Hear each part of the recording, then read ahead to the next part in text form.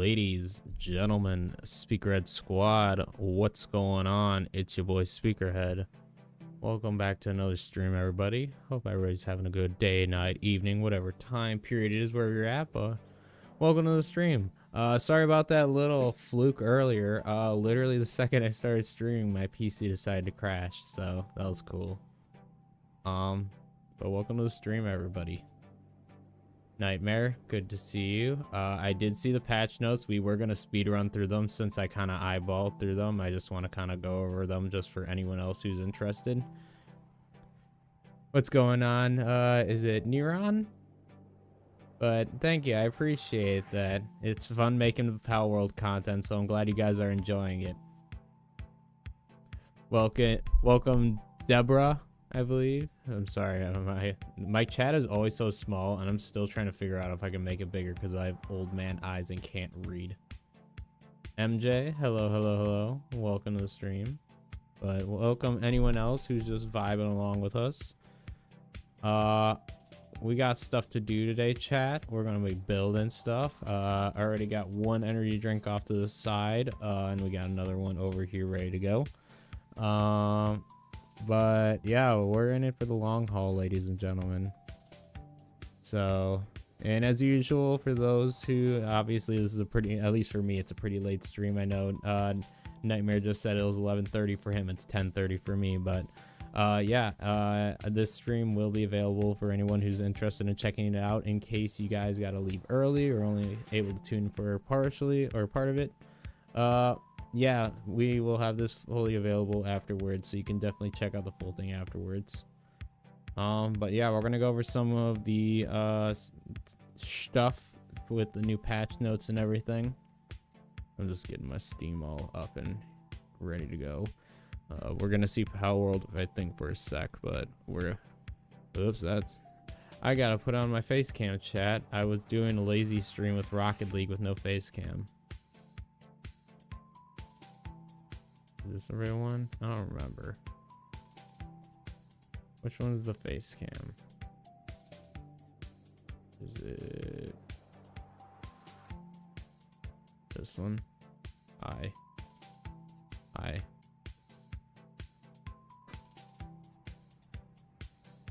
Glad to hear it, MJ. Glad to hear it. Yeah, we're gonna see at least the minimum that I want to get done is I kind of like with the other mega base we just built on stream. I at least want to get the general structure of it down, even if we don't get all the like nitty gritty details, just because honestly I usually think of that stuff like later anyways. But your character looks like Trafalgar D-Law. See, that's what's funny. I saw a comment about that. First off, you're dead accurate about the Law thing. Law is one of my favorite One Piece characters. But what's it called? The Skibidi Toilet thing always is super funny to me because people always are like, "Oh, you copied Skibidi Toilet." I've been doing my Speakerhead shtick since I believe 2018. And I even double checked this because someone commented recently, just like, Skibidi Toilet fan. I'm like, no, I'm not 12. I'm sorry if you're older than 12 and enjoy Skibidi Toilet. You do you. It's just not my thing. Like, let's just say this. I was watching stuff like that when I was 12, which is why I assume you 12-year-olds are watching it. But no, I've been doing Speakerhead long before Skibidi Toilet was a thing. If anything, it's hilarious because before Skibidi Toilet became popular, I'm sorry, I just slapped my mic. Before my, what's it called? Before Skibidi Toilet really became like popular and whatnot and became a thing, people were just comparing me to like Deadmau5 and Marshmallow. So now it's just like, yeah, I wish. Low key, I am like, that is something in the back of my mind where it's like, I've heard some like things like that about the Skibidi Toilet guy. I mean, let's just say this. The knowledge I know about them is extremely little, so I have actually zero to base it off of. But I've just heard things like where apparently people were upset. He was like doing stuff. I literally don't even remember what it was at this point. I just remember there was some controversy at some point about him. But yeah, I was just like, I just hope that because he's obviously, his stuff is like much more popular, just because of that, I hope he doesn't try to like come and ever copyright my stuff being like, I stole his stuff, because I got proof on my Instagram of me doing this in cosplay in like 2018. So unless I checked the channel, videos were only out within the past like 4 years, so within 2020s. So that's all I'm saying. I'm sorry, we got sidetracked. By the way, we're drinking a different V8 energy, chat. I went to Walmart and they actually sell my favorite ones there. We got, can you guys even see that? It says black cherry. I got the black cherry ones, chat. These are lit. V8 energy. I know people are like, oh, V8, isn't that just tomato juice? No, these are like berries and stuff. It's like the ones I normally drink are like blueberry, pomegranate, but this one is black cherry. And they got some other flavors and stuff too, but the V8 energies, fuego.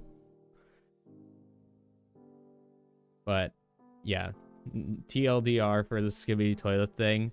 No, I was not inspired by Skibidi Toilet. I was doing... In fact, I have a video like on my old channel. I have a video from 2018 of me doing the Take On Me, of me doing that at an anime convention in my speaker helmet thing. And I did it with 8-bit music because I was trying not to get copyright claimed, and then I still got copyright claimed. The point is, yeah, like I have like videos way before Skibidi Toilet became a thing. So that's why it's a pain, because yes, I will, for the end of time, unless I change my speaker head guy, I will for the end of time get comparisons to Skibidi Toilet. But let's quickly open up Steam. Okay, cool. This is on the right thing. Oh, that's way too big. Maybe if I click into it, it'll be right. Ayo, I am so smart, chat. I am so big wrinkle-brained. It's unreal. I got a question. I'm newer to the game. See, just told you, like I said before, like I have old man eyes. I can't read. Newer to the game. Should Jet Dragon be able to clear oil rigs? And how long does it take to be able to do it again? To answer the second part first, since that's a little bit easier to answer, once you grab the big like glowing chest, like I know they all glow, but the really big like mega chest, usually it takes about 30 minutes like IRL time to for that to respawn again. From my experience, I've done a lot of farming on it, so just set a timer for 30 minutes and it should respawn. And if for some reason it doesn't, it might be glitching out and you might just need to restart your game. But it should, for the most part, unless something weird is happening, respawn every 30 minutes. So about Jet Dragon, it's not about clearing it. I'd say the hardest part about the oil rig is honestly getting to it. So either you can use like a water pal that can like not use stamina while riding on water. I personally hate that because they're all slow. So I use Jet Dragon or Xenolord. I would say if you're gonna get Jet Dragon, try to upgrade them for speed. So get stuff like Legend should be easy because they already usually have Legend. But also stuff like Swift, Runner. If you really want to throw on Nimble, but I'd recommend throwing on either like Infinite Stamina or Eternal Engine, because those will give you upgrades in stamina. And I don't know what settings you're playing on, but if you're on default settings, yeah, you're like pals run out of stamina in like 3 feet. So definitely try to throw at least one of those on, because Infinite Stamina will give you a 50% increase to stamina, and Eternal Engine will be 75%. So, but yeah, I'd say Jet Dragon is helpful for getting to it, solely for making it super easy to actually get to the oil rig. In terms of like pals to help you with the oil rig, I would personally try to get a Knocklem. just because they're just a really good beefy bodyguard with their passive or partner skill. So it's just a good idea to have them with you, because if you just need a bullet sponge to tank some hits, you can just have them just get absolutely destroyed by like any of the random grunt soldiers or turrets or whatever. So that's what I'd recommend. Or I'd also recommend for oil rigs having a fast ground mount, because flying mounts will all get shot out of the sky. However, ground mounts will not. And when I say ground mounts, I mean ones that are like permanently on the ground, not something like Shadowbeak or whatever, or like Frost Stallion that also has wings and can fly. It's like something that is just locked to the ground, like Palladius or Necromus. That's what I personally use. Sorry if you see me blinking a lot, I have like an eyelash or something in my eye, and I'm like trying to blink it out. But that's what I'd recommend. So pretty much you just need the main things you need for oil rig: a pal to get you to the oil rig, something to help you tank through all the enemies, and then something to help you travel around it so you don't have to run the entire time. Yeah, land only mounts, essentially. So like I said, anything that can like be used, I don't think gliders count as far as I'm aware. So like Gale Claw and whatever the little squid boy is, but like anything that's a flyer just can't be used unless you plan on literally speeding around and disassembling or disabling all the laser things every time. So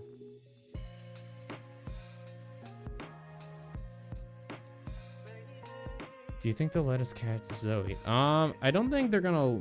Gosh, I apologize for like blinking and rubbing my eyes so much. Like my eyes just bugging the heck out of me. I don't know if I got eye boogies or something, but it is like not fun. No, but to answer your question, I think that I don't know how it's gonna work, because this is what we're gonna go over right now. So first off, chat, that's a good little segue to go into the news.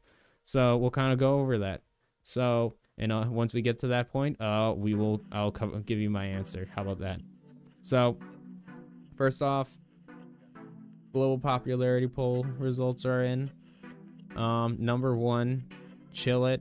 I think that's just because they use them in literally every single marketing material they do, or piece of marketing material they do, I should say. Then Jet Dragon, then Anubis. I'm gonna actually click this. You guys won't be able to see this, but continue.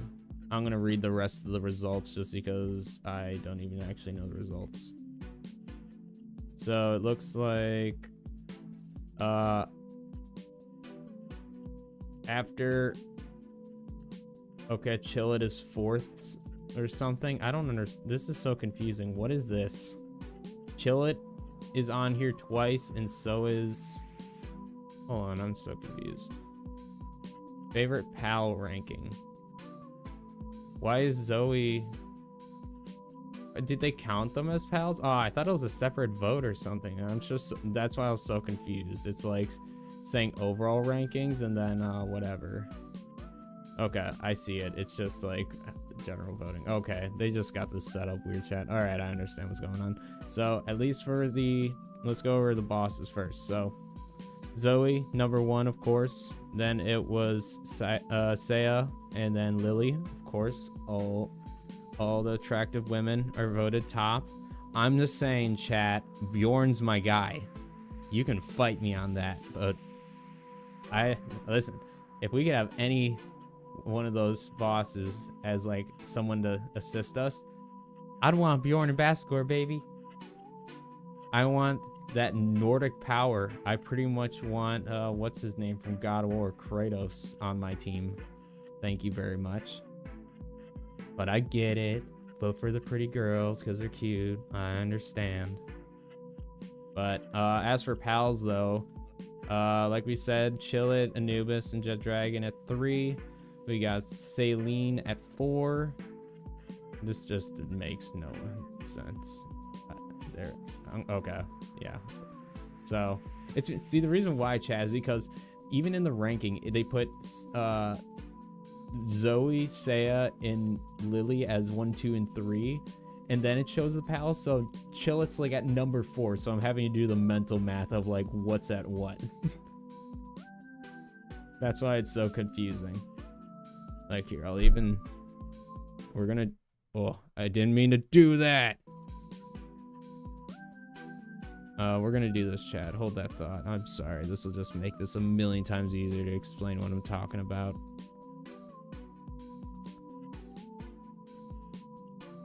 There. Actually, I lied. Because I don't want to mess that one up. There.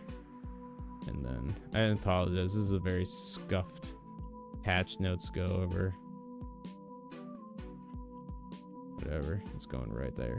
But this is what I'm talking about. So it starts the 3 tower bosses at 3, and then it starts the rest of the pals on the left side, all going down from here. And it's also got like the tower bosses. It just is like, this is so confusing. Like, this is so hard to like navigate what is going on. Like, chat, if you guys genuinely understand how this like works, yeah, voting for as many pals as you like. And the thing is it's like they throw the tower bosses in with pals, so it's like it's like different. So it's like, but yeah, chat, if you can literally understand how this list works, to like, because like this is just a horrible, no offense, Pocket Pair, but what is this list? Why did you not separate the bosses from the rest of the pals? Like, if I remember correctly, weren't they like kind of separate in the voting anyways, or at least like in a separate category? Of course, the punk rock girl wins. Yeah, that's what I'm saying. Everyone loves Zoe.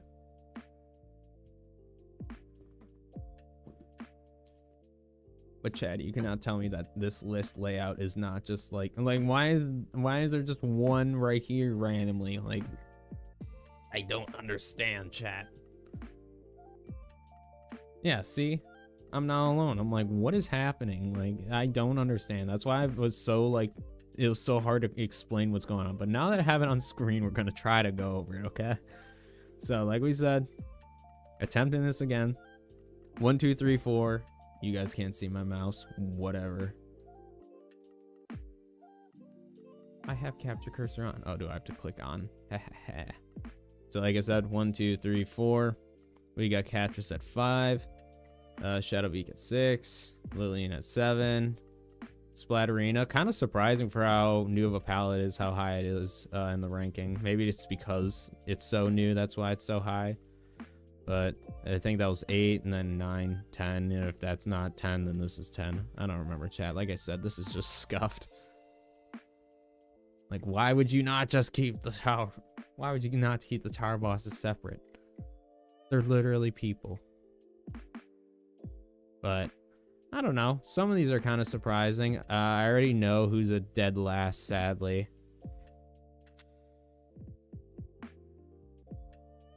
I don't even think it, oh, is it same? There we go. I was like, it's in, is that Japanese? I'm bad at identifying languages. But I already kind of am aware who is unfortunately at the bottom. Marcus, how are you that low?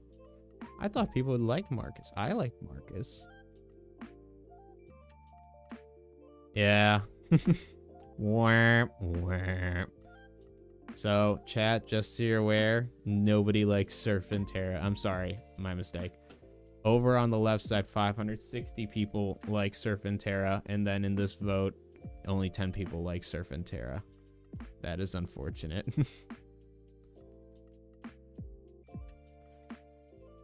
But I mean, some of these are kind of surprising. Once again, like, I gotta go back to the top and look at how they did these votes. So this one is voted for up to 3 of your favorite pals, and this one is as many pals as you'd like. Got it. But I don't know. Once again, besides the fact they kind of just threw in, I'm glad at least Bjorn's not that low on the list. But the fact that they threw the tower bosses into the list as well and not just made it a whole separate thing for their ranking will confuse me to the end of time. But overall, I think for the excluding the just random Like literally, they had room to make a whole nother column like right here, chat, or like on the other side. I don't understand. Hire me, Palworld. I'll design your websites, or at least your voting lists, so they're not scuffed. But I don't know. This list more or less makes sense to me. Some of them are a little odd. Some of them, not so much. Some of them are pretty much where I'd expect them to be, especially at the top. All right, but other than that, that's the voting, whatever, all done. Let me go back to this and back to this. All right.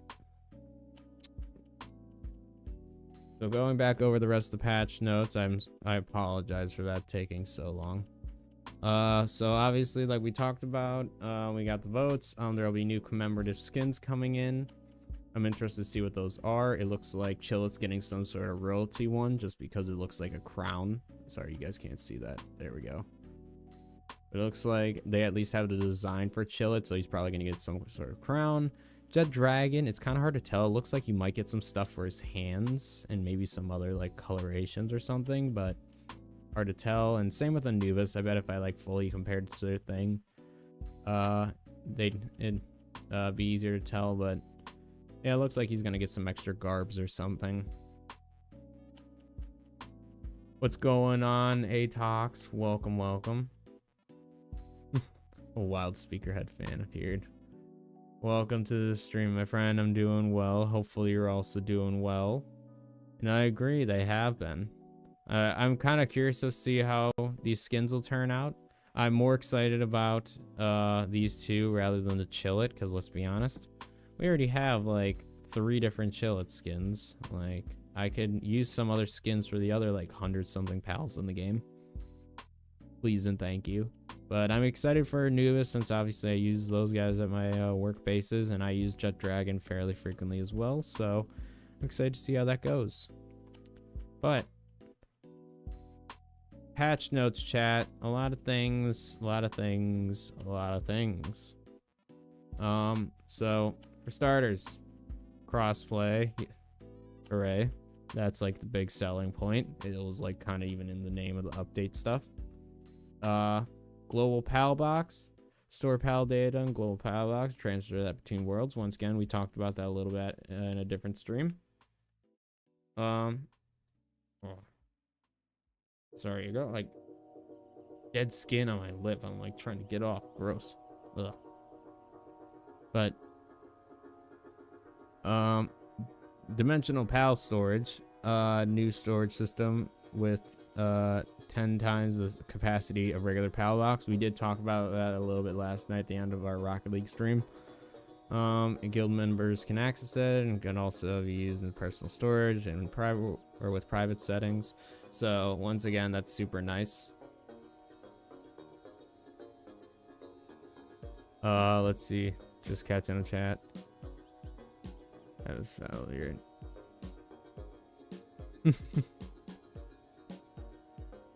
Defeated Bell or a Libero and Ryu for the first time a few days ago. Very nice. Nice job, Atox.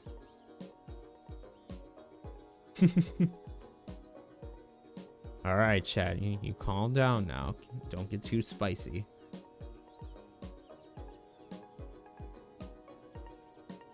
Yeah, it's just like, see, it was just like right in the very middle, and I felt it every time I like my lips touched. I'm like, this needs to like go away.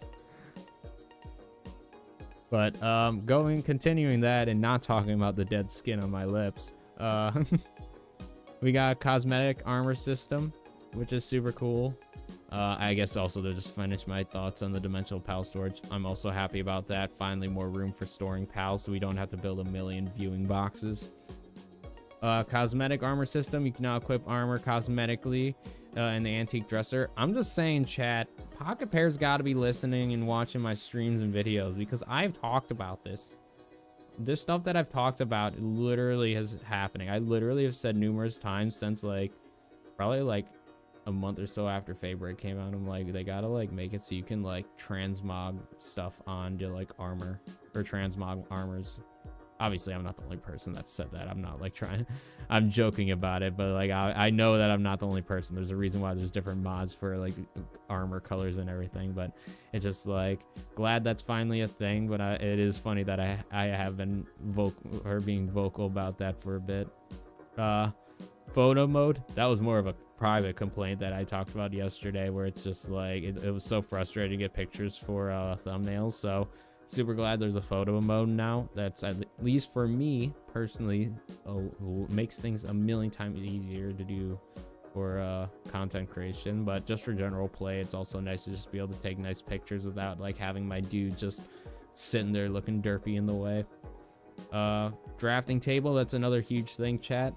Combining low rarity blueprints to create high rarity ones. So essentially, if you have any like tier or like uncommon blueprints, if you have like 5 of those or something, you can smash them into a rare. And then if you have like 5 rares, you can smash all those down into an epic. And then if you have 5 epics, you can smash that down to a legendary blueprint. So big win, big win. It kind of makes the grind for blueprints like way easier, to be honest with you. So like it kind of sucks for me because now I'm just sitting here like, you're just telling me I could have kept my millions of like old blueprints, because like I sold them because I just didn't have room in my chest for them. But I'm like, you're telling me now I could have saved those in just like a spare chest somewhere, and like I could have smashed them down, bruh. It's not the biggest deal in the world. I mean, let's just say this. The only stuff I really care about now with my level and everything is Hexalite stuff. So it's like I wouldn't even be able to or I would have not had any blueprints for that anyway. So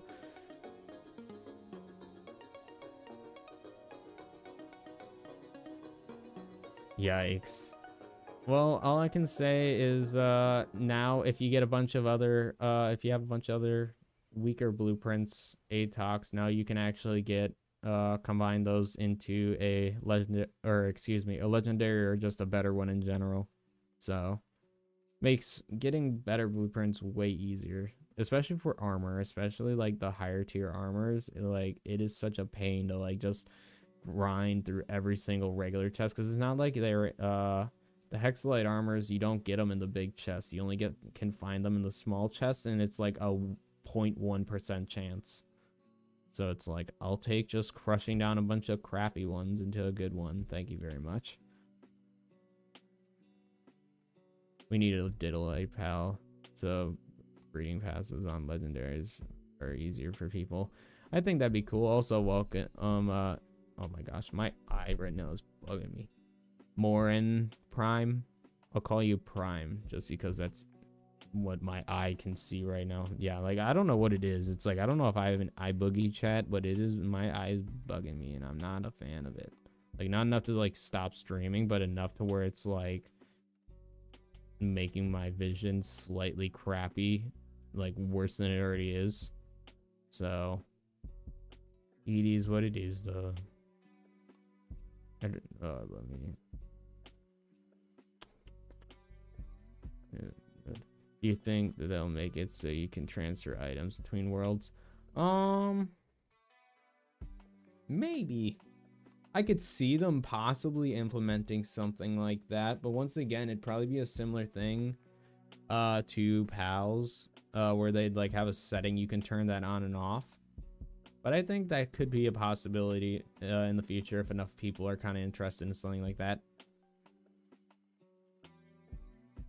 Possibly they fighting off.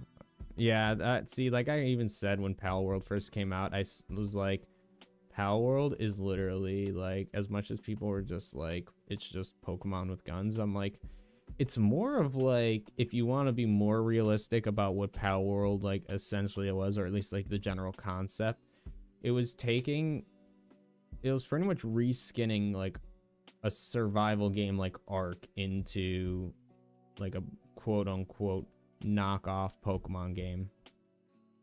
Like, cause like literally the entire time when I first did my first playthrough this through Palworld, I'm like, this just feels like Ark but with cutesy graphics. So it's like, yeah, I feel heavy Ark vibes from this game, which is another reason why I really like it. After that, I started the grind. Every item for all sales, not only missing so the best score. I feel that. Yeah, I mean, Bastigore, as long as you got Anubis and Frostallion, you can get a Bastigore. And then Sylvagus, you can get through a few different breeding combinations as well. But yeah, if you want to find them on Faybreak and stuff, I mean, Bastigore, you got to do through breeding either way, or unless you find a very lucky large legendary egg. But yeah, Bastigore, it's just Anubis and Frostallion. And that is the only combination for them too. I'm already answered the Ditto thing. That's my big wish for future update. Yeah, I think that would be pretty cool to have some like Ditto like creature where it like could copy and like do like goofy things like that. I don't know how it would work with like actually like breeding passive skills on, but I could definitely see it being like it's able to essentially make some sort of breeding combination, or like you're able to essentially, like you said, use it as like morph it into that other pal and then like have it breed or something to trade passive skills. I think that'd be a pretty neat idea. I'm already talked about the blueprints. There's Yukumo, if that's what you're referring to. Or there's Yukumo. Yeah, I think it was more from the aspect of just breeding they were talking about, MJ. At least that's kind of how I was interpreting it. You can let me know, but that's how I saw it. Seemed more like from a breeding aspect rather than like an example like for Bellinor and Bellinor Libra, where it's like a 95% chance of it being female. Like if you had one of those like ditto like pals, it would essentially be able to like morph into that like other pal, and like you could like have that breeding combination and it'd still create like the same pal as if it was breeding two of the same pal. Hopefully that makes sense. I have 2.5 those huge metal storage containers filled with blueprints. Not too bad. I get tired of selling it and keep stopping. See, that's what I did. It just like I literally just stockpiled as many as I could until like my thing was full, and then I'm like, I don't have room for these anymore. Let's just sell them. Like I mean, it's like I've had them in my pals or that box or whatever for like 6 months, not doing anything. I'm like, all right, well, let's just sell them. I don't need them. But apparently I did. Apparently I did. Arc, but with much less bugs. That also, it literally is. Palworld is just Arc with less bugs. Transferring out maxed out Xenovator and then be like, this game is too easy. You know there's gonna be people that are gonna say that too. They're gonna be like, well, this is easy, like I don't even have to worry, I can just transfer my stuff out. But it's like, all right, well, if you don't want to challenge ever, you do you. If you just want to take purely part in the creative aspect part of things, which I think eventually they will make some sort of creative mode, especially since they're making it so like what's it called, you can already like transfer pals to other worlds and stuff. It's like they're definitely going to make some sort of creative mode in the future. But yeah, it's just like there will be people that are gonna be like, oh yeah, like transfer like the most powerful pals they have, and you're like, oh well, Palworld's too easy now. Well, just don't transfer your pals. Like, nice and easy solution, chat. Nice and easy solution. I think my mouse died. That's awkward. I have spare batteries that I can quickly go grab if this thing's dead. Yeah, my mouse is dead. Chat, I'll be back in a sec. I can't even mute my mic because my mouse is dead, but I'll be back in a sec so I can continue scrolling.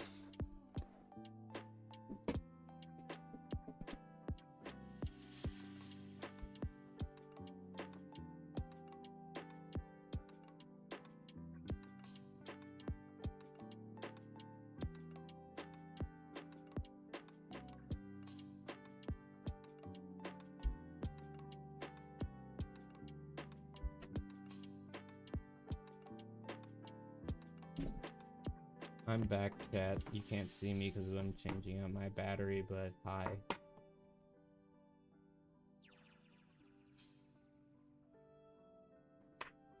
There we go. We back.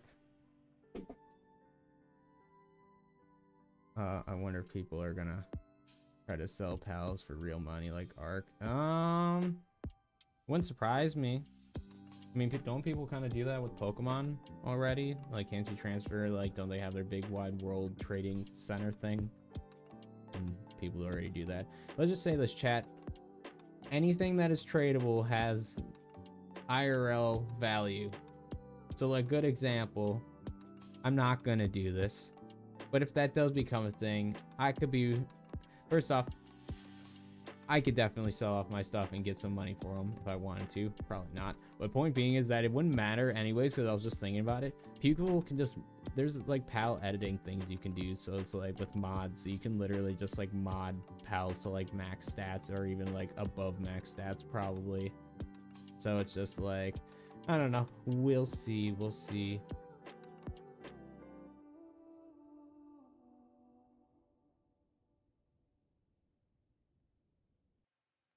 All right, Matthew. I mean, thanks for stopping by. I mean, hey, we're just chilling and chatting, dude. Like, if you wanna, like, whatever, later. Didn't ask.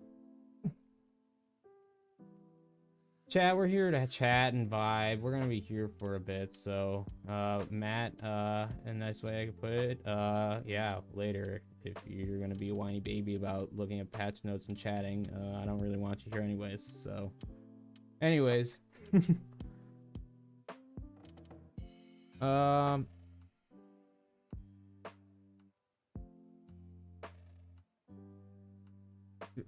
see. Had Green Shadowing. Never seen one. Yeah, I was gonna say they're tough. You can only find them on third Sanctuary Tower, and they're hard spawn. I'm gonna speed run through these so we can get through this because I do want to get into the game. About green humans, the logic. The humans are not pals, but you can literally catch them and give them active skills. Yeah, that's what's funny. Like, it's just like, I do like how they made it so you can do what's it called. So, they have like other stuff besides handiwork. It'd be legend on the bell. No, or yeah, sorry, I was reading your thing wrong. It'd be a way to get legend on to Bellinor Libero. Exactly, that'd be nice. But yeah, once again, Matthew.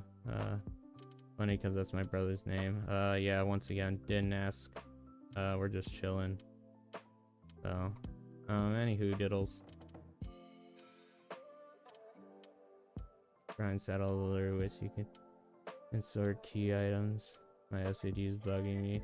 Yeah, you can like kind of sort them, but I wish there was like a better method to it where it wasn't just like a bill, especially once you get all the upgrade coins, because that's one of those things I kind of forgot about since they're like so like you get them so early on for like catching like 20 of a pal, but it's like once you've caught every pal in the game, like or like bred 20 of a pal and have the coins, it's like you have like over 200 like key items, including saddles and everything.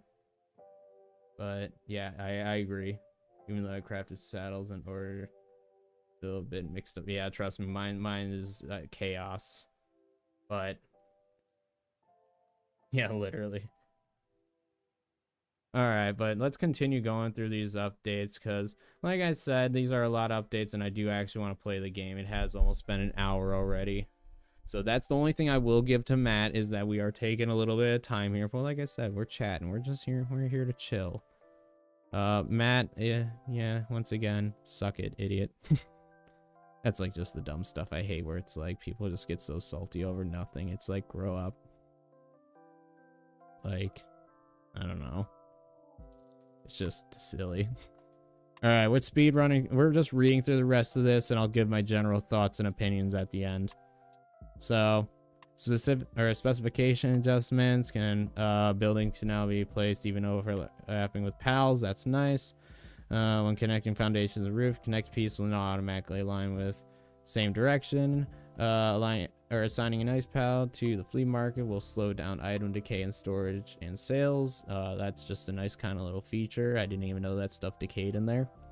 Adding torches at the entrances of random dungeons for better visibility. Cool, I guess. Players can now sit on chairs and cushions. Once again, it's all just neat. I did notice this thing before I even read this. Some weapons that deal or dealt ultra damage to trees will no longer drop items upon destruction. So like if you use a plasma cannon on a tree, it's not going to drop a bunch of wood now. Not the biggest deal in the world, but it is a little annoying because I used to like mow down trees and like get, not for like actual farming purposes, but for just like clearing trees out of the way for like pictures and stuff. But it's whatever. Let's just say this. If I wasn't where I was in my world, I'd probably be like, this sucks. But considering I have like a gajillion wood, I'm like, I don't care. Then we got the balance adjustments. Adjusted elemental chest rewards. Dog coins will always drop from these chests. That's just kind of nice. They also have a small chance of containing work suitability books. Once again, that's also just super nice. I know they were saying that they were going to add that in the last like patch, but then they just literally like it didn't get added for some reason. Existing chests in current worlds will remain old. Okay, that's good to know. So I'll just, if I ever see those, I'll have to speed run through them in order to make them actually drop good stuff. Increased XP gain from defeating the attack chopper. We might end up doing that tonight, chat, because I kind of need to do the 2 achievements for defeating a predator pal and attack chopper, because those didn't count for me yet. Increase the DPS of the flamethrower. That's good. I am happy about that. Adjusted the default attack used by electric and dark pals when all active skills are on cooldown, making them more in line with the other elements. That's nice. I didn't even know that theirs were any weaker in any way. Some human NPCs now have work suitability. Like I said, I mentioned that, and work animations in line with tasks. I noticed that just because I was doing watering and I saw one of my merchants doing my mill instead of my like fully upgraded Gormantide. I'm like, you need to get turned off immediately. Like, that's not happening. And then summon raid bosses can no longer damage other bases. I don't really know what that means. I don't know if it means like if you have like multiple bases in the vicinity, it can't damage all of them. It can only damage the one it's summoned at. I'm assuming that's what it means, unless someone else knows otherwise. Added water attribute to the mud. That just makes sense. It literally is like a fish. They literally have an animation on their stuff about like the mud just like coming from the depths of the ocean. It's literally a fish. NPC event rewards have been adjusted to maintain fairness. All NPC conversation logs have been reset, allowing players to claim rewards again. Oh, that makes sense. I did talk to like one of the people that I already got rewards from, and it seemed like I got stuff again, so cool beans. UI fix. Favorites can be categorized in favorites 1, 2, and 3. I saw that. I'm definitely going to take advantage of it. I haven't yet, but I'm definitely going to take advantage of that. That is super nice for like sorting favorite pals. Holding the plus or minus button in a pal's soul enhancement UI will now continuously increase. Okay, so that's just a quality of life thing. That's nice. Adding news. Okay, let me scroll down a little bit so you guys can see. I want to make sure you guys can see this. Added a new sorting option for pal box, sort by work suitability level. That's nice. I didn't notice that. Added an extra large text size option. Cool for my old man eyes. Added full screen mode. Wasn't that already a thing? Like, isn't full screen in the game a thing, or is that something else that they're referring to? I don't know. Achievements. Once again, new achievements added. Bugs. Fixed an issue where players could not get launched into space, or could get launched into space while climbing. What do you mean? That's not a bug. That's pro. And then just let me hop on Gale Claw. That's an advantage. Fix the bug where getting stunned by an enemy while riding a flying pal over water could send the player flying into the sky. Once again, I only see that as a positive. Fixed issue where commanding a summoned pal to attack would also target the black marketeer and the metal merchant. I mean, I don't see the problem. Just set your pal. I mean, unless they're talking about when focusing the same enemy, but it's like if you set your pal to aggressive, that thing's just gonna attack everything regardless. Thought that was the point. Fix a bug where bounty tokens with identical passive effects did not stack properly. What? Fix a bug where bounty tokens with identical passive effects did not stack properly. What does that mean? What passive effects did bounty tokens get? Oh, are they talking about the are those the like coins or whatever that I was just talking about? That's a key item. If that's what they're talking about, that makes more sense. Because I thought they were just talking about like the like ones you like collected from like the NPCs.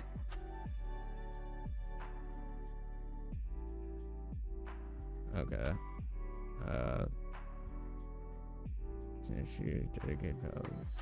Okay, sorry, I was trying to like get caught. I got super lost on where it was. Fixed an issue where players would sometimes get launched upward when dismounting as remain. Once again, I only see that as a positive. Fixing an issue on I know like that would probably kill players and make them lose their stuff frequently, but I think it's funny. But fixed an issue on dedicated servers where pals could not get stuck or could get stuck on top of feed boxes. Okay, that's interesting. Don't play on like dedicated servers and stuff, so I don't know about that stuff. Fixed an issue where raiding NPCs could attack players through walls if they couldn't reach them. That sucked. Never had to deal with that. Once again, I just have raids off just because they're annoying. Fixed a bug on dedicated servers where bounty token effects were not applied upon login. Once again, I'm assuming that's like the ones they're talking about where you catch pals. Fixed an issue where attacking some NPCs did not add to the player's crime level. That I count that as a positive. Don't fix that. I don't want my crime value to go up. Various many other player minor. Okay, blah blah blah. So but there's all of that, chat.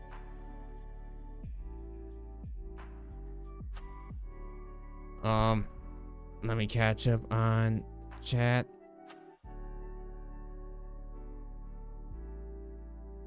I did see the corn in the tray. Actually, I saw it on Reddit more than anything. I was actually just like eyeballing through Reddit, like just to see, because I don't know, like it seems like Reddit people just like know way more about the game than like what they ever release. So it's just like, yeah, I just occasionally will pop on there, see if for stuff like that actually, and I did see that.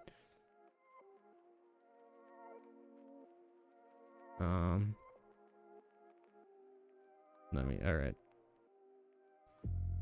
Before the update, you could hold items and put them in chests, but they fixed it. And also move them. Oh, interesting. Patch notes. Trying to get stream before gameplay started, so I appreciate it. Hey, no problem. Frederick, welcome to the stream. And that's the thing, it's just like we'll be streaming for a bit, and like I said, the stream will be available after, so if you ever want to just skip through all this crap and like the post stream, you can always come back either later or tomorrow or whatever time it is for you, whatever is convenient.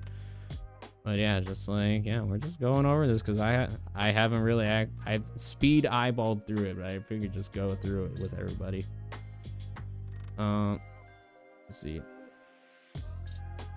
I mean, you shot a tree with a plasma, it would be incinerated. Yeah, literally, that makes sense.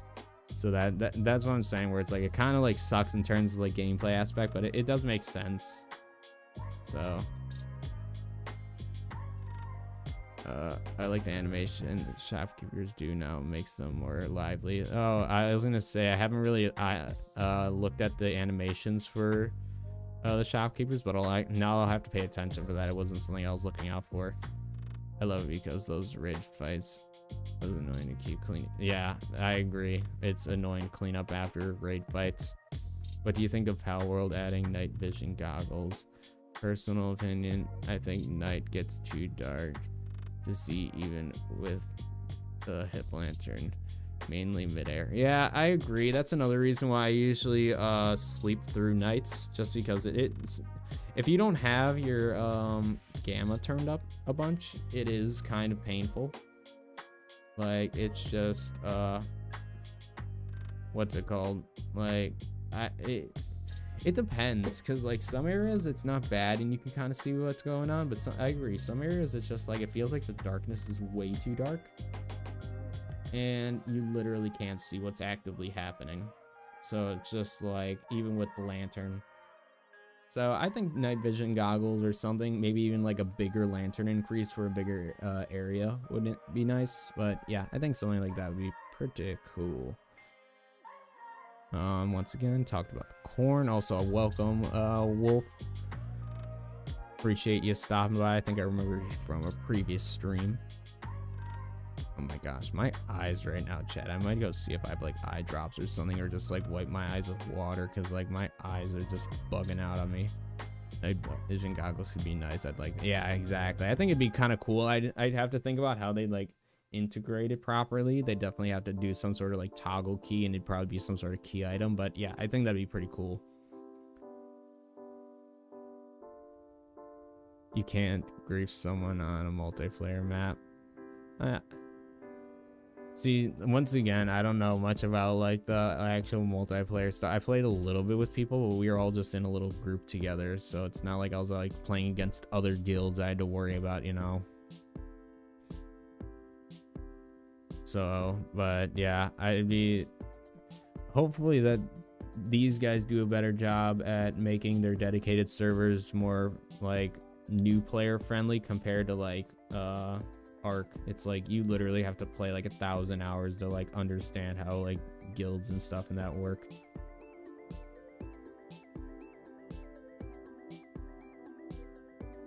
He finally had a starter button in the start setting or PAL boxes. I don't have to scroll down the entire list in gamepad anymore. Yeah, see that once again, when they do quality of life stuff, that is genuinely what I'm most excited for out of anything they ever add in this game.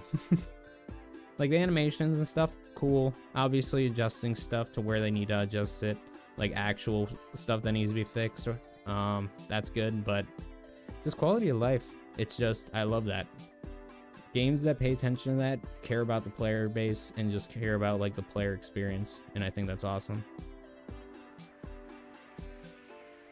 Someone looked and it is set with this. Sorry, my reading knows no bounds.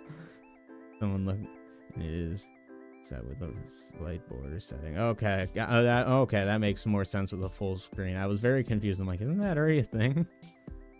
I experienced that on PS5 player launch thing. Okay, gotcha. Dedicated servers though. Yormantide got stuck on the feed box consistently on my server. Oh, okay. See, Yormantides normally get stuck on my light poles. It seems like they've gotten better with that. But, like, yeah, that used to be, like, a major problem. Yeah, that one for the marketeers and metal merchants. Now I get the crime levels when I catch them. So annoying. Oh, okay. Well, see, I haven't messed with marketeers since I've already done my catching them on my server. But, yeah. Once again, this will all like start hitting me like a truck whenever I go and do like a new playthrough of the game, because that will eventually happen, whether it be hardcore or just like doing different challenges and stuff. But yeah, it's like this is all gonna hit me like a tank when I finally like go and play the game again. I'm like, this is all different. This is all different. I was already high level when this all came through, so I didn't care.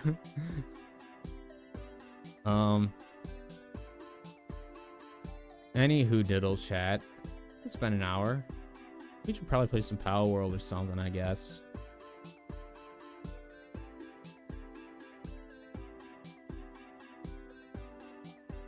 Also, Matt, if you're done being a big whiny baby, you can come back now. We're playing the game.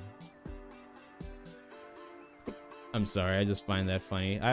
The only reason why I'm like harping on it so much right now is because I've been expecting this for the longest times. Every time I stream, I'm like, I'm waiting for someone to just get like snarky in my chat. I'm like, I'm ready for you, dude. I might be nice like to everyone else that's like nice to me, but if you're gonna be a dick, then I'm gonna be a dick right back. I don't care about your feelings. I don't know who you are, Matthew. Just hopping in my chat, talking smack, being like, I don't know why 12 people are watching. Maybe 12 people are watching because they like me and like just hanging out and vibing. Maybe that, Matthew. Fight me in my blue I can't speak. In my blue flannel.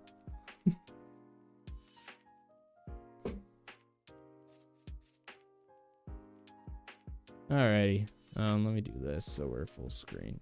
There we go. Oh yeah, what do you think about the Ally Tower? About I know someone else asked about that. I didn't really give an answer on that. I think depending on how they implement it is what I'm curious about. I'm wondering when they say like recruitable ally, is that like someone that like will work as like a pal, like essentially like the old glitch where you could like have Zoe and Griswold as a pal you could summon, or is it going to be more like an ability that you could like summon where it's like all of a sudden you like click a button and it's just like alt 1, alt 2, alt 3, and you can have like 3 allies you could summon and then like they come out with their pals or something. That's what I'd want to see. I want to see how they implement it. I'm curious and excited about it because I'm sure they'll eventually do that with a lot of other characters that they're doing with Zoe. But yeah, I'm kind of curious to see how I'm curious to see how that goes. But yeah, we'll see. And like I said, I'm excited. I'm always hesitant because I'm like, well, how is it going to be implemented? Maybe to help with raids. Yeah, exactly. Something like that. Like I said, it depends on how it is. Because if it's just another pal, like it's just like Zoe and Griswold, it's just a pal you can summon and takes up a pal slot and everything. It's like, that's cool and everything. And if they have a bunch of extra health, once again, that's cool and everything. But if it's like an ability where it's like they're out on the field for like a minute and you don't have to take up slots on the field or take up like pal slots in your like party or something, I think that would also be a very cool way of implementing it. Just once again, it's about how they implement it and how powerful they actually are and how useful they are. That's what I'm curious about. It's just saying that they're going to be an ally is neat, but I need to know how they're going to be an ally, you know? Someday they'll add the attack chopper on a high wanted level, chase us down. Yeah, literally. That's like once you get like max stars. But hey, I mean, hey, maybe the attack chopper can be like, once again, if they do like an ult type thing for recruitable allies, maybe the attack chopper can be a recruitable ally. Hello, Mayo. Speaker kind of spicy. I'm just saying, it's just like, chat, let me break it down for y'all. Let me break it down sexual style. Sorry for those who are sniping soup fans, you understand. But I'm a nice guy. I try to be, at least. But at the end of the day, I'm a person. I deal with a lot of BS in my life. Got a lot of stress in it. In all reality, I post content and play Palworld to vibe and chill and hang out with everybody. And I also understand not everyone's gonna like me, but at the same time, I'm not doing this just to like fight with people and do arguments and all this stuff. So it's just like, I've got enough to deal with in my own life, so if someone wants to be mad at me on the internet, cool beans. Just know that if you're gonna talk smack, I'll talk it back. I'm not afraid to do that. It's just like, I'm not trying to be some sort of like perfect angel where it's like I always have to be the higher person. I'll probably say petty things here and there, but it's just like, once again, I'm like, don't be a dick to me and I won't be a dick to you. It's plain and simple. But yeah, we be spicy sometimes. I really hope they add an auto system to send pals out for raids. I think that would be cool, yeah, like, or something that's like a better system for doing that, because I agree that's probably one of the harder parts about doing it. I know people have said that there's like methods of doing it with only like a few certain pals and like pal pods, which by the way, to this day, I have no idea how pal pods actually work. Like, I know I even like add them in my base. I don't know how they work. I've never been able to put a pal in one. So it's like, if someone wants to explain that to me, I'd appreciate it. But that was one of the few things I even tried looking up videos for, and I still could not figure out how to do it. So it's just like, I've given up on pal pods. I'm sure they're fantastic and wonderful, and they'll make my life a million times easier, but I literally can't figure out how to use them. Unless my game's like glitched and it just doesn't work. Pal pod is a bed, essentially. Oh, okay.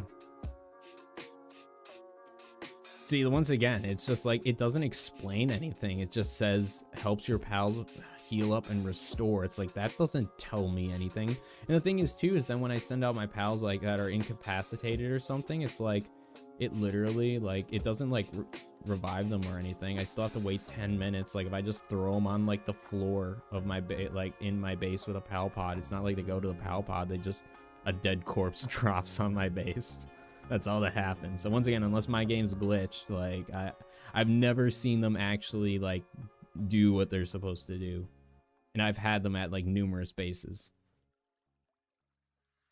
Even at nighttime, I haven't seen it, which I'm assuming is like when you most likely would see it. It's like, yeah, I don't get it.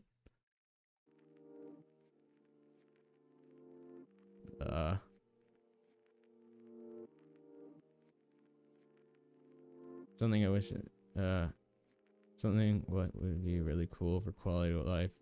You should finally be able to extinguish yourself by jumping into water. Oh yeah, that is a very, like, that is a quality of life thing they should just implement, where it's like, if you touch, and that's a pretty simple code. It's like, if character is affected by fire damage by touching water, which is just like essentially an object, cancels fire. Let me make sure I kind of read through everything. I agree, such a pain. Farm cavern mushrooms.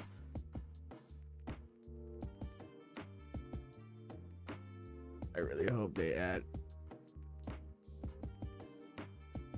Yeah, let's just say this for farming cavern mushrooms atox. I think there's one of the easier pal expedition missions you could do, so I'd recommend doing that.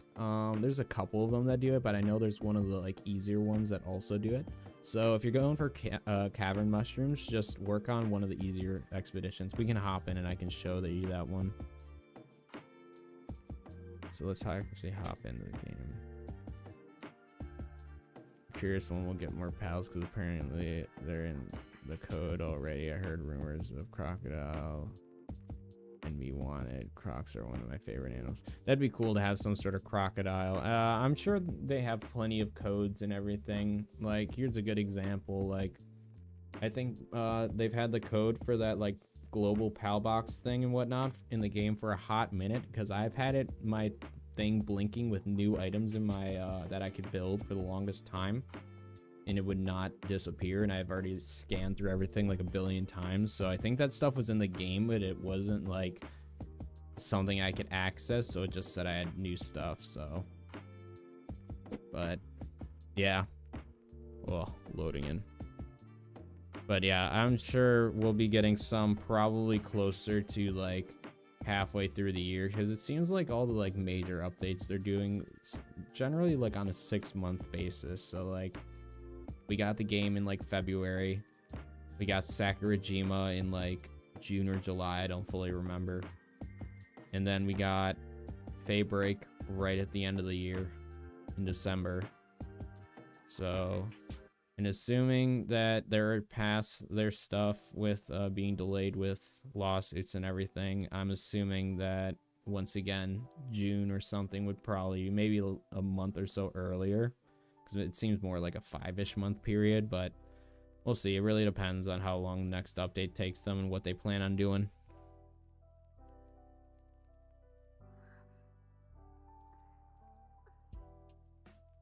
I hope this is a step-by-step video that will be on YouTube. Love the videos and ideas you share.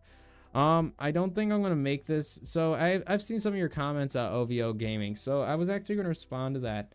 So I guess my main problem is that there's not really like a step-by-step how to build a base, because it's like I can kind of show off how I got things structured maybe a bit better, but there's not really a way I can be like, first you place this many floorboards, then you place these walls. It's like, in all reality, not to sound rude, I apologize if I do, but it's like, I'm trusting you're a big, strong, smart individual that can count those walls and figure out, oh, those are metal walls.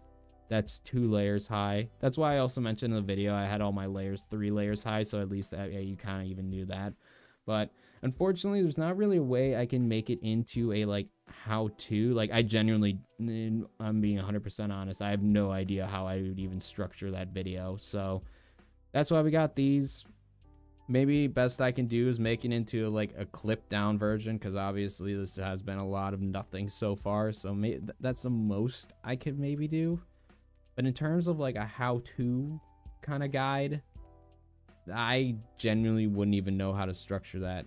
So, but I hopefully that kind of answers your, because like I said, I've seen your comments, or at least one of your comments. I don't know if you've left multiple, but I'm also apologize for not responding to it. I'm really bad at that as well. But hopefully that kind of makes sense. It's like, that's why I just do the general showcase, because in all reality, it's like like I said, I wouldn't even genuinely know how to structure like a how-to step-by-step of how to build a base without it literally being dumbed down to, once again, these are the floorboards. You're gonna place them on the ground. You know, like I don't want. I think all of you are much smarter than that, which is why it's like I would not want to do that. But I appreciate at least you checking out and enjoying the videos and stuff. I'm hoping that at least these streams, at least if you want to come check them out and see how I build stuff. But yeah, the goal is, at least for this stream, is that at least get the main structure, and then if I need to, another stream will do decorating. Let's see, speedrun. Digger sand. This low sand actually affect combat? Kind of. Yes, no, not really. Like, so low sand will make your pals healing slower. But in terms of combat power, it might make it a bit weaker, but it's not extremely noticeable. But I am aware that having like low sanity and stuff will make your low sanity and low hunger will make your pals health regenerate slower, as far as I'm aware. Yes, it is smaller. Yeah, once again, it's like, it's not a, let's just say this, maybe with like the smaller numbers it might make a difference, but when you're like doing like 10,000 damage or 10 to 12,000 damage per health, you probably aren't going to notice 1,000 drop, you know what I mean? Like it's not as noticeable as, once again, like, oh, your pal's like doing 500 and all of a sudden it's doing like 300, you know. Size huge actual use area. Yeah, PAL expedition stations are just, I hate how big they are. They're just, they made the PAL thing smaller. I'd have to look. I have no idea. Sorry, I think there's a PAL expedition in my entrance. Yeah, it's like, there's literally, I hope they made them smaller, because those things are massive and it's a pain. I'm actually curious. We'll quickly eyeball that. Did they? Well, I mean, this isn't very helpful to tell. It looks maybe a little smaller. Well, I know what a good way of telling. Let's, I have a base for this. Also ignore my, like, I don't know what is going on. There we go. I was like, can I have some textures? That'd be pretty cool. Let's look at this base. Because maybe I have to build new ones. Maybe like the old ones still have the old textures or something, and you have to rebuild them. Just like with PALs and what's it called?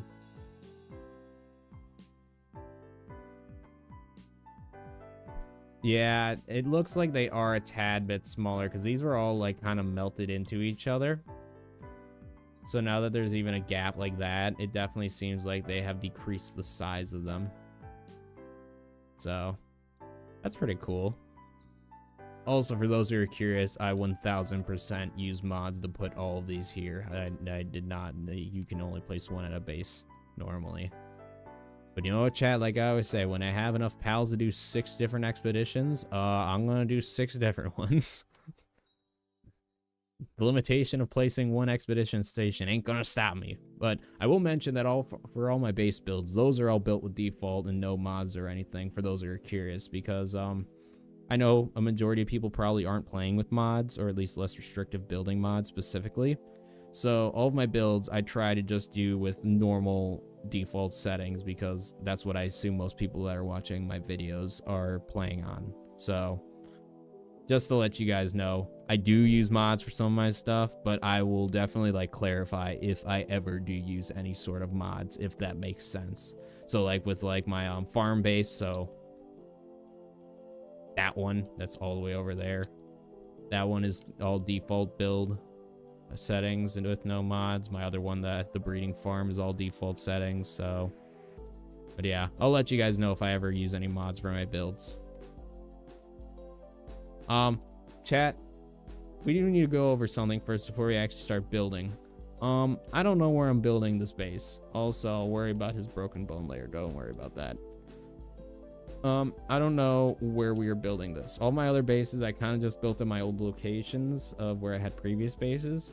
This time I don't know where I'm building, because I don't really like my base spot, because I'm not going to be building any more oil rigs or oil extractors at any bases, because I literally have a full metal chest of oil that I have not used yet. So I don't really care about it. Plus I already have four oil extractors at my pal breeding base, so I don't really need any more.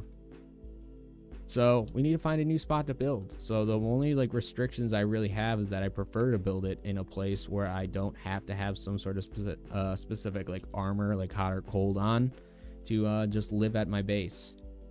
That's kind of the only thing I prefer.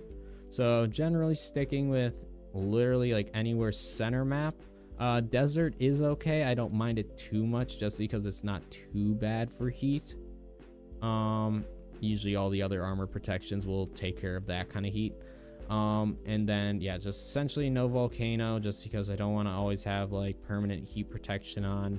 Same with like the blizzard area or the ice area. I don't want permanent cold protection. Other than that, yeah, I don't really care where it gets built. We just need to make sure. I do have a couple spots which we might vote on. I'll kind of show them off. So it'll be like here. I was thinking a spot over by Sakurajima, maybe one of these plots. I put that one specifically, but there's a few spots we could build over by Sakurajima. This was my old base spot. I'll even go over that in a sec. And other than that, it's like, yeah, any other just really big plots of land I don't mind building at. I'd say the only other restriction is I prefer not to build it. It can be kind of close.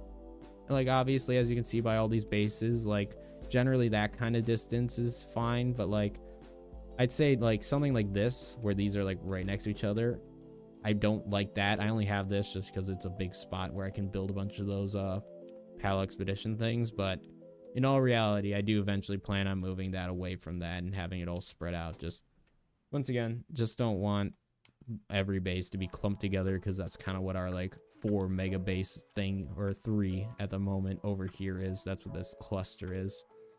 So since we're already clustering over there, we really don't want the rest of them too clustered.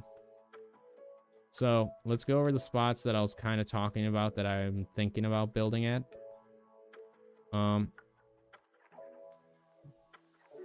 Let's teleport over here. So where was that? Over there. Technically, even a spot like this would also kind of work in the same concept, but the spot that I specifically picked out was, where was it? Oh, it's just slightly over here, like right here. This was the first location, chat. Got a nice big amount of area. Let's even, because we have that option. Look at that. So this is our area, option 1, chat. So we have a little thingy mabobber over there, a dungeon. So if we ever need any low tier dungeons, and it's a big enough area to where the full PAL circle can be, or the base circle can be in, and it's all flat. So that is first option. Let's go to teleporter.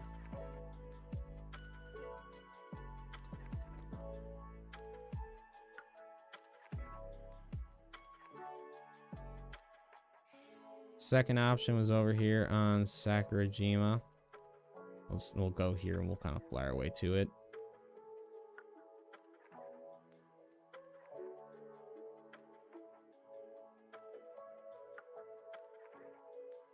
So this is where I had my old base built. It's not terrible, but it's kind of hard, especially with this like ring right here, and then with it starting to slant up, like right there. It's kind of hard to get like a proper full circle without it kind of clipping into the ground, or like the actual like main floor getting in the way. So that's why I'm not really a big fan of building a mega base here. It could be possible, so this is an option. Plus, I'll be honest, they need to fix this on the map. They just got this big old square cut out. Like, if you fly high enough, you can fully see it. So, like, yeah, you can see it if you kind of follow. So you got that line going up there, and then it, like, cuts down this way, and then it cuts back this way, and then it cuts down. And see, you can see it even goes farther that way. They got to fix that on their map eventually. But just another very minor reason why I don't like it. It's not like it's a game changer. I wouldn't like build here. I have built here, but it does look a tad bit ugly to just have a massive line running like right next to my base for no reason. Especially when it does this and like you can actually see the ground underneath it. I don't know if that's something they'd be able to fix, but oh, didn't mean to do that. Appreciate the response on it. Personally, like the layout setup. I tried to build a breeding base but couldn't get the extractors aligned like you did. It's tough. We actually were just going over that last night because I forget who. I apologize. I'm very bad at remembering names in chat, unless you're like super frequent in chat or a frequent commenter. But yeah, it's very difficult to do. Essentially what you have to do is you have to angle it. Like you might have to rotate around it a lot, but essentially you want to go off the like middle point. Let's quickly go over to an oil extractor. We won't build one just because I don't have the resources for it, but I'll point out what I'm kind of trying to explain fast. So okay, you do that, you have fun. Anyways, so oil node.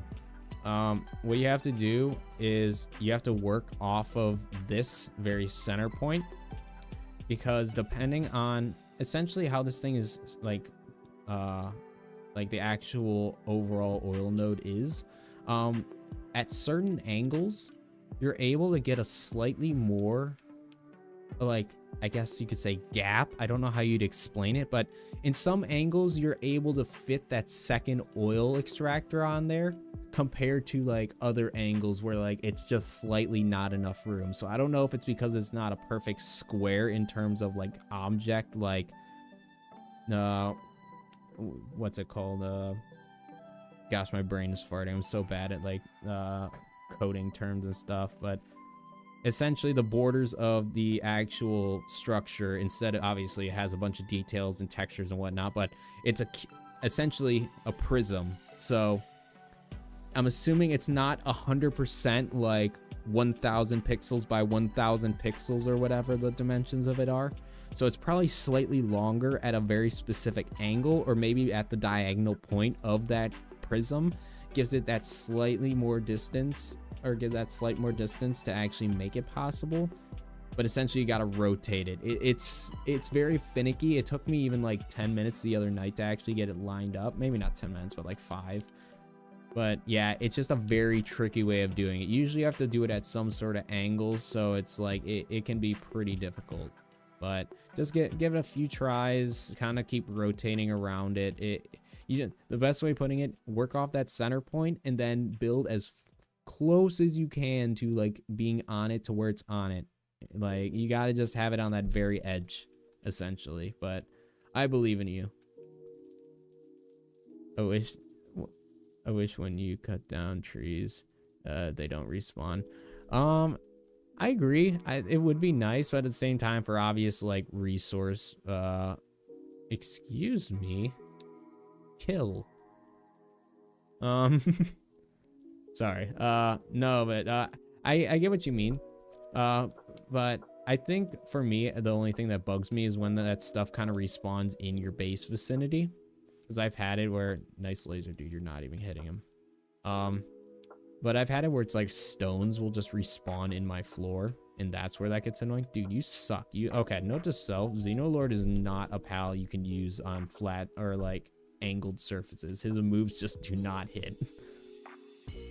But yeah, I think just because one thing I personally didn't like is games where it's like you had to replace the trees. Like that's the one thing I didn't really like about Stardew Valley, because I'd forget to do that. But I don't know. I see where you're coming from. Like I said, I'm fine with it as long as this stuff doesn't respawn in like your base vicinity or where you place structures or something, but sometimes it does that, and that's what really bugs me. Place chests on them. Yeah, there you go. What I personally do is I'll just place the little, I could have done this way faster. I'll just place a little bonsai tree right where like a tree or something is. And then you just have a bunch of little tiny bushes there, or a lantern or something. But I like the bonsai tree. Do you mind, homie? Yakumo, don't worry. I took care of it, pal. Anyways, chat. I got the oil extractor base set up. It was just placing the pallet box like you did, then building the base and making it all work. Yeah, it's tough. Luckily in this one I'll kind of be showing the like very fundamental. The last one I already had the like general layout of it, but this time we're starting from like 100% scratch and choosing a base spot. So yeah, definitely will you'll be able to kind of see how this all fully works, and who knows, maybe I can make this into some sort of highlight. The main thing is I just don't want to like post too much content that's like kind of the same. That's why I just was posting the like final go over. But it's like, if people want to see like the stream highlights of how I build it, it could be something I can do. I just want to make sure it's stuff that people actually want to see, and I'm not just flooding it with like, I don't know, just spam content, I guess you could say. But the other base spot I was looking at least on Sakurajima chat, to get back to that, was this one that we were kind of hovering over. Kind of same deal as the other one. It's like, it's just very hard to actually get a PAL box built. I did not mean to do that. Sorry, Yakumo, nothing personal, kid. There goes camera battery chat. Woo!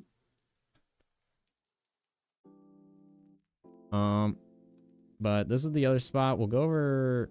Maybe, do I even have another? Oh, this is the other spot I thought was just kind of funny, chat. I was like, let's just build on that tower thing. Let's see, I guess we could go to this teleporter. So the other spot I was thinking about building, chat, was on top of this, but the main thing is that there's chests that spawn up here, so I don't know how that's gonna work.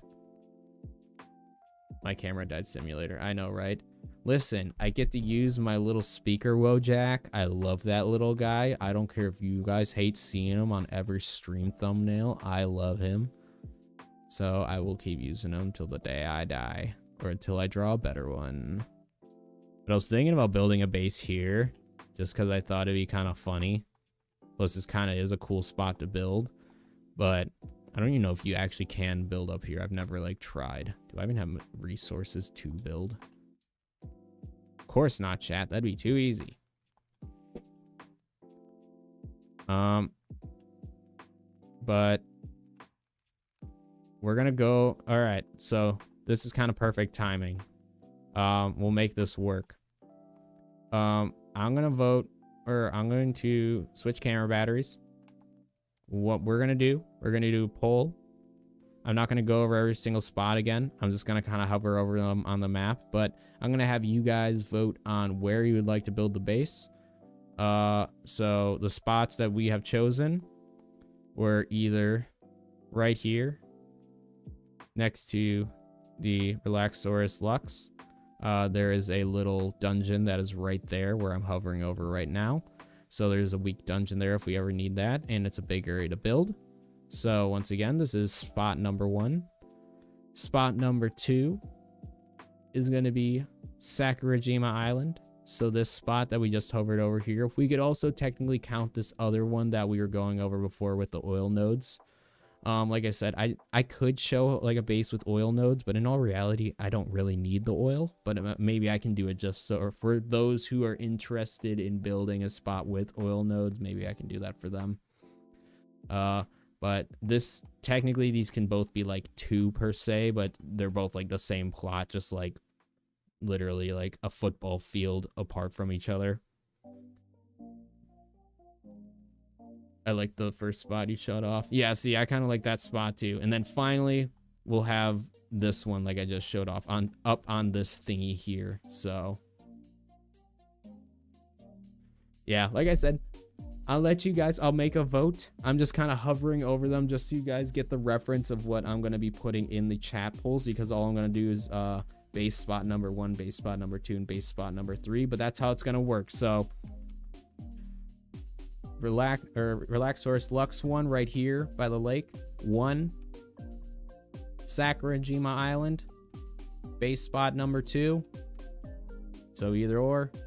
And base spot number 3 right here. Okay, so hopefully that makes sense. I literally don't know how to make it any more simple than that. So let me do this. Let me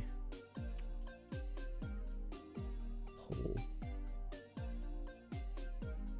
which base location. This will be easier instead of just kind of like reading chats. That way I can have all of your votes. And for those who are just watching and not chatting, you also get to participate.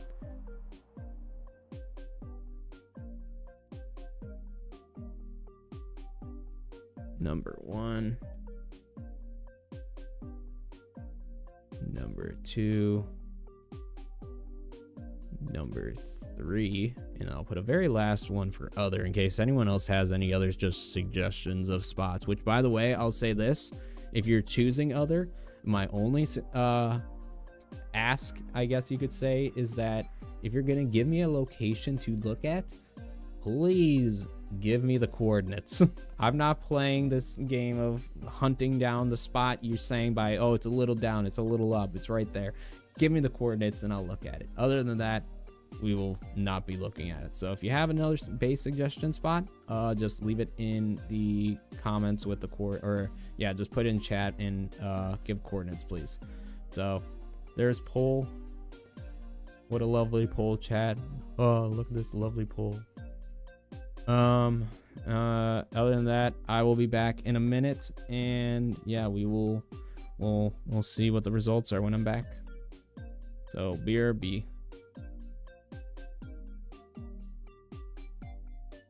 I wonder when we're gonna get to build our own oil rigs out in the ocean, maybe later in the game's life. I think building on the ocean would be lit, so we could like just like build literal cities like in the middle of the ocean. I think that'd be awesome. That's why like I literally have the less restrictive mod, because it lets me build on water. But yeah, I think that would be lit. I hope that, see, one of what they need to do, this is the very last thing I want to say before I actually like go get a camera battery. What they need to do is just take all the different decorations and like structures that they have just as like little decorative stuff around the map that we can interact with. Like, good example, everything at every single like raid camp or whatever. Just give us all of that and I'll be more than happy. Just let me use all of that for my building structures. I would love to have tents and just random other just cosmetic stuff. Just give me all of that, please and thank you. If they do that, that would make decorative stuff way better. All right, that's my last note. I'm gonna go change camera batteries. Bye.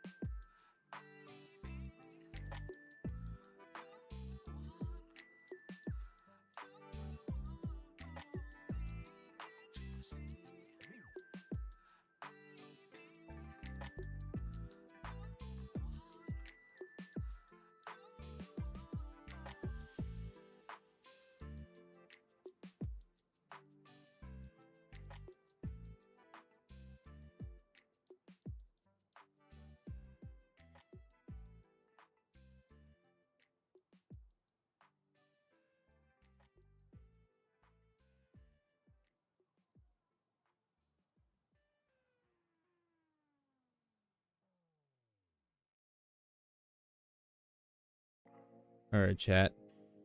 We back. That's a cat. I might end up kicking him out here shortly because he keeps messing with my lizard tank, and it's really annoying to, like, every 3 seconds, like, to be like, Henry, stop slapping the lizard tank. Because he just, like, paws it, because I have a crested gecko. So, like, it'll, like, cling to, like, the glass walls, and you'll see it, and then he'll, like, try slapping at it. Luckily, he's a big, strong, crested gecko, so he ain't scared of Mr. Kitty Cat, but yeah, Mr. Henry the cat is a jerk. Oh, are you gonna come say hello? You want up? Here. You want to say hello, chat? Yeah? Come here. You want to say hello, chat? Come here. Oh, hello. Chat, say hello to Henry. Yeah, I got a gecko. I also have this. Say hello. I feel you purring. This is Henry. He doesn't like it when I do this. I know you don't like that, do you? You just want to be in comfy mode, huh? See? He's so sassy, chat. He has the guts sometimes. I'm like playing video games. Like I'm working on like Palworld stuff. Yeah, he's doing it right now. So like he will have the guts to come into my room, jump on my lap, and like interrupt me, especially while I'm doing important stuff. It always has to be when I'm doing something important. And then he'll sit on my arms because like, oh, you're playing like this. And then he'll sit on my arms. And then he has the guts to start pawing at me. It's like, yeah, I'm here now. Now start petting. And I'm like, you spoiled little SOB.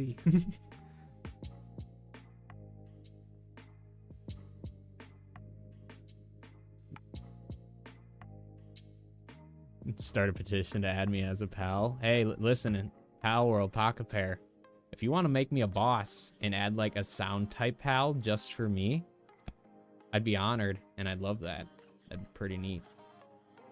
Listen, you have my approval to use my character. I don't care. I don't know what's attacking me, but that's not cool, whatever it is. Do you not know who I am? I am the law. I am the one who knocks. Sorry, we'll do this so you guys can actually see. Camera's not dead anymore. Dubstep pal. Yes.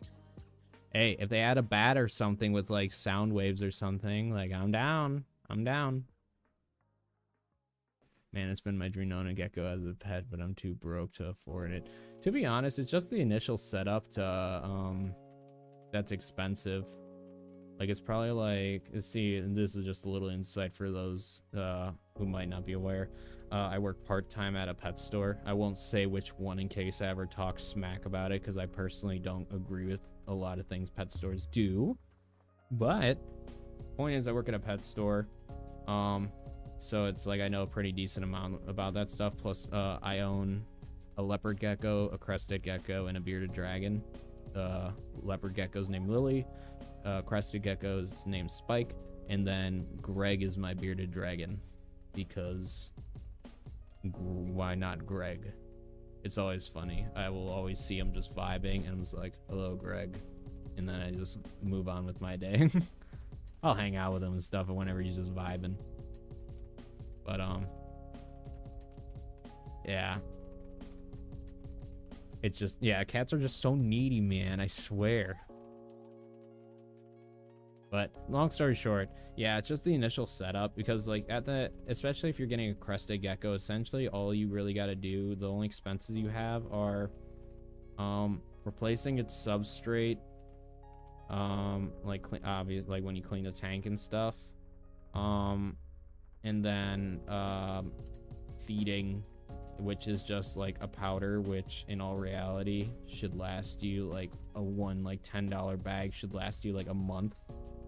Especially if you get a little baby, like the first initial bit, you definitely can add a lot less, because like they'll take like 3 licks and then not eat the rest of it. So it's like you could use give like half the amount like an adult one would need if you get a little tiny baby boy.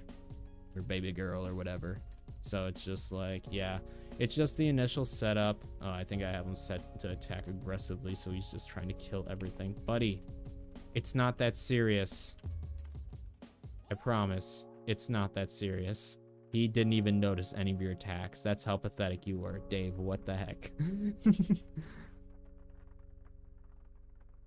But yeah, long story short, if you ever plan on getting a gecko or something, that's it. Oh yeah, and then also like you want to give it like the occasional like cricket and stuff if you're getting crested gecko specifically. If you're getting leopard gecko, you gotta always give insects, but crested geckos are super easy.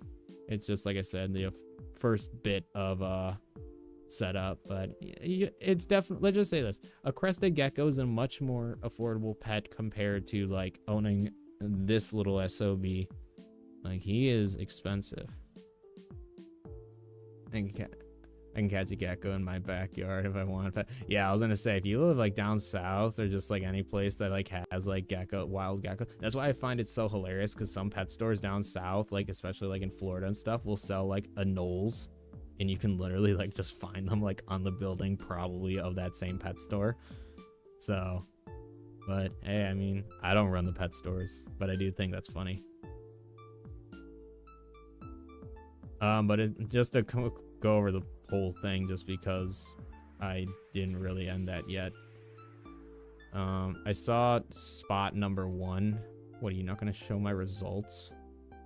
Okay, cool. It just didn't show me results. Are you going to let me look at them?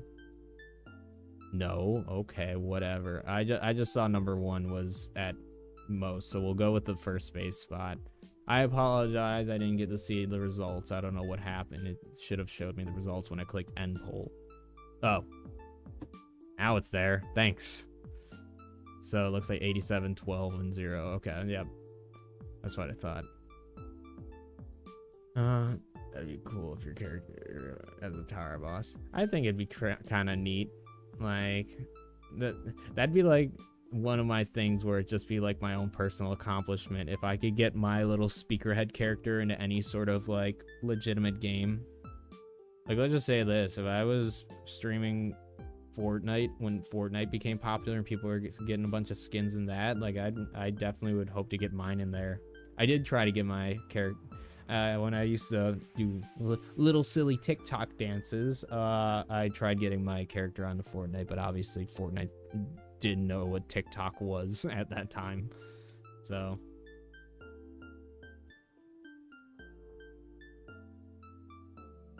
would be sweet if they add pal tubers as bosses with unique pals, like you can have boom boxes. See, chat, as much as I don't like microtransactions, those are some of the few things where it'd be like, okay, that'd be cool, as not like for like my like profit or anything, but like that'd be one of those few things where it's like, if you want to pay $5 to get like a character skin or something, or like have some special DLC pal or whatever, or once again, like I was saying, if they make like the recruitable tower bosses like an exclusive ability or something, maybe something like that would be okay for like microtransaction. But like, no, like I think like, yeah, I think just having just characters and stuff, like just like YouTubers and stuff, and not just because I make content, but just in general, I think that'd be kind of cool to see that kind of stuff in there. Just as, once again, like it seems like they're very in tune with the community, so I feel like that would be something that they don't want to say they would, but like I could see them easily doing something like that in the future, whether it's free or pay or whatever, but like, or even just like creator codes or something. Like, I don't know how that exactly works, because there's not exactly payable content like microtransactions or whatever, but point being, just something where it's just like to kind of like show like, oh, creators that support the game or whatever, or make content or whatever. I think that'd be cool. Yeah, that'd be boombox. Yeah, exactly, that'd be cool. I'm like responding to the rest of your comment about that nightmare. Yeah, I think just having some sort of unique thing that's like special. That's what I was saying, like if it was like a microtransaction, because if it was like one of this unique type of PAL, then it'd be like, oh, the special like DLC or whatever. But yeah, I think that'd be cool. I feel that let's just say this, like, I'm always vibing with my animals and stuff. Like, I don't mind them being needy. It's just the problem is I got my cat to give my dog a friend, and instead of them being friends, now I just have two super needy animals that want my attention all the time. So it's a nightmare. But I love them both. I love my fur balls. An electric blue day gecko. See, that sounds cool, but it also just sounds like a very expensive variant of gecko. I think that stuff's cool, but best way of putting it, I don't think I could ever see myself spending more than like $100+ on a gecko. It's just like, I don't know. I'm good with mine. Mine's literally the most, my leopard gecko and kind of my crested geckos here, like pretty generic colorations. Like my crested gecko's like a reddish brown, and my leopard gecko's like the most generic, like yellowish green with spots. But it's like, yeah, it's I don't know. It's just like as cool as some of them are, I'm like, I don't know if I could like I couldn't justify like looking at this animal and be like, oh, you're cute, and then also in the back of my mind, like, I spent $1,000 on you, which by the way, one of my co-workers did for her crested gecko, and I'm just like, I looked at her, I'm like, here, we'll do that. I was like, oh, you spent how much? Like, it's just like, it's incredible. If it's your hobby and your passion, you do you spend whatever you want on it. But for me, I'm like, oh my lord, you spend as much on a gecko as I spend on rent. Once we defeat your boss and TV mat, yeah, something like that too. It's just like having like just a helmet cosmetic or something that you could put on. If that is in the game, it is never coming off. I don't care what other cool hats they add. If they add my speaker head into the game, it's never coming off. Plain and simple. Timed events to get content creator aesthetics. Yeah, there we go. That'd be a good way of doing it.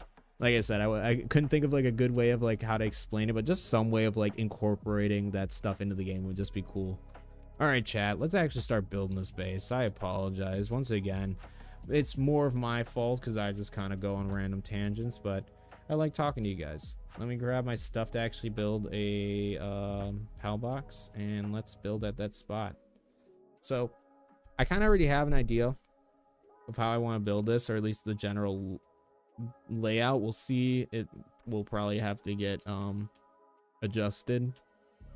But I do have a general idea of how I want to lay out things. So we'll just grab this. I think that's all I need. If not, I'll just shoot some rocks or trees in the area. Look at this. Got cat hair in my mouth for my cat. And the worst part is it's on my hands. So when I get one hair out, 3 more get stuck in my mouth. I love cats.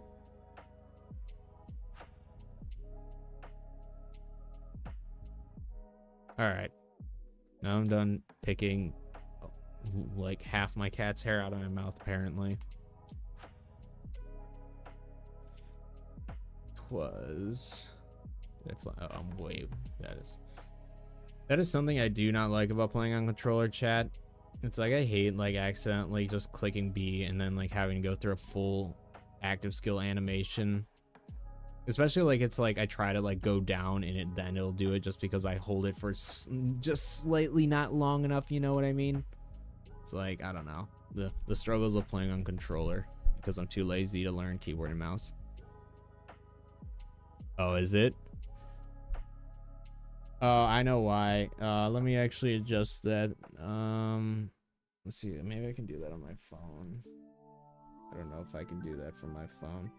It's because I did have it as Palworld, but because my computer crashed, I had to remember my stream settings, but then it didn't save them because my computer crashed. So then I had to redo everything. So. Can I view my live streams actively? I don't know if I can do that on my phone. Hold on. I do want to change that. We're gonna pause music for a sec because I gotta.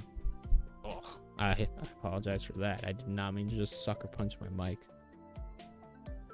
But I have to log into my speakerhead account. For those who aren't aware, I use my YouTube music on my like normal kind of viewer YouTube channel.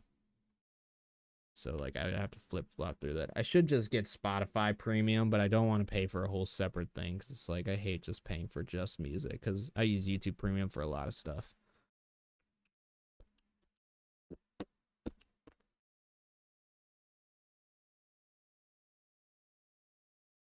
Better put an internal engine on it. I've definitely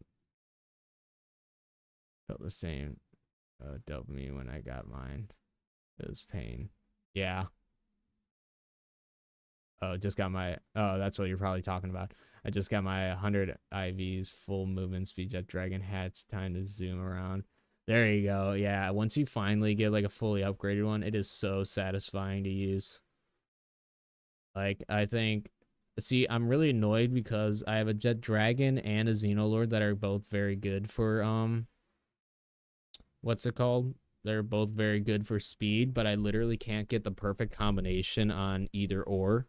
It's like one is always missing one passive. Like I think my Xenoloord has Legend, Swift, Eternal Engine, and Infinite Stamina. And I want the passive skill combination I want is Legend, Swift, Runner, and Eternal Engine. But I literally can't get it on any of my pals. Like, and then I think my Jet Dragon has Legend, Runner, Legend, Swift, Runner, and Nimble or something. No, it's like it only has like infinite engine, or it only has infinite stamina. I want Eternal Engine on it. I can check in a bit if I remember. There we go. Thank you for letting me know about that. Yeah, once again, the annoying part about the stream crashing or my computer crashing, I have to redo literally all of it. So let me switch back to my other YouTube account so we get music playing again.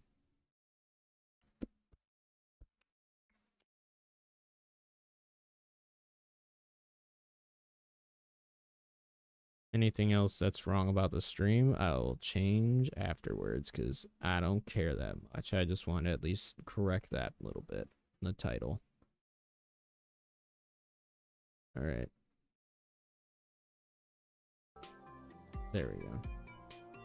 All right, music's back. But yeah, there you go. Yeah, having Eternal Engine is just like really good to have on pals these days, especially since it seems, if I remember correctly, they nerfed stamina once Daybreak came out, or at least made it like run out faster. Yeah, it's insane how low it goes down. X43, very nice name, Atox. Took a while to breed out the dragon. Like, yeah, some of those are very like it's so annoying because for my new upgraded work pals, I'm trying to get remarkable craftsmanship over lucky on them, but it is so hard to get lucky off of pals apparently. Like it just does not go away. What's going on, Alex? Welcome to the stream. Took me around 600 eggs. Yeah, exactly. All right, so now that we got the actual base location figured out, chat, let's first off blam blam blam blam blam blam. So I started blasting. I love this shotgun so much.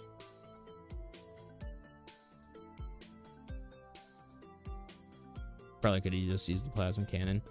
Did not ask, buddy. So I started blasting.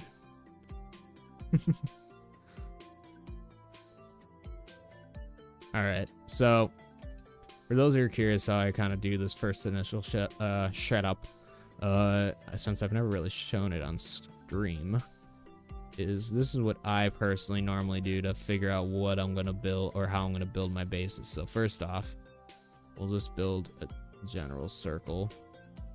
We'll build it right here. Now, before I actually build it, I'm going to kind of just like eyeball the entire outer ring, see where it all kind of ends, to see if I need to actually move where this PAL box is going to go. But not gonna lie, I'm kind of liking this overall placement. I think that's actually pretty solid. So, you're just moving on your own. Just gonna ignore that chat. Just ignore the random moving pal that's dead. But yeah, this looks pretty solid. I don't think we're really gonna get much better for that placement. So, what we're gonna do, chat. So, since that's more or less gonna be the center of where that's gonna be. We'll do this. I plan on making this, so since I've already been kind of thinking of how I want to build this base, I think I'm going to use mostly metal foundation mixed with glass, just because I know we've already done that with a lot of our bases. It's going to be different like structure or like general layout, but yeah, I'm thinking just for the sake, it's like going to be mostly metal with some glass aesthetic pieces instead of like the mostly glass dome. So, the only nice part is in this area, technically that doesn't matter. Oh, well, hold on. We're going to have to do this first, chat. Hold up. So, first,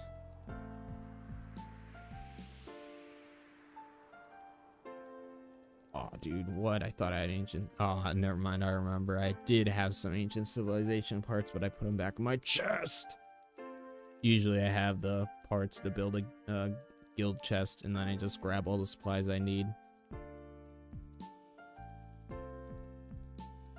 Hey, welcome to the stream, Garf. Sorry, I didn't see your chat before. Welcome. I'm glad you were able to get that figured out. Yeah, like I said, it's funny enough. I was saying I forgot who was asking yesterday because someone else was asking about the oil rigs or oil extractors. Garf was the one we were talking about who had the same question yesterday about the oil extractors for putting 2 of them. Once again, it's just lining them up perfectly on that thing. You just gotta get that right angle just enough where it's like slightly long enough to actually place both of them. We're going to be building a mining base. Right now I'm going to be building a guild chest so that way I can actually get all my supplies at that base. But, yeah, we're going to be building a mining kind of base so that way we can just have a place for getting all sorts of resources. Plus, at this base specifically, I think I'll leave a few extra, like some empty areas because I have a feeling that we are going to be getting other stuff, like other, mining sites in the future, and I'd like to leave some room for those. So maybe I'll just double up and build multiple of the same kind of mining site until that time comes. But yeah, we'll figure out when we get there. But the point being that we probably will either be doing something like that or leaving some empty spots because I have a feeling that we will need to have room for expansion in the future.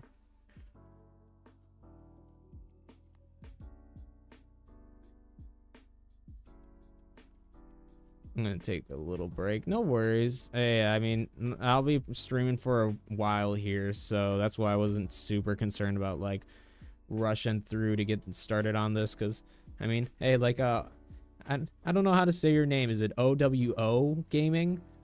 Let me know if you're still in chat. What do you like me to call you? So it's a little easier. Cause I don't know if it's Awo or Awo Gaming or something. But let me know what you'd like me to call you.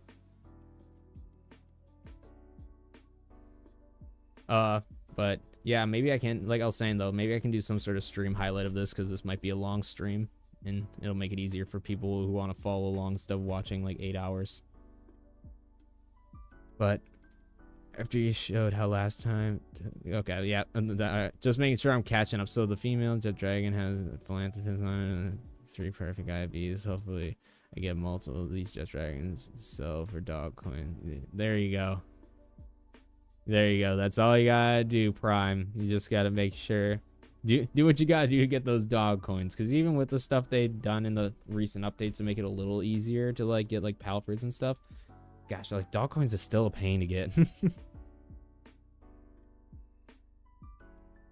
Make sure the Palworld is where you want it. I did that. You forgot the.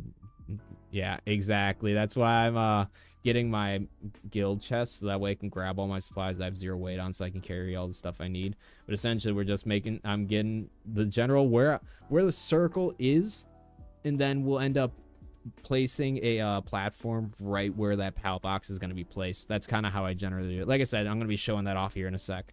So what I'll normally do, now that we actually have the resources, so I'll just usually just place this. Obviously, it doesn't really matter where I place it.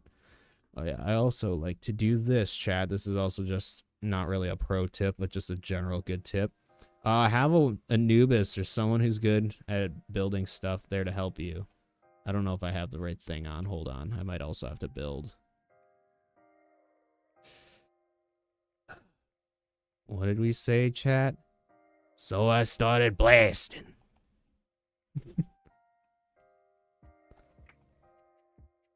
I didn't mean to shoot you, Direwolf. That was just a prank. Fight me, idiot. I'll ruin you with my revolver. Do I have handiwork on? Oh, cool. See, that's the thing. It's one of those things I forget if you actually turn off a PAL's like workability in a PAL tower or whatever the thing is, the monitoring stand. I always forget if they can actually do those things while just like in your party. But let me grab some stone. Let's see, what do I need for iron foundation? Isn't it iron ingots and stone? Or am I stupid? It is stone and ingots. Well, not iron ingots, but you know what I mean. Copper, whatever you want to call it. All right. So now what we do. So we got that there. Also, chat, I bought a new controller, so we're not going to have any more issues of my game just slowly doing like this anymore. So I did it specifically for building because it was a pain. But, so now we got that. So then we'll kind of have this. We'll use this to kind of line up that.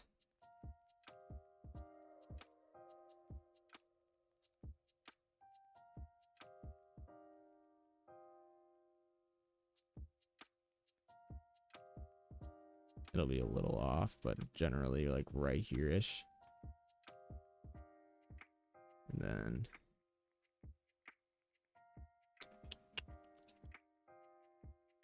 what do you mean? Swear this update better not have messed that up. That's gonna be annoying. Maybe it's just because I'm not standing on the platform. I probably should have done this anyways before building the PAL box. Because it's not going to let me unless I turn on mods otherwise. So we'll just do this for the time being just to make sure we have all the surface area we could ever need. Then there we go. Okay, cool. We'll do our best to kind of make this somewhat straight. It's gonna be kind of tough because it won't let me do the like close in zoom. We're gonna do our best to make this somewhat straight.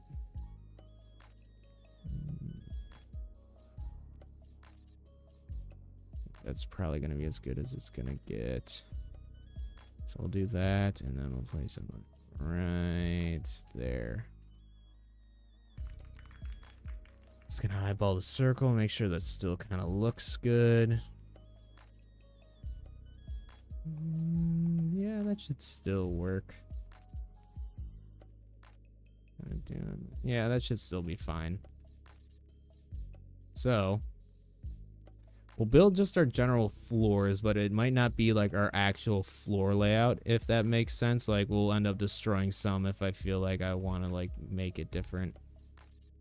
Because the main thing is, for this base specifically, I don't know if I want to stick with the general cube shape. Like, it does get a little stale. I'd like to try something a bit different, a bit more unique. I already have some ideas of how I want to do that, but we're going to try to avoid to build essentially the same structure again. Like, I know the interiors are different from both my mega bases, but I'd like some different aesthetics, you know?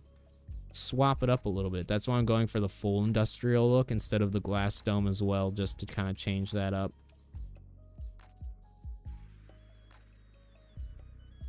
Yeah, I had really bad stick drift. I play on controller because I played on controller like my entire life.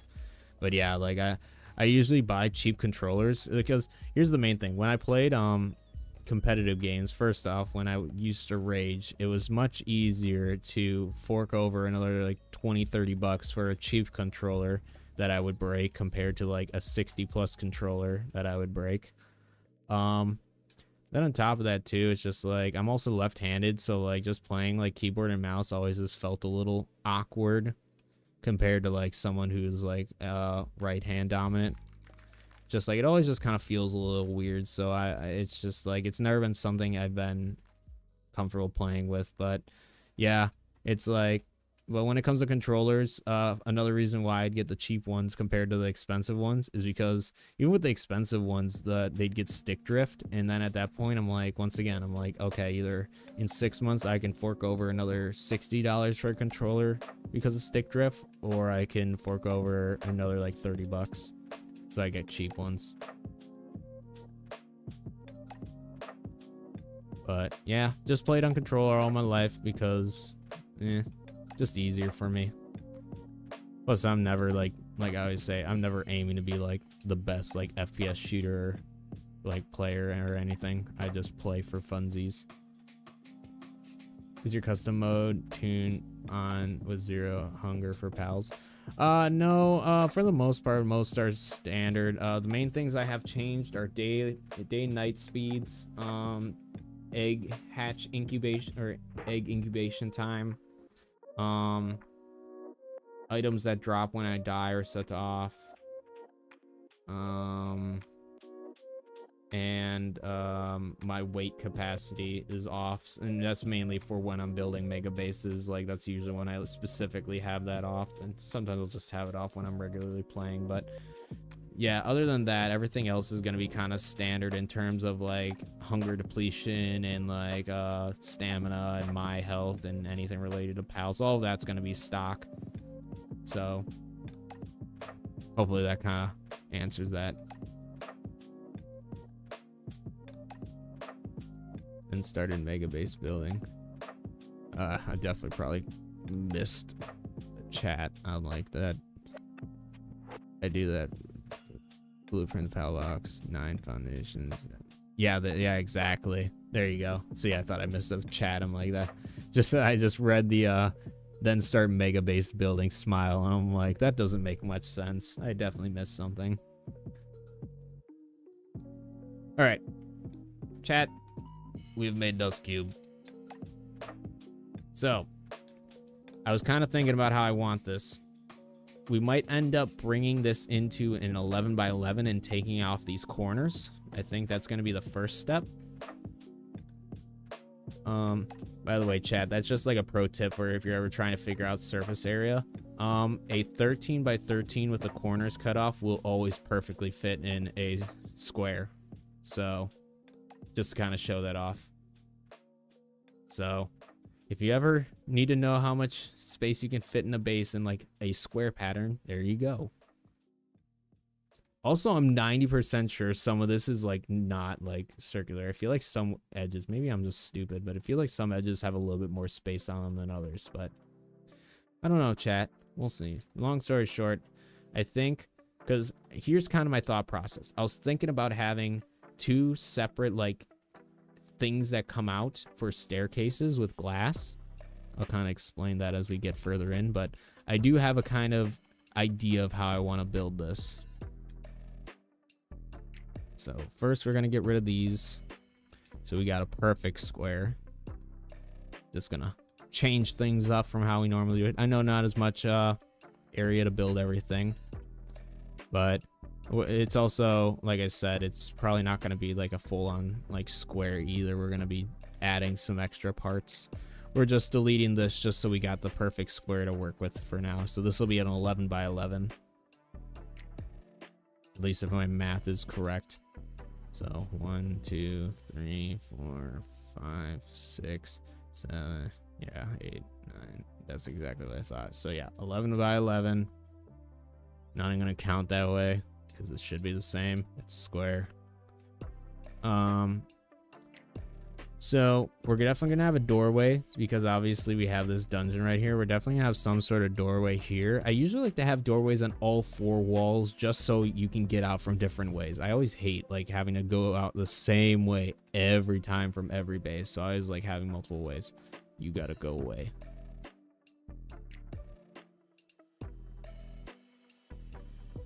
Oops. So. Oh, also, I'll mention this while we're building this part. I've had some people asking about my like pathing for my pals for if my pathing works well at my bases, because obviously there's a lot of stairs and layers and stuff. So I think I figured out the main reasons why my pathing works the way it does. Mine works pretty well for the most part. Sometimes it is a little goofy, but for the most part, they have a pretty... Can I help you? With disrespect. We got our first merchant. Hello.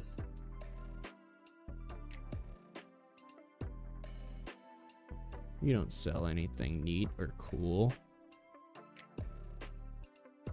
Blam!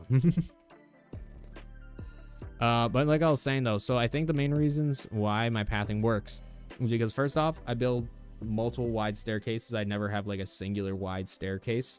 I think that's part of the reason, because it gives the pals more options of like pathing they can do, so it makes it easier to find their way through the base. I think the second reason though is because I think if your pals are enclosed in walls and stuff, they will have way less issues finding pathing.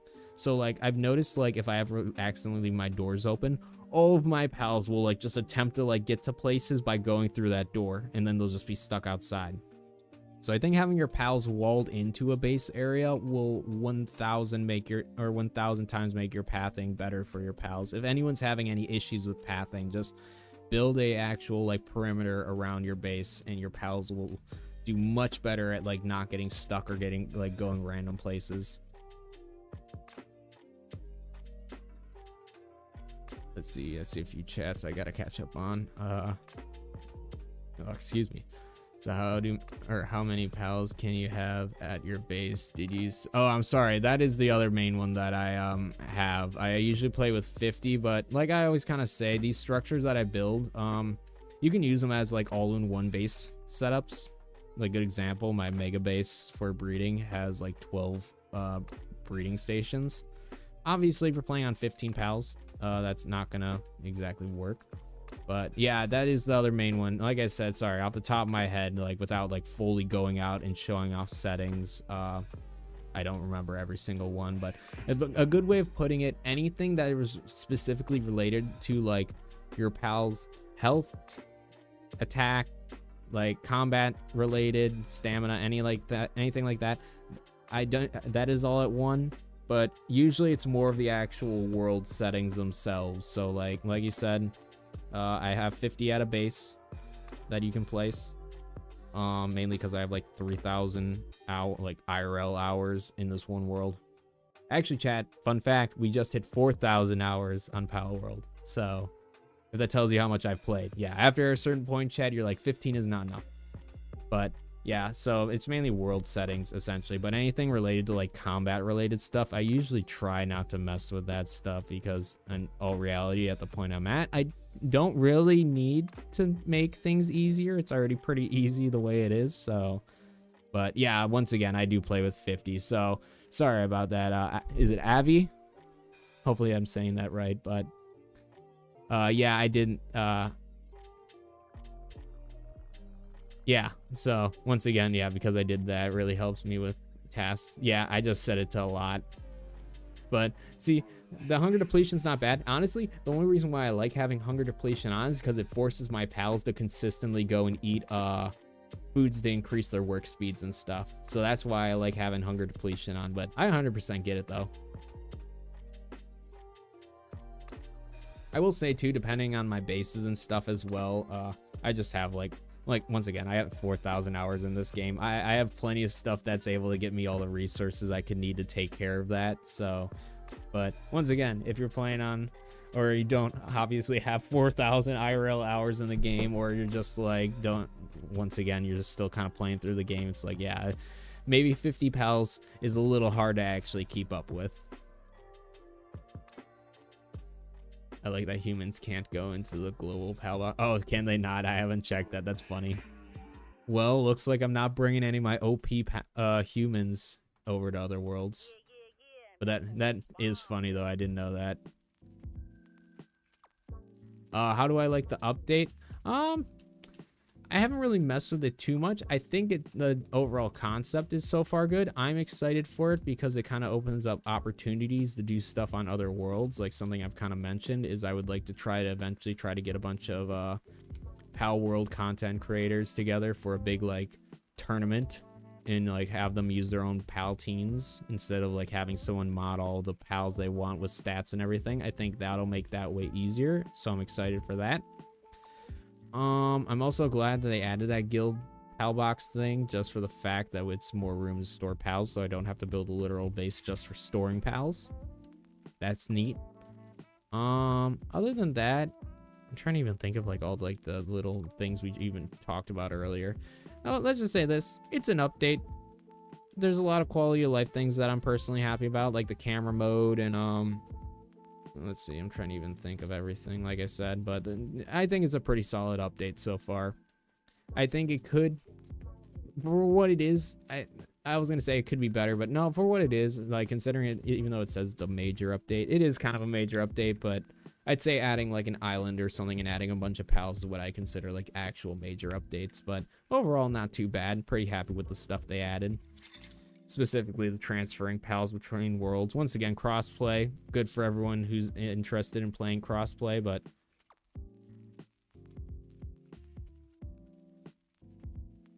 not gonna question it, anyways. But yeah. TLDR, I think it's not too bad. I think it's a pretty good update for what they did. Do you know what to do to avoid my pals from getting depression, fracture, and overfull? Building the alpha, or is it the alpha or beta ones? Building... Why am I being dumb? I think it's the alpha waves. Yeah, so build the alpha wave generator once you're able to build that. That'll help out a lot for keeping your pals happy and everything. Another tip for that. Hold up. Blam. Another tip for that is building a medical rack, because you can store your medical supplies in here and then the pals will just automatically go and get that. So if you're able to just save all your medical stuff and put it in there. And then also just having a lot of hot springs around. Obviously, if you can build the high quality ones, those are obviously better than the regular hot springs. But just having a lot of hot springs that are available, not just like one, but having numerous hot springs of any kind will definitely help keep your pal's sanity up. But mainly just alpha wave generator and having the right quality beds and hot springs and everything. Other than that, not really much. Also, if you have larger pals, usually I say like anything like, I don't even know what I would consider a large pal, but just any generally big pals. I try to always use large pal beds just because those help with sanity the most. Because the better quality beds, the better the sanity on the pal is. So I always just try to build the large ones if possible.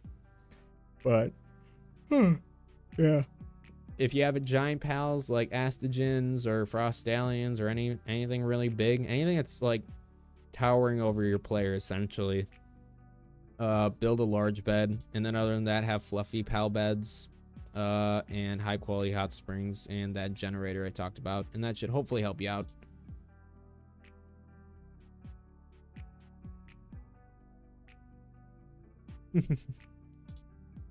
Yeah, the medical rack's a really cool thing. It's one of those things I was just kind of like, that's a problem with some of the stuff they add. Like, either they just don't mention it. Like, good example, that human thing not being able to be transferred. I feel like they should have mentioned that in the notes.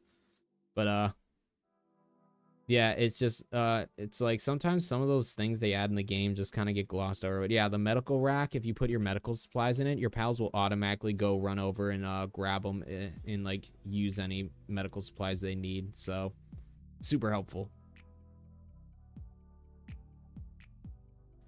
Oh yeah, and then that too, as Prime said, if I was thinking that one of the pals did that. It was Shroomers. I don't know if it's both Shroomers or Shroomer Knock specifically, but yeah, they help with sanity at a base as well.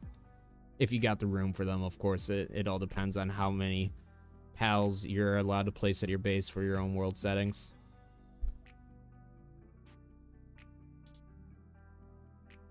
In this, I want to make sure I caught up on stream. You can get 2 alpha and 1 beta per base. I actually don't know. Do the alpha and beta wave things stack? I thought they aren't able to stack, if I remember correctly.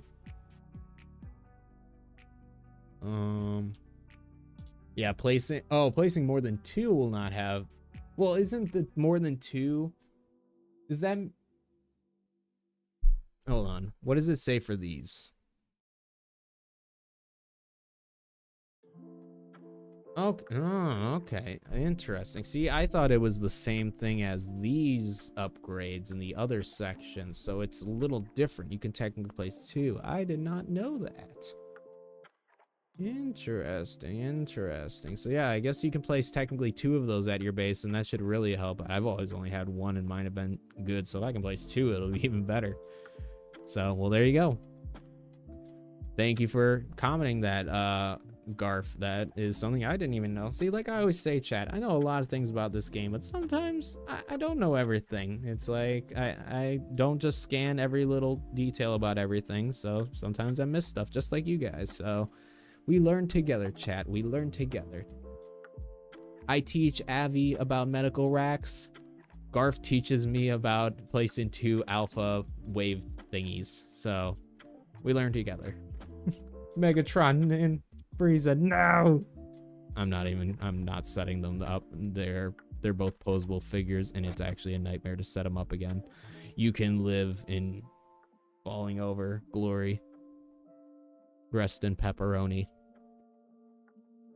Also, you're welcome, Abby. Once again, I hope I'm saying it. Best way of putting it, if I'm saying it right, either correct me or don't. But if I'm saying your name wrong, definitely correct me, because I don't want to keep saying your name wrong. So hopefully I'm saying Abby correct.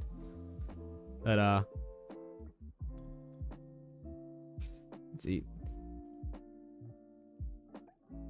Yeah, it's a newer item, Abby. So that's why, once again, too, it's just like it's one of those things they don't really highlight, and it's just like people can gloss over and not realize it.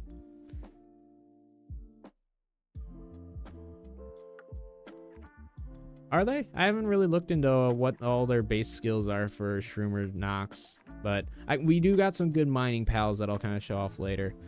Just reached the end game, and now I have some nice best scores, but I haven't maxed out. It's tough for farming pal souls. Gotta build pal dispensers and make.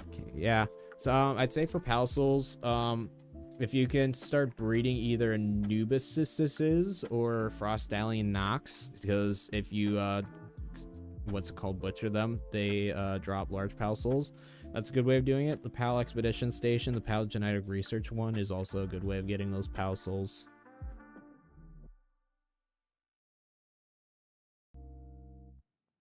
Let's see. Like I said a long time ago, you can teach us. Yeah, exactly. It's just like I'll teach all and everyone who's like wants to know some of the more in-depth stuff, and then you guys can teach me literally the most basic things, because sometimes I miss that.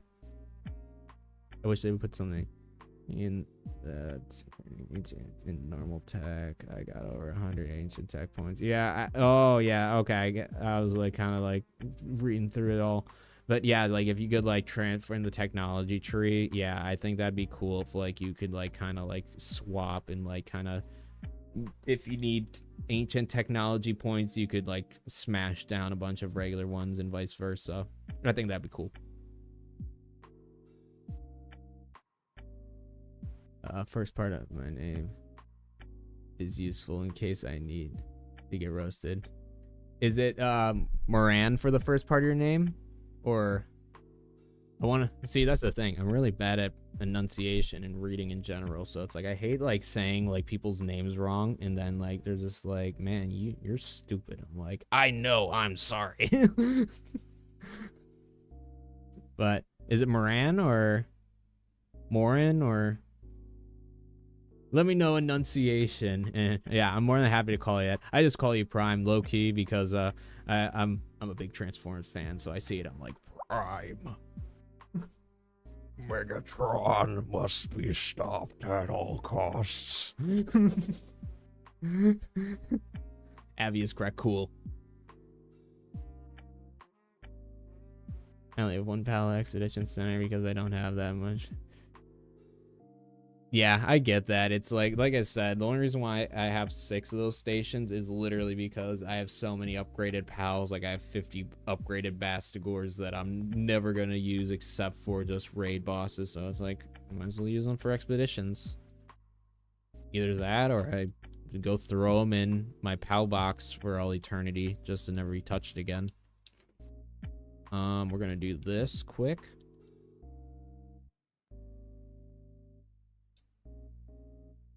You need a roof in order to sleep in a bed. Gotta love that.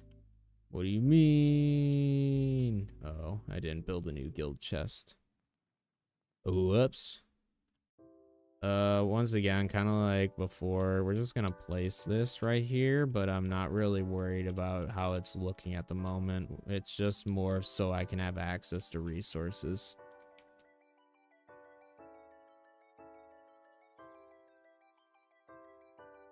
There we go. Now let me have that, and we actually have stuff to build with. Nailed it. Definitely not an ugly looking bed at all.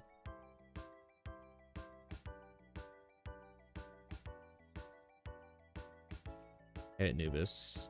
I'm looking at your crotch while I sleep, I guess. That's kind of weird, bro.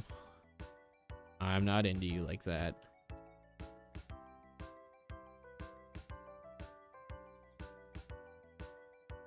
I'm glad you guys are helping each other in the chat too. That's super nice. Like, I mean, I don't mind answering questions, but it's so nice to have other people also answer. That's like when sometimes low key, like when I get a lot of comments coming in, like I don't mind like some people, like that's another reason low key why I don't respond to comments right away, because some of the comments are like the same questions I've answered like since I started posting. So it's so nice to have someone else answer the question for me, so I don't either need to like type out a new comment or like find my old response from before and copy and paste it. So I'm glad you guys are helping each other. It makes my community much better and I appreciate it very much.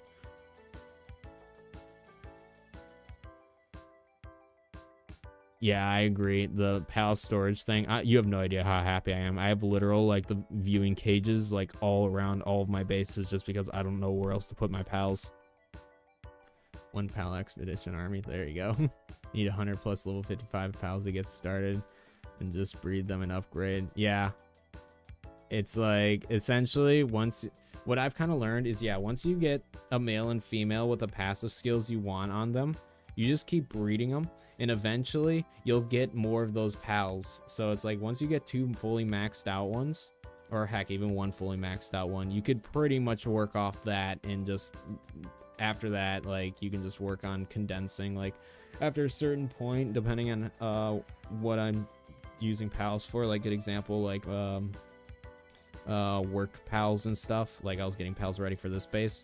I literally just have like 4 astagens just work or breeding, and I just have them like, some of them I don't care about their passive skills just for that sole reason of you're just gonna get smashed down anyways. So but yeah, just get 2 maxed out ones and have them kind of breed together, and it'll help you out a ton.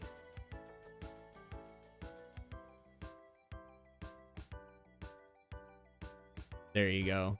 For the honey, that's a good idea. With having them with Nocturnal. All right, so what I was thinking, chat, I kind of got to figure out how I'm gonna do this, but I'm thinking We do something. I might have to back that up. Maybe we could hold that thought. Can I place, would this still be in circle? Yes. Would it work on the other side though? Yes. Okay, cool. I just want to make sure that's actually in the area. So I got a plan, chat. So this might even get brought in a few more, but I think game plan is, I think I'm gonna have to pull this back even more. Hold that thought. So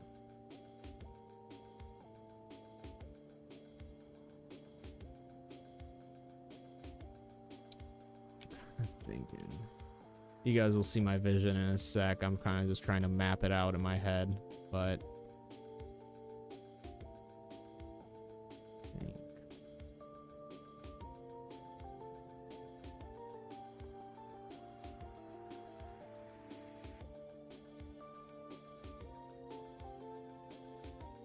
do this. That's 4. I might need to bring the stairs back a little bit. One more. We'll see. I think this is fine, though. That is not where I wanted that. I think the vision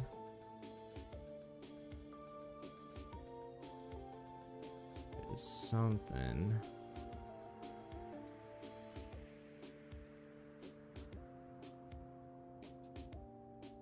like that. And I don't know if I want to have it like this, where I have 2 like this, or if I want to have that one have 2. Because I guess the goal is I like having these 3 tall because it gives enough vertical height, or I did not say that right. It gives enough general height, essentially. So because I've had it sometimes where you'll like spawn on your PAL box. Like, good example at my mega farm, I will have it on very rare occasions where I'll spawn like in my floor because it'll spawn me on my PAL box and like it's not enough space in between. So I always like having that extra height for my bases just to make sure that doesn't happen. So, but I think that's kind of more or less, I think I might even flip-flop this actually. Hold that thought. I'm wondering if, actually, yeah, I know what we're doing. I know what we're doing. So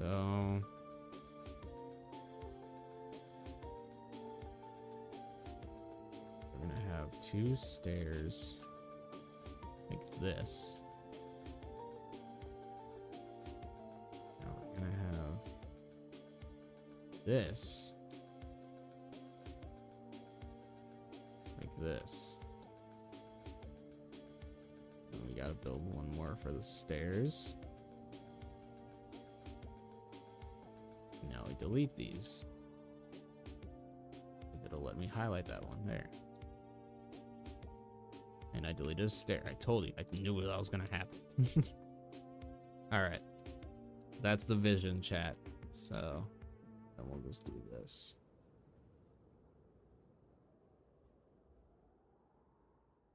Just as an idea of where this floor is gonna be.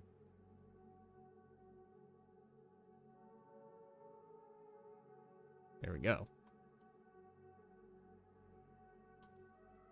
Then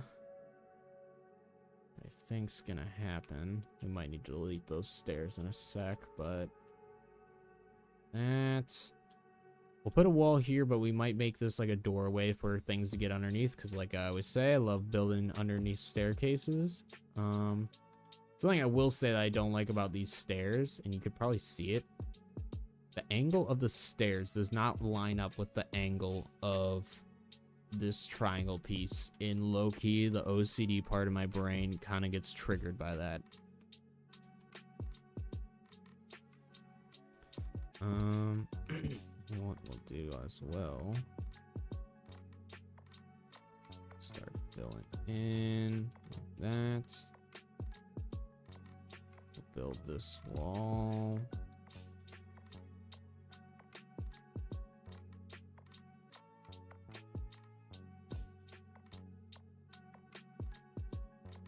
So then we have this whole area down here if we do want to build anything.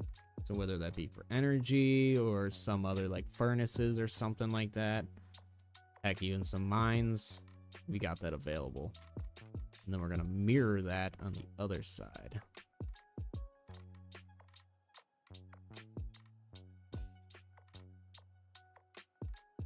Maybe if I pick that stuff out of the way. Sorry if I'm talking quiet too. This is like, see, that's how I normally am. It's like I'm in my videos, I'm very loud and eccentric, but normal day-to-day life, I'm pretty quiet. Also, it doesn't help that it's 1 in the morning. Energy drink time.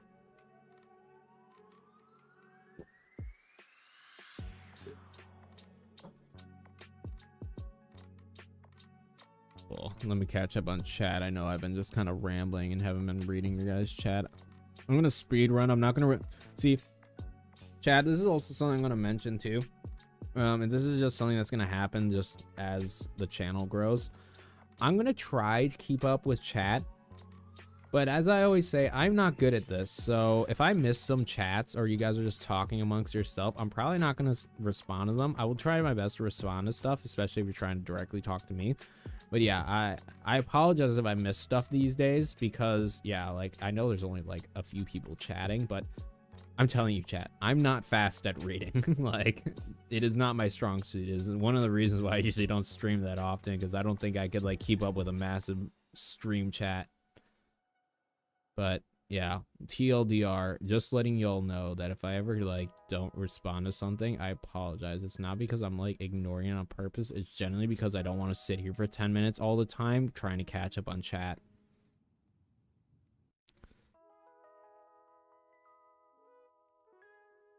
So, let me catch up. Once again, this is another reason why I gotta get bigger chat, too, because it's just so small, so it's like I gotta, like, stare and try to read it. I'm gonna try to figure this out one day.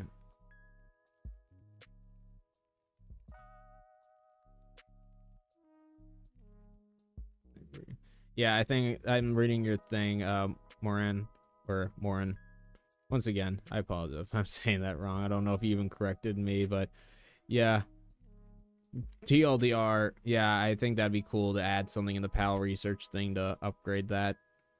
To upgrade breeding chances.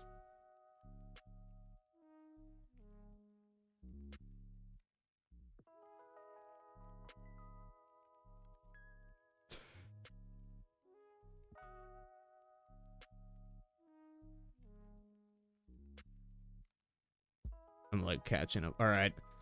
I'm leaving at where chat is now. I apologize if there's something you asked me that I didn't see before.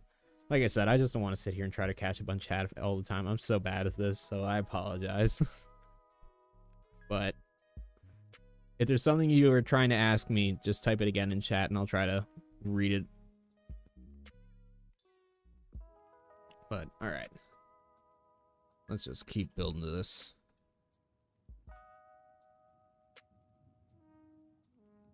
Wonder if we'll get gene splicing machine near the end of the game. I think that'd be cool. Just something in general to help with passives to make it like, even if it's like a gambling type system where it's like you're more like you can like gamble, kind of like Dr. Braun in a sense, where it's like you can more or less gamble to get passive skills on your pals. But yeah, I think that'd be cool. I'm building this in the wrong layer. Oh, also just another building tip. I don't know if any of you guys do this. Don't use like roofs as like ramps to get up stuff because that also messes with PAL pathing. This is also not right. Gosh, I am just not paying attention.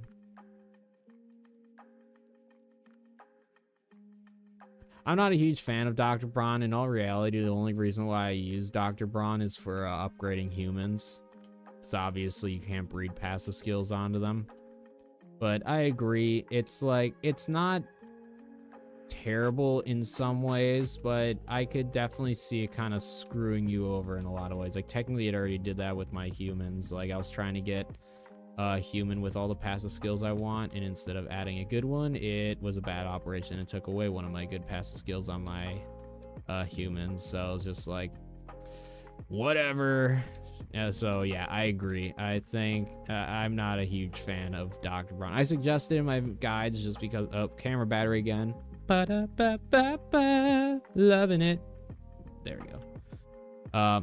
But yeah, it's just like, I'd say in most cases, once again, unless you're specifically trying to upgrade humans with passive skills, I would honestly try to stay away from Dr. Braun. Like I said, I know I suggested it in my guides, but it's more or less because if I don't, I've already kind of talked about this in the past, if I don't suggest something or say something in one guide, I will 1000% get comments of people being like, you missed this.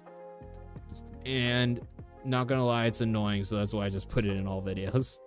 So yeah, I agree. I'm not a huge fan of Dr. Braun, but I suggest it just like I say in the videos. I say it for those who might be interested in using it.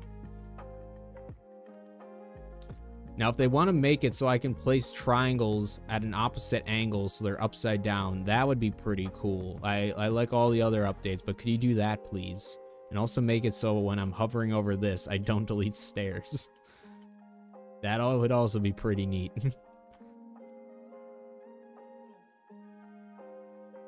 Alright, we'll switch camera batteries here in a minute. Let me at least finish building this layer, but... Chat, are you seeing the vision for the staircase, though? I hope you're at least somewhat seeing the vision here. I hope this just doesn't look like... Let's just say this. I mean, it always kind of does until the very end, but hopefully this doesn't look like a complete shit show. Because I'm trying, chat. And that's the thing with building bases. It's kind of... Here's probably the best way I can actually... I'm going to delete that because I think I'm going to put glass there, but here's the best way I can put it. It's the same way as, like, music making.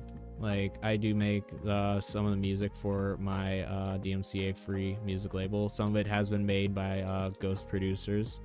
Honestly, just because I didn't have time to make a bunch of lo-fi. Plus, I'm not the greatest at making lo-fi, but that's not the point, chat. The point is that when I make music, the reason why I don't put out stuff super often, especially these days, because I'm now solely the only person posting any music. All music that's been posted within the past like year has all been stuff that I have created. But it's like sometimes you're just in the mood and it's like you can just really vibe with making the music, but then sometimes you just can't. And it's just like you're just sitting there and it's like you want to be productive, you want to make music, you want to make these beats and make them flow smoothly, but sometimes it just doesn't want to click in your brain. So you kind of gotta just like wait until the right opportunity, if that makes sense.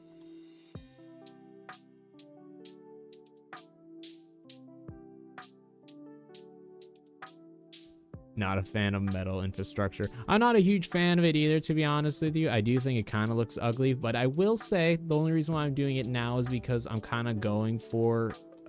this base is definitely going to have a more rugged look compared to my other bases. Just because it's like the mining base, it's supposed to kind of have that gritty feel to it. That's what I'm kind of going for. But I agree, the metal infrastructure, personally, even though it's like the strongest, not a huge fan of it in all honesty. It does look fairly ugly. Now, if they made like an advanced cybernetic version of this, where it's like all like fancy and technology-ish. Technology! I don't know if you guys know that meme. But, yeah, if they made it so this was like more polished and refined and looked more fancy metal, then I would like it a lot more. But I agree, yeah, just this kind of like scrap metal look, it's a very... There's very finite things you can do with it to make it not look really like ugly per se. I don't know, but yeah, I know exactly what you mean. No foundation. Let's see. You see my base, you'll start laughing. No foundation, just everything made on ground and everything is messed up. Hey, I mean, you can go back and see my bases, how like my PAL breeding base was, and like some of my other bases before I did all these upgrades and like changes to them. If you go back to my first ever PAL stream on this channel, you can see those because I show them off. Mine was the same way, essentially. All of it was on the ground. All of it was just whatever, just kind of scattered everywhere. And that's funny enough, that is why I'm making these bases, because I looked at all my bases. I'm like, I could do better. So that is literally why I'm making these mega bases now, because I'm like, I've spent 3,000 plus hours on this world. We can make a nicer looking base than everything just kind of like crappily thrown on the ground. If I've spent like 1,000 plus hours just breeding pals to condense, I think I can spend like 8 making a better base. I mostly stay with stone. Yeah, I agree. And my personal favorite build, now that they added the Japanese style, that's probably my favorite look. But if I were to like rank all the different like wall materials from like how they look, not like based on like how strong they are, I would personally say my favorites are stone. Well, okay, so Japanese, then stone, then wood, and then metal. And then glass probably at the very bottom. Glass is a very niche thing, because once again, like if we're talking about just like if that's the only kind of materials you're using to build a base, I would not want a pure glass base. I think that look really bad. But in terms of like adding like windows and stuff, like if they didn't, let's just say when the textures are higher, they look wonky. But when you got low quality textures like I have mine right now, where they don't have weird reflections, they don't look too bad. Like, I think that looks fine. It's not great, but I think it looks fine.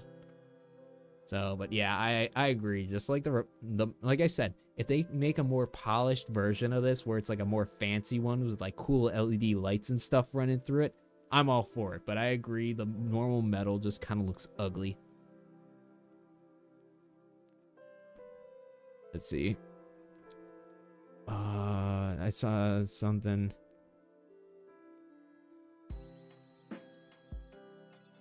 I have a doubt. How do you put on pals on specific floors? There isn't really a way to put pals onto specific floors per se.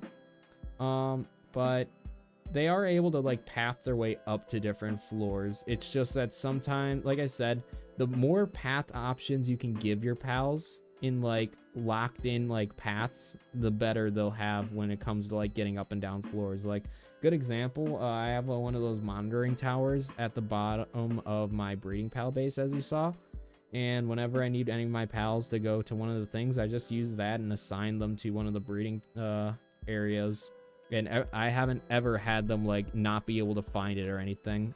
Every single time they've been able to get to their path. So let's just say there's no way to like permanently keep pals on specific floors. Like, there's just no way of doing that, because if they can't, or if they get stuck somewhere, they'll just respawn at the pal box. And so there's no really way of doing that. But when it comes to like assigning pals to stuff on different floors, like, good example, if I have stuff permanently assigned to a mining structure, they should be able to get to that without me having to literally like pick them up and like throw them on it.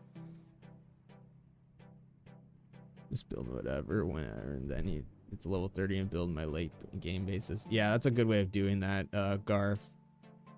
It's just like, yeah, how I found it is just like, especially if you're just playing through to just kind of play through to the end and finish the game and then quit. It's just like, at that point, yeah, it literally does not matter how you build your base. As long as it does what you need it to do, who cares about the setup? If you're just playing to like beat the game and quit, then yeah, whatever. But yeah, I agree. Once you get to like level 30 and you're like, I'm in it for the long haul, even after I like quote unquote beat the game, whatever terms you would consider that, yeah, it's just like it's a smart idea. Like, once you get to like level 30 or 40 or whatever, probably as the game progresses and gets higher levels, maybe higher levels, you'd start thinking about that. But yeah, just at a certain point thinking like, I need to actually start making a proper kind of base for like, once again, late game purposes.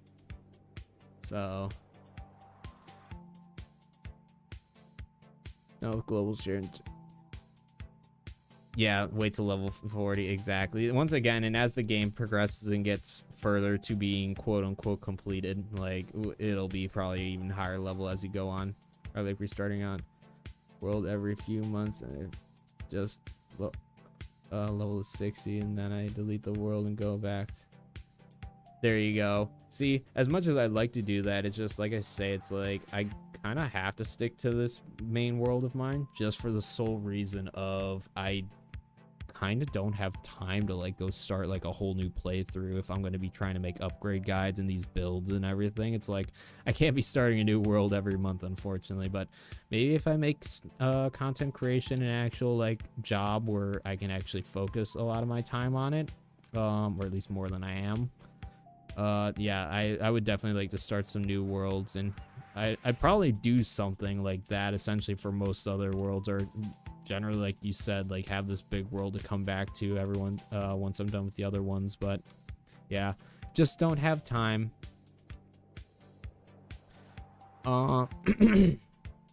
Excuse me. Block stairs with doors.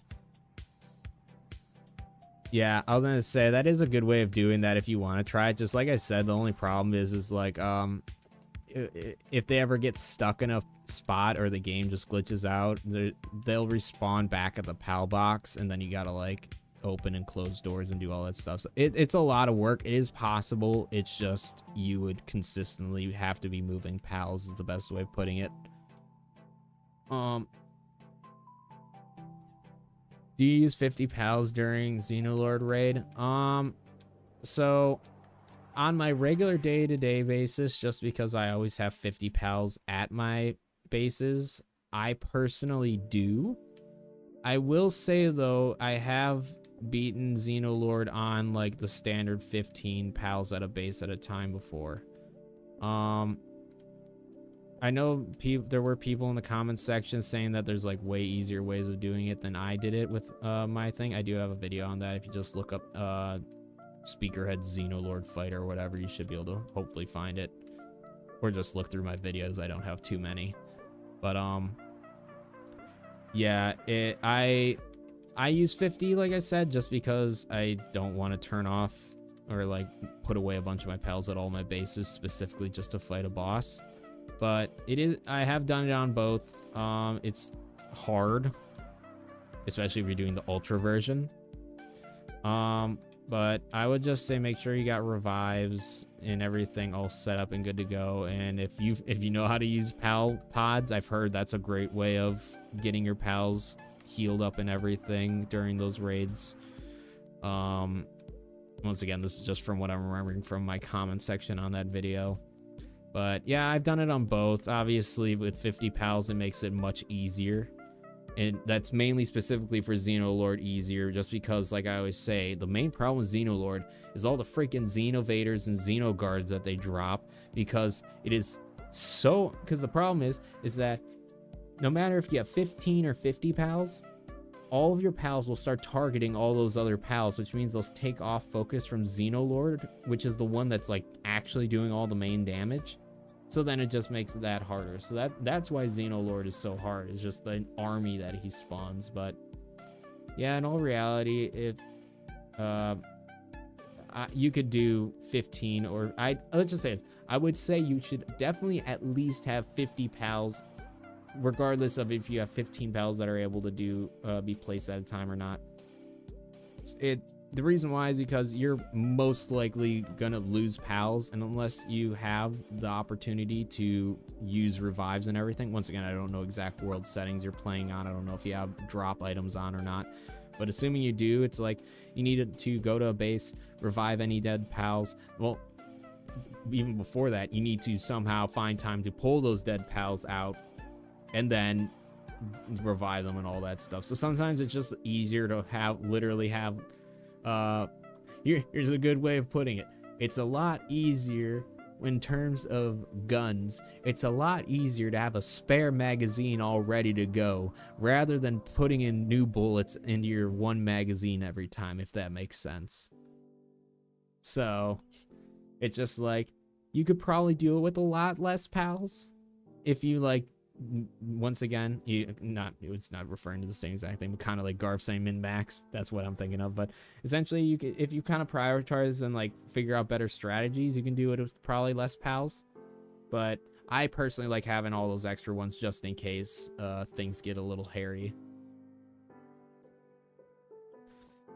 I have medical conditions and injuries from when I was hit by a vehicle on my pedal. Oh, that's no good. It looks like no, medically retired. on state funds. I have a lot of time, unfortunately. Oh, I'm sorry to hear that happened to you, Garth. But I mean, hey, I mean, I don't exactly. Sorry, I'm trying to like. I'm really bad at like condolences. I genuinely am like feel bad, but I guess what I'm trying to say is like I hope things are good for you. I hope things are doing better for you. Obviously, that does suck about your situation, but I mean, at least you can find some stuff to do that are enjoyable in your free time. Do stuff that you can actually enjoy. So, but once again, super sorry to hear that happen to you. It just sucks hearing anything like that happen to people.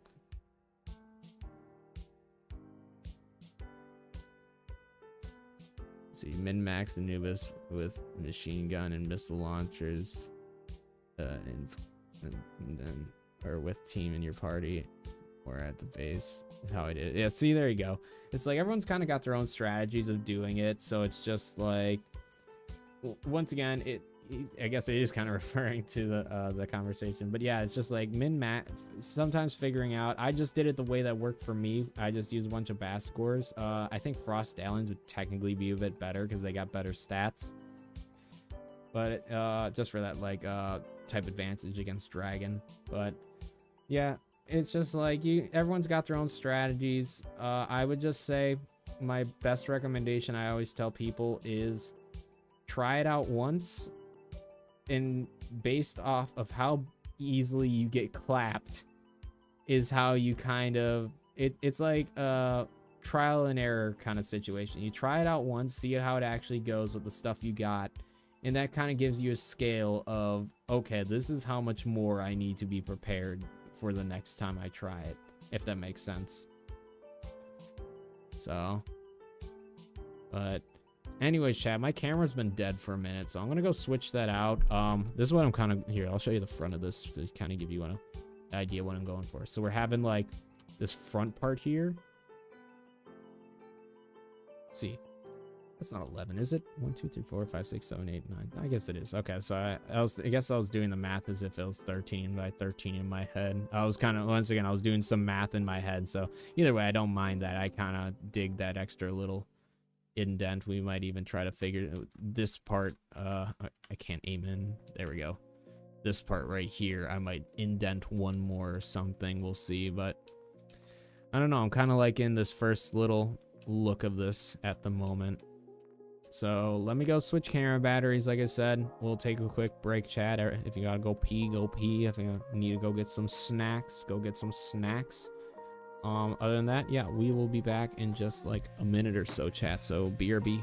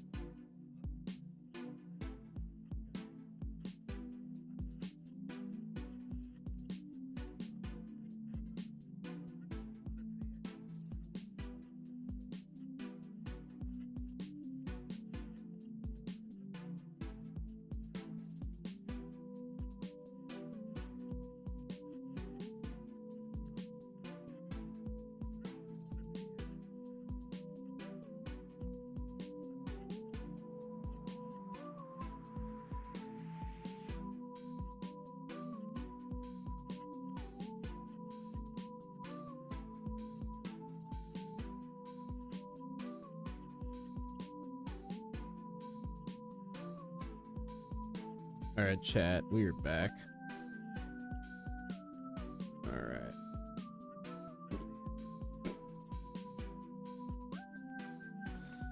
All right.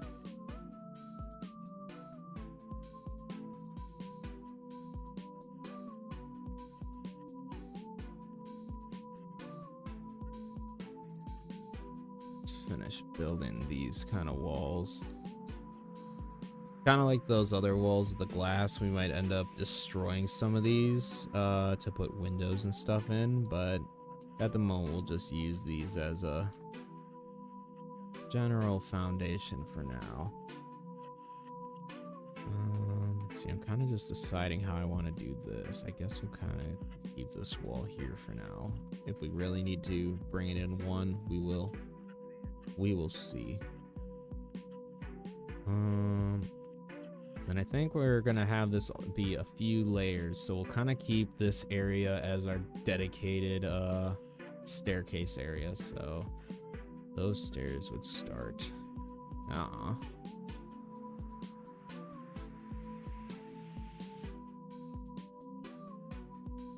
This idea, I only gotta build that, so I can build that. That.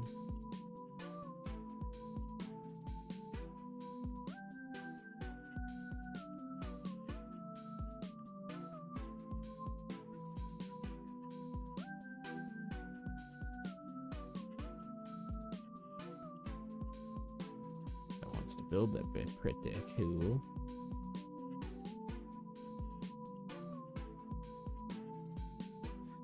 Again, we'll just kind of place these just as a reminder that stairs are going there.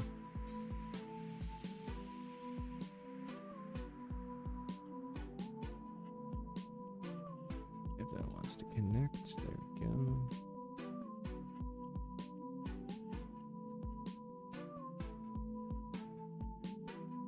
All right. Maybe I shouldn't place those stairs. Oh, there goes my camera. Love it. Gotta quickly fix that. Give me like 2 moments here, chat. Hold on, how I got this set up? Yeah, so that's... Is this flip-flopped? I have this flip-flopped, don't I? I do. I'm stupid.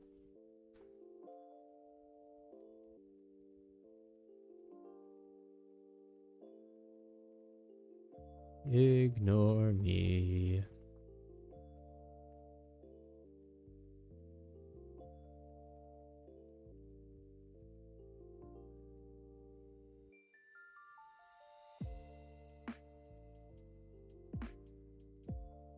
Oh, can you connect right there? No, whatever.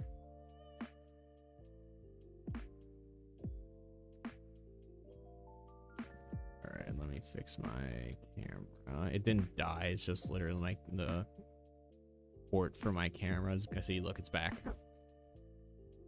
It's just like, hold on, let me quickly make sure this is shoved in.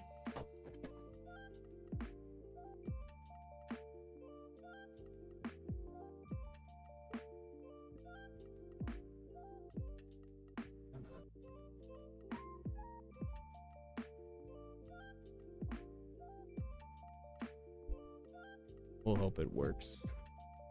If not, we'll switch to our little speaker dude. Hello, needy cat. Welcome back. Henry is back by my feet. There, now this makes way more sense.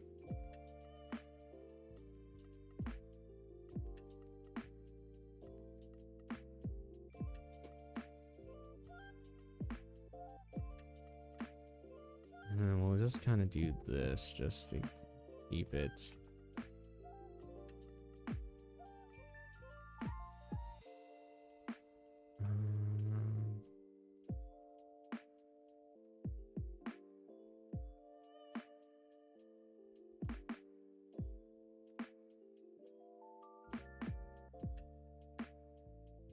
Oh wait, I don't want to have this double wide.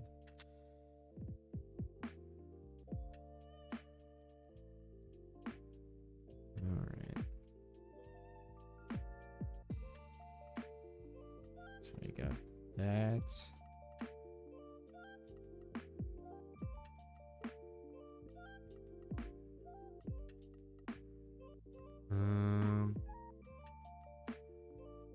Do I want a wall right here? That's what I'm kind of trying to figure out. Like, instead of having this, do I want it instead like this, and it kind of like goes all the way up and separates the staircase? I think that'll look clean, like more clean in the end result. So I think we're gonna do that. Just to have these like straight, like blocked off things instead of just the open aspect. Yeah, we'll do it on this side, I guess, as well.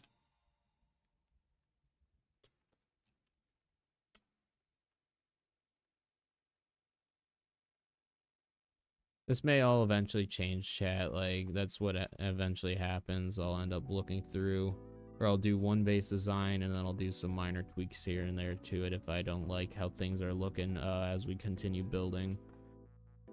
And then before I make the video, I'll just make sure everything's how I want it to be at that time, at least. Henry, could you not? Stop it. Don't even give me that. Leave him alone. Don't meow at me. You know you're doing wrong. You get yelled at literally all the time. Don't make me shut my door again.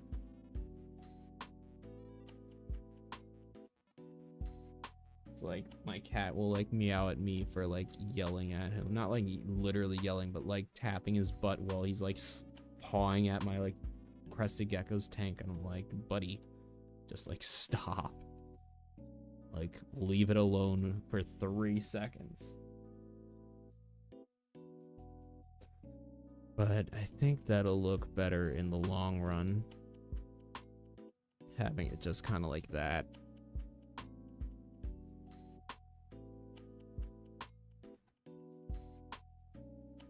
So we'll do a very similar kind of dealio. Yeah.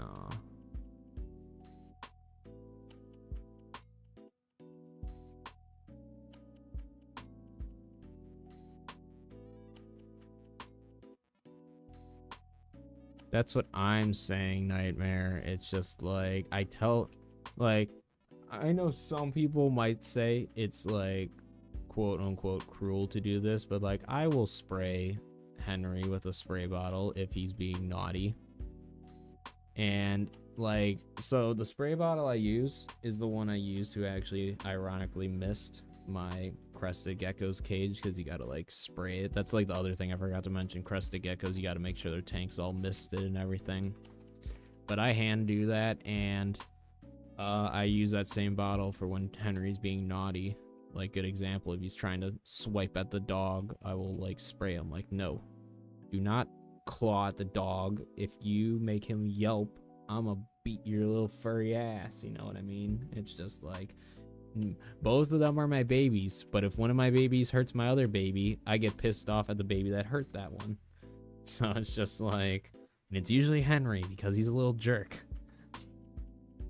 So, but yeah, like, so what I've been doing is like, first I would give him a little tss if he's being naughty, but my spray bottle sucks.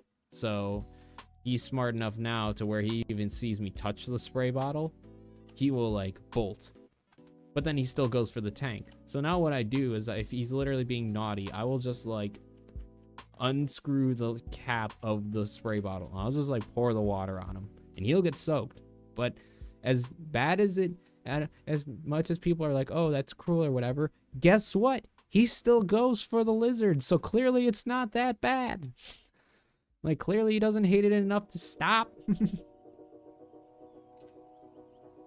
So it's just like, I love Henry. He's a little goof and he's cute, but oh my gosh, is he a little menace and gets on my nerves. Like, that's why I'm looking back here all the time, like eyeballing to see if he's back at the tank.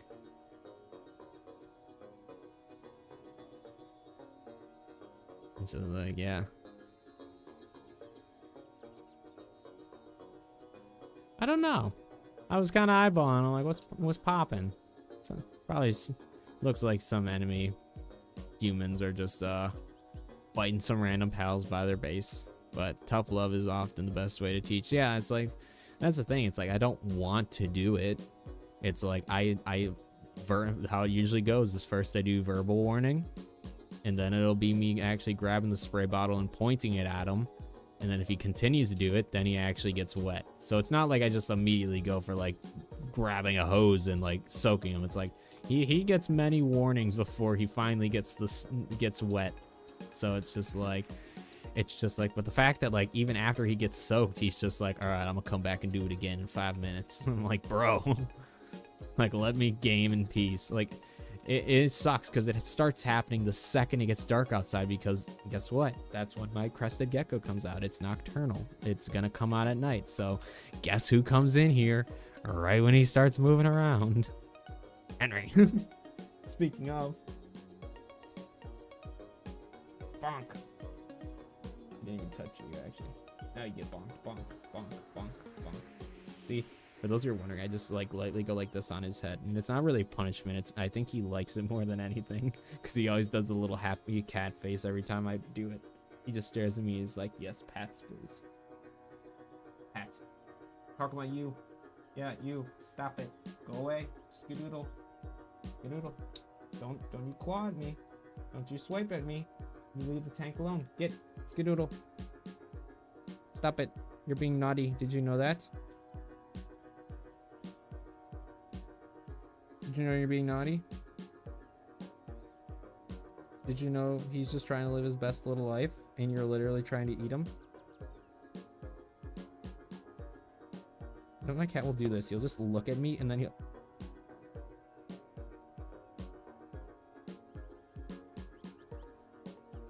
Can I help? Can I help? Are you gonna plant your butt right here? Wait for it. Gotta do one more spin. No, I'm not petting you right now. Wait, he's doing his last spin. Wait for it. And plant. Yep, and there we go. You just think you own this place, don't you? And then he puts his tail in my armpit, so then I have to like shove him on menace. Now I'm like awkwardly having to like hold my like controller on his back, or my arms on his back. It's like, it's a controller, chat. Where else am I putting my arms?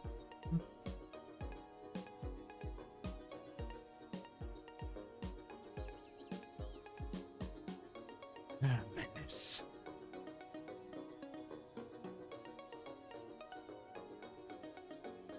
I might need him to move though. Like, I don't mind him usually sitting on my lap, but like when I'm actually gaming and stuff, and like I said, it's like, this is awkward. I'm like actively lifting my arm because I'm like, I don't like putting like all the pressure of my like arms on him.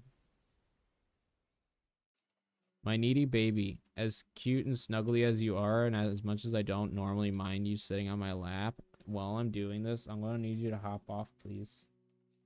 Down, please. No. Down, please.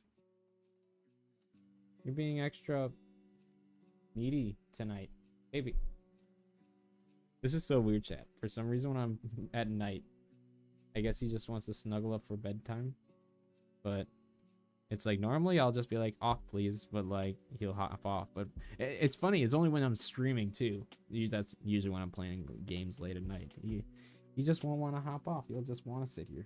Baby, you're being so needy. Fine, you win. It's nice to see where you're placing walls and rough sometimes. It's a pain to see. There's stuff in the way or camera angles. I mean, it's coming along though. Yeah, it's coming along. Obviously, I'm, as I always kind of put it, when I'm sitting here talking with chat and everything, it's obviously always going to go slower than if I'm just sitting there by myself, like locked in. But I don't mind it taking a little longer. I'm personally not in any rush, so I don't expect you guys to be. And if you're in a rush, well, guess what? Wait for the video, and then you can watch 10 minutes worth and move on with your day. Like trying, Henry. Why are you being so needy right now, my baby? Your dad is trying to play video games.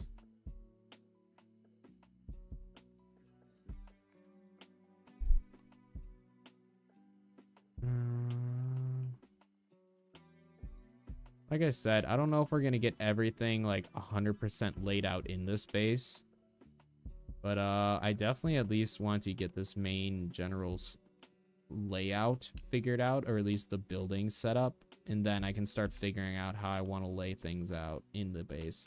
By the way, I think this is gonna be 3 layers. So we got the bottom layer, we got this mid layer, and I think this is gonna be the top layer. Because in all reality, I'm kind of like doing some math on like how big structures are. Like here, I'll even kind of show you the math as I'm explaining it. So you have, let's use this one because it's the biggest. Even with this, on this one floor, I could probably hypothetically fit 3 of them, like in a row right here. Maybe only 2, but 2 is still more than plenty. And then if I double that down and like double it so there's like multiple rows, like you could probably fit 4 of these down in just this one layer. So in all reality, and this is why I always say you can do all-in-one bases in these, because I'm gonna have a lot of mining spots. So, but the main thing is I also need to make sure that I have pals that are able to kind of keep collecting these supplies so they can always be generating stuff and aren't just sitting there waiting. So, but yeah, TLDR, I think 3 layers is going to be more than plenty. In fact, 2 layers is probably more than plenty, but we're going to do 3 anyways. Maybe I'll just build stuff on the 3rd layer for funsies. I don't know. We'll see how I'm feeling. Maybe we'll just make that a giant workshop or something.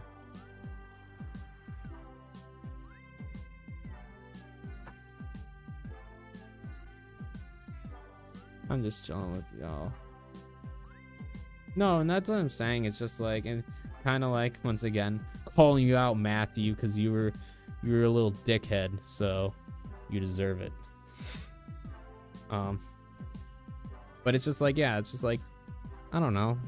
I come and stream not because I'm just like here to just live stream and not talk to chat. I stream specifically to talk to chat because this is like my main priority.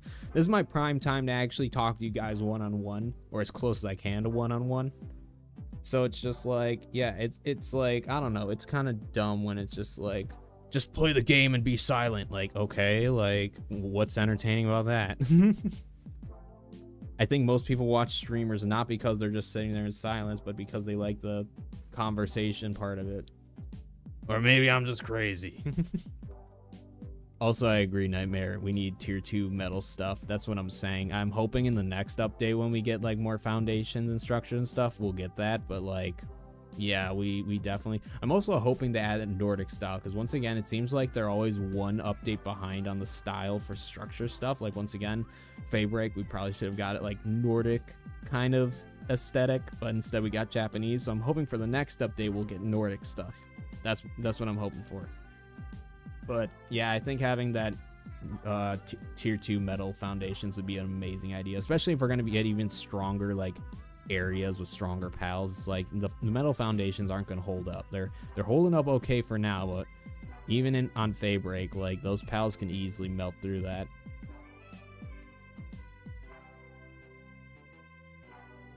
Yeah, and seeing it's just like, obviously I'm taking a lot of breaks to talk to chat, and that's more of just a me thing, which I apologize for. Like I said, hey, not everybody's perfect. So, but it's just like, yeah, it's a good way of kind of just showing off and like talking to everybody and doing all this in a slower passion compared to my videos where it's like, oh yeah, we're just gonna speed run through this and do this as fast as humanly possible.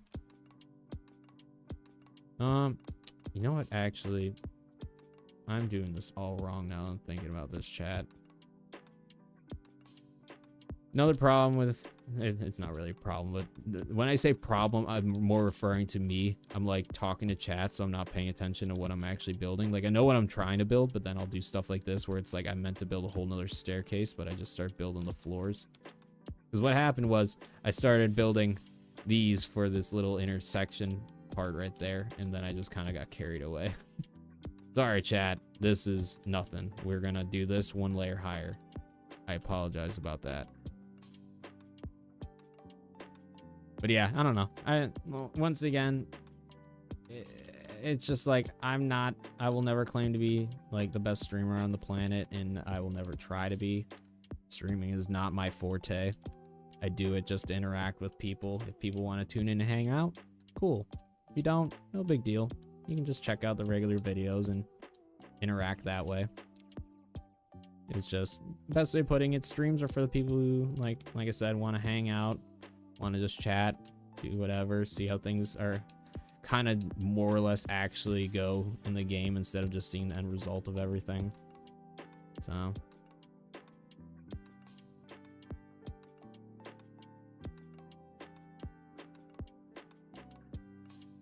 one having issues with Hexalite. Hexalite's a tough one. So something that I recommend is there's one spot on Fabric that I have a little base set up. We can even do a little field trip over there. We'll do it. Remind me in a little bit. Once again, let me know what you want me to call you, because OVO gaming is a little long. So let me know what would work for you. Maybe just OVO or something, but let me know what would work. But yeah, I'll show you where I built my little Hexalite base, because I have way too much Hexalite now because of it. Just because you obviously got to still go out and get Chromite. So it's just like I got to go get all that. But I have a little spot that like 3 nodes spawn. If I'm sure a lot of other people in other videos have pointed it out, because I think it's the only spot with 3. But yeah, I just have a little base set up there, and I just have a bunch of pals mining and getting resources there. So I'll even, we'll speed run do this, and then we're coming right back. So the spot I'm talking about, because I know I'm going to forget later, that's the only reason why. So on Fabric, you can even take these coordinates if you'd like. So negative 1067 and negative 1428. Right here, there's a spot where 3 Hexalite nodes all spawn right next to each other. And I just have pals, so they'll spawn right around this villager. So there will be 3 nodes that spawn, and essentially all of my I just have some astagens mining whenever they respawn. And I mean, as you can see, just from I haven't been here in a little bit. I will mention too that I recommend, if you do have a little base set up here, to always, whenever you load into the world, in any bases you have built at on your world, right when you spawn in, just go to all those bases, because sometimes pals, I've noticed, like won't actually like work or anything unless you go to them once right when you spawn in. So like, good example, my pals probably would have gotten a lot more Hexalite if I just stopped by this base more frequently. But yeah, it's just like, this is a good spot where I get all of my Hexalite from, because like I said, there'll be a node that spawns like there, and then one on the other side right behind it. So that's where I go. OVO is fine. Cool. Okay, that's where you are. Cool. Yeah. I figured, especially if you're at the point of like really trying to farm Hexalite and stuff, I figured you probably would have looked up some stuff. And like I said, as far as I'm aware, this is the only other, I haven't done any like looking up myself, but like this, from all of my exploring of Fabric, this is the only spot on the entire island I've found that there's 3 nodes right next to each other. So, but yeah, just wanted to suggest that. Other than that, yeah, unfortunately, not much you can do about Hexalite. It's until they actually do what they did with the refined quartz, or just quartz, or whatever it's called. I forget the full name of it, but yeah, essentially, until they do what they did with that and actually make a little mining spot, you can this isn't the right base. Until they make one of those mines for it, it's just gonna be a pain to get Hexalite. Same with Chromite. Like I said, I have like no Chromite for that exact reason, because I hate just like sprinting around all of Fabric and mining in caves to get Chromite. And I also don't like just breeding an infinite supply of Sylvagises too, because it's just a lot of time and effort. I think I'm gonna keep this open. Like I was saying on that other staircase, we're also gonna do this fast.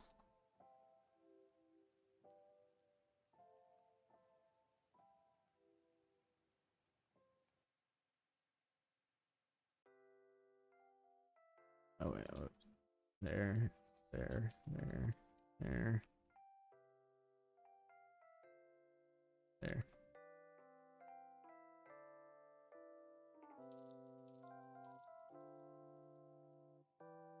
There we go. And I might even put what's it called? Walls like right here to just block off so you can't see through the stairs and what's going on down here, but might be something I do later.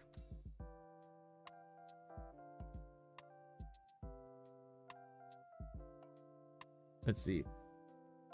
Since you're based on sound, what about little echoes? Oh, hold on, maybe I missed something. Advanced repair bench, that's what I'd like to see. This feels wrong. Repairing plasma cannon on a wood bench. Yeah, I think that would be a good idea. What are you referring to, Nightmare? For I once again, I'm probably just forgetting what we were just talking about, but what are you referring to for the little echoes?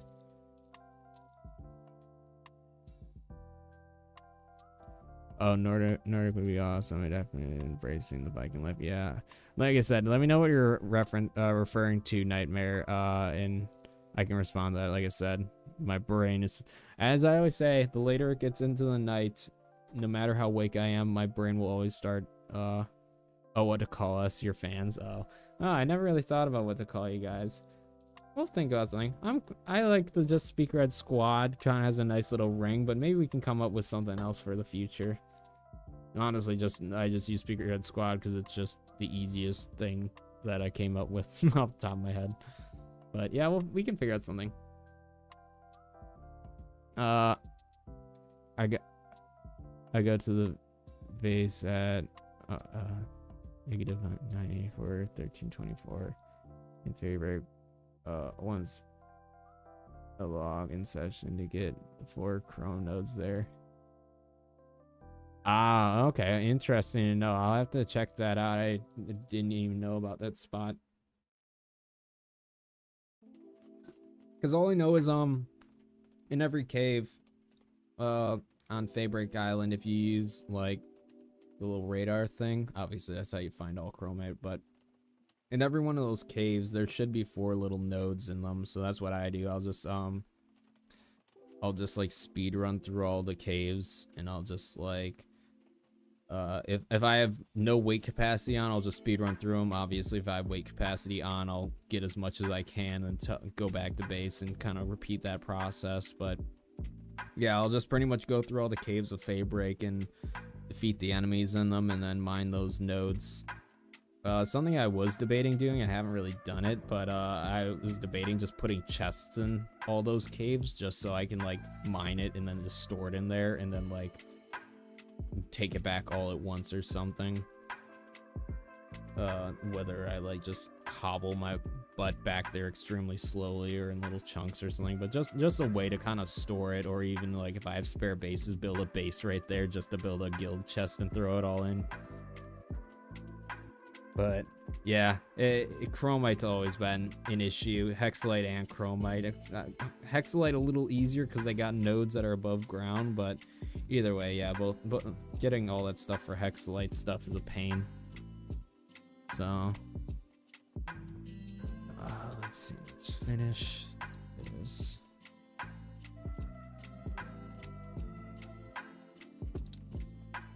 Can I connect it like that, please? Thank you. And we got to do the same thing on these stairs.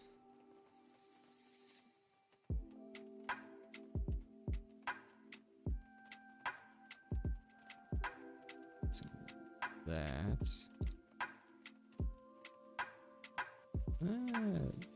No, it's one in. There we go.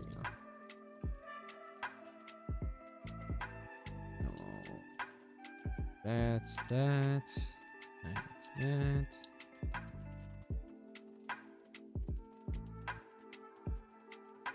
Alrighty.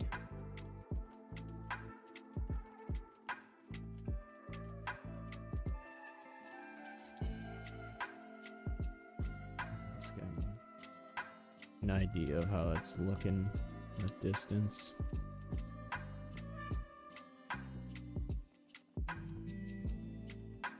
That wants to place the big pretty kill.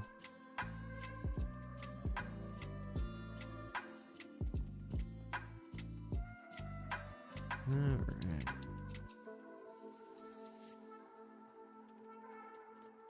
So let's add this last floor just so I am now kind of aware that this is the last floor we're building. Henry, leave him alone. Stop it. Don't meow at me. Don't give me sass. Yeah, I'm gonna scratch your butt. Leave him alone. Get. Hey. Get. I'm talking about you. Leave him alone. It's not playtime right now, baby. Even if I wasn't streaming, 2 a.m. is not playtime. Even though for some reason he decides it is.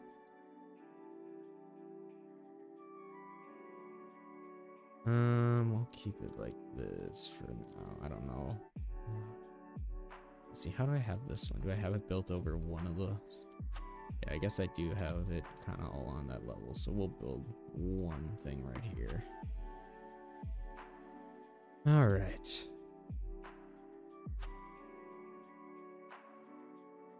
We're getting places, chat. With my ADHD brain, it's taking a bit. We're getting there.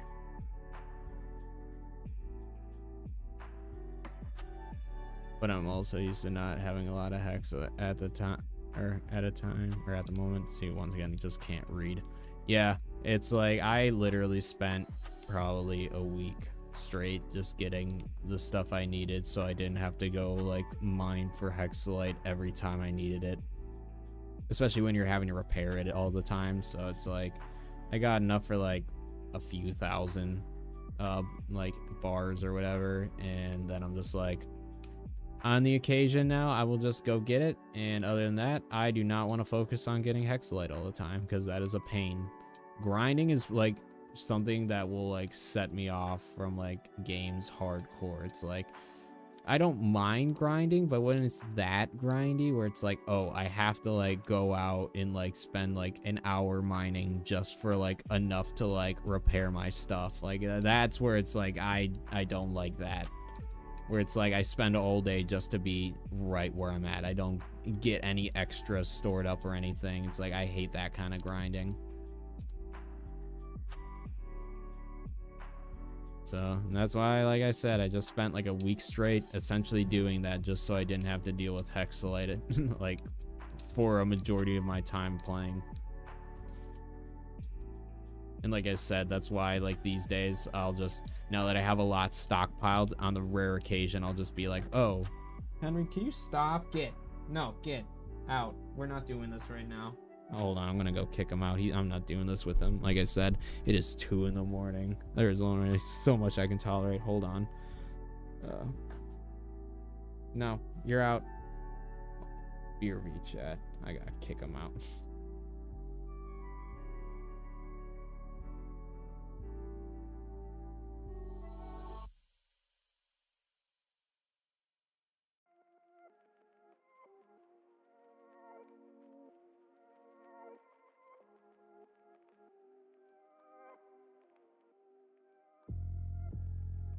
I don't think I really needed to mute or anything like that. I was just giving him stern dad voice of no, get out. It's like I said, chat, it's just like it is so frustrating just be sitting here trying to relax, especially like late at night, and like all of a sudden I just hear like and I look over at the tank and it's him just like looking like I'm like, leave the fucking lizard alone, dude. Like that early in the night, I'm like, okay, baby, could you please stop? Leave him alone. But then, like, once again, by 2 a.m., I'm like, dude, it's been like 6 hours. Leave him alone. It's like, love him, but oh my god, it is annoying. Used to have base in that cave, but patch 7 deleted it, so now I can't build there. Oh yeah, I know exactly what you're talking about, Garth. There's a bunch of cool spots you could build, or there was a couple spots that were kind of neat that with patches you can't build anymore, but once again, that's where less restrictive mods come in clutch, because then you don't even have to worry about that. You can just clip and build wherever you need.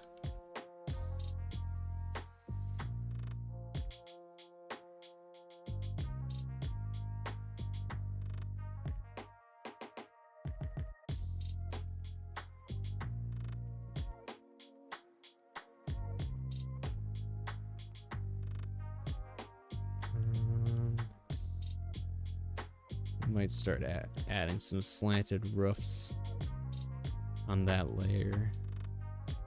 Let's see, hold on.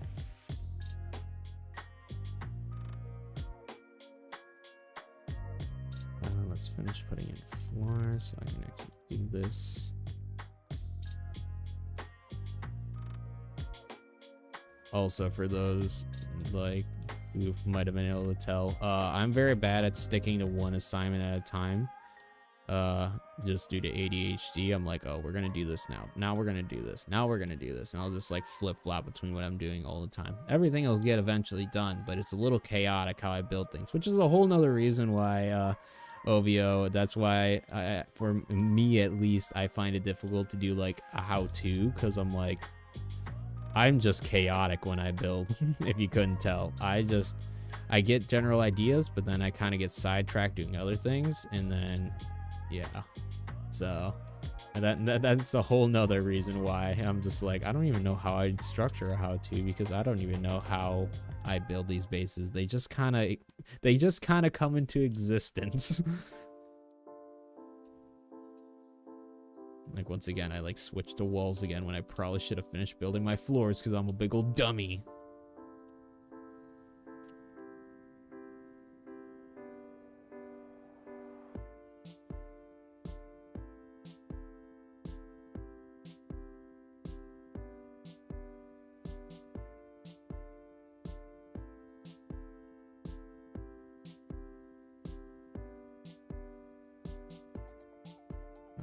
So let's just finish getting this stuff built. Did I build somewhere, or did I just like slightly... Okay, I'm making sure I wasn't just building random floors hanging off places. Alright, so we completed this task. Now let's actually start building the walls, chat. Big brain. I definitely think I'm going to add some more windows up here, especially since it's usually the like first layer I always like to have the most reinforced, because obviously that's the layer that's most likely going to get damaged if there's any sort of PAL interactions, like enemy PAL interactions. So that's why I usually like to have those more reinforced. But once you get to like the second or third floor, you can kind of start using some weaker material for decorative purposes. I wish we could have hired miners to get some higher end ones for us. Yeah, it's just I mean, it's a good thing you didn't try to build the roof first. Yeah, once again, I'm chaotic with my building. I mean like when you do the final walkthrough, maybe show structure of it a little better, make it sense. Maybe asking for no, yeah. Let's just say this. I get what you're kind of going for, or like want to be shown. It's just like I said, I'm with how chaotic my brain is. I just feel like at least like doing a straight up like how to is difficult. But no, I can definitely I appreciate when like you or like anyone else leaves like kind of constructive criticism, because once again, I don't know how to properly like do a showcase of a base, so I can try to be a little bit more detailed on things. I tried to do that a little bit on my last base build video, but I can definitely kind of do that more with not building that random spot. I can do that definitely more and kind of go into more details of how I build things. But once again, these streams are one of those steps, and then, like I said, trying to just learn how to explain things a bit better. I'll try to definitely do that. But yeah, I appreciate when you guys leave comments like that. It helps me out a ton. It helps me figure out, okay, what do you guys like? What do you guys actually want to see in these videos compared to like what do I just want to put out, you know? Because to be honest, the original base video wasn't even supposed to be a guide or anything. I think I technically had like a guide like tag in it, but like the most part it was just a showcase. But if you guys want more like in-depth guides of how these bases are built, then yeah, I can definitely try to like implement that and focus on that more to make it a bit easier for people who are trying to like copy them more to like a T. I can kind of make it a little easier for those purposes. So like good example, I'll try to give dimensions and everything more frequently, and potentially how I actually place or build some structures, or like how I like actually organize and decorate rooms and everything. So yeah, we'll figure out stuff to make it better for that. I'm kind of just thinking, so this third layer, how do I want to do third layer? Because usually the third layer is where I start implementing slanted roofs. So now we gotta start putting on our thinking caps, chat, because I already had this like general idea of how this is gonna look already built in my head with this little staircase thing. But other than that, I'm not sure from here. I wasn't really thinking that far.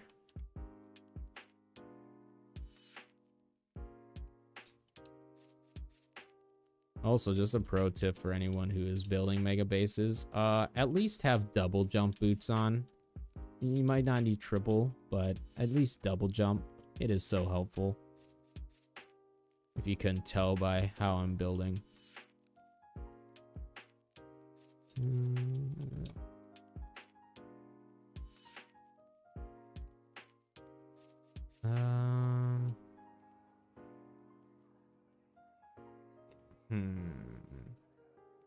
Minecraft villager noises.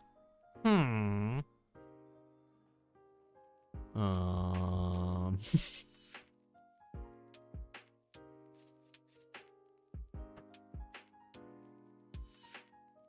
how I hate having to move my Palworld fridge. I actually feel that.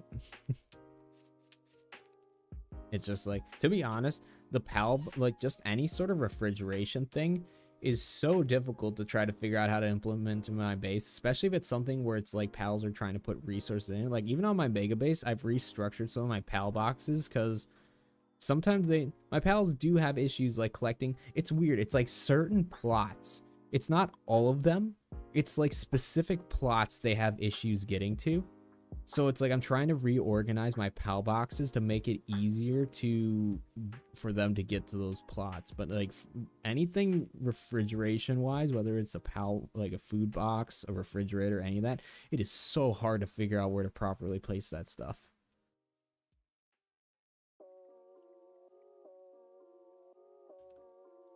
Oh, I'm not the only one who did that then.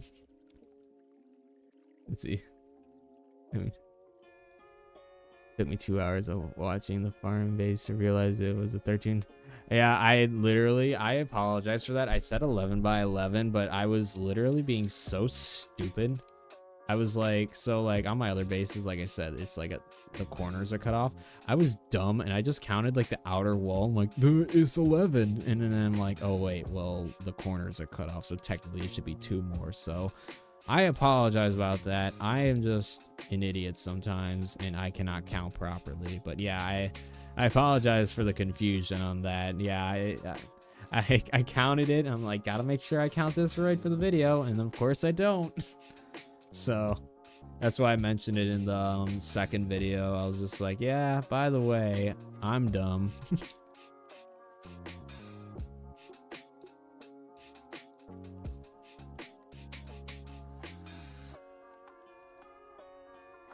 I remember making floating pyramids in Minecraft for my house.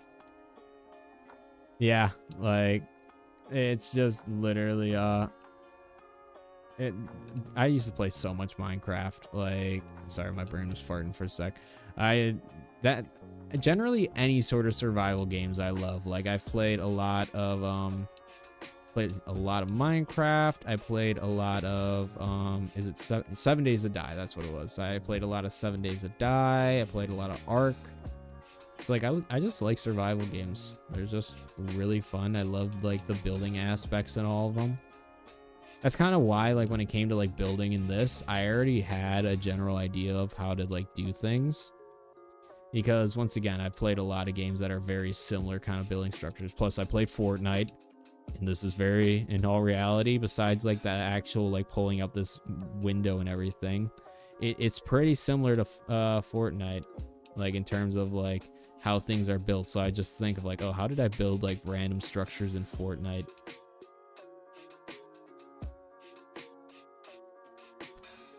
I'm trying to think. This is always the annoying part because like you gotta like build a bunch of extra crap to like actually get these angles.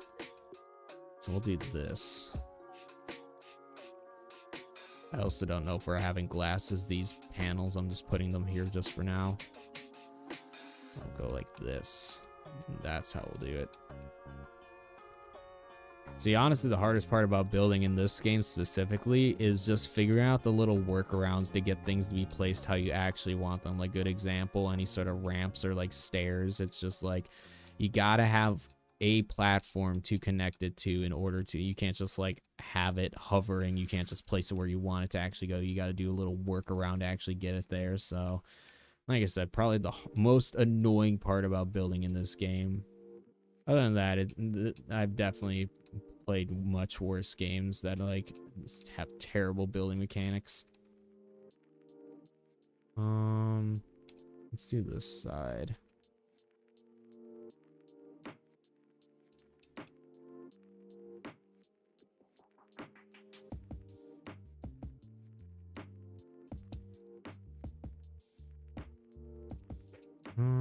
See, the main thing I'm trying to figure out right now, and the reason why I'm just kind of jumping around, is I'm trying to figure out if I want to put walls right here, or if I also want these to be slanted. Because if I want that slanted, I gotta put in some other wall stuff right here.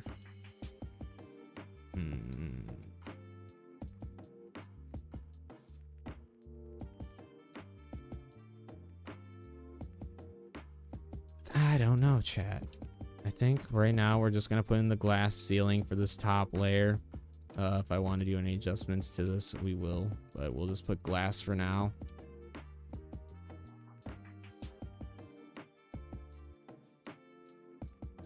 Because the rest of these walls are still gonna be the metal ones.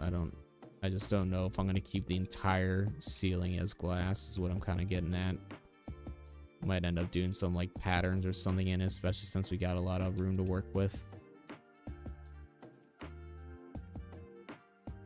I built a Minecraft base in a hidden mountain with a secret switch door. I think that's why I like the more step-by-step videos Minecraft has. Yeah, see, and that's exactly why I knew kind of what you're talking about, because I'm like, I know like those kind of videos because I used to watch those as a kid as well, and it's just like it's just difficult to like, at least like I said, for me to explain that kind of stuff. But I know exactly the kind of guides you're talking about. I used to watch those all the time, like setting up redstone and all that junk for like cool mechanisms, because I didn't know how to do any of that like on my own.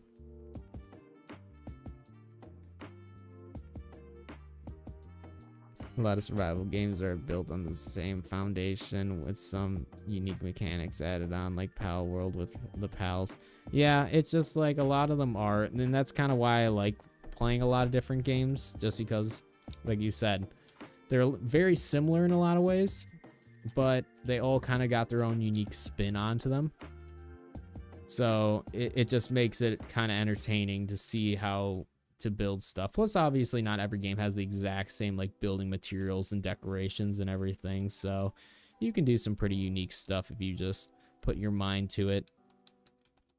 sometimes you just got to be a little creative with the stuff you use. You sometimes got to use different objects in place of like what should actually be there. Like, good example in this game, like there aren't railings, but even though it defies all physics and logic, what I normally would do is I would take, and for those who have seen my mega base that I'm building, you probably know what I'm getting at if I can find it.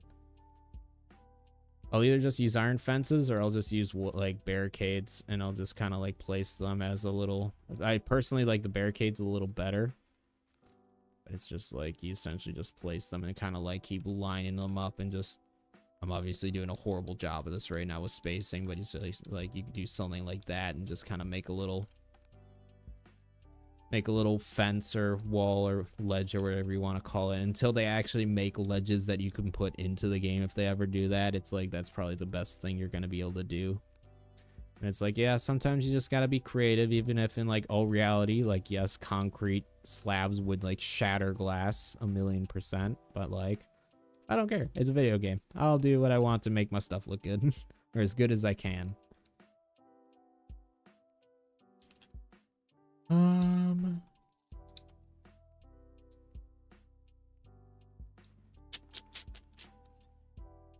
Yeah, we'll just keep this as glass for now. I don't know how I want to build the roof yet.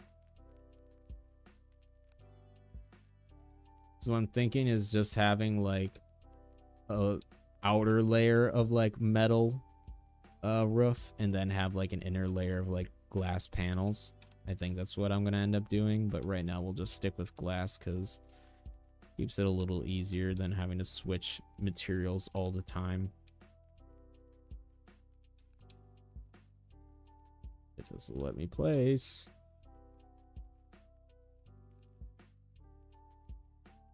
Should I just smite that Van Worm out of existence real quick?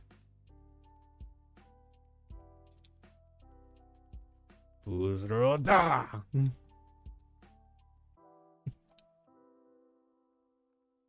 love the plasma cannon so much.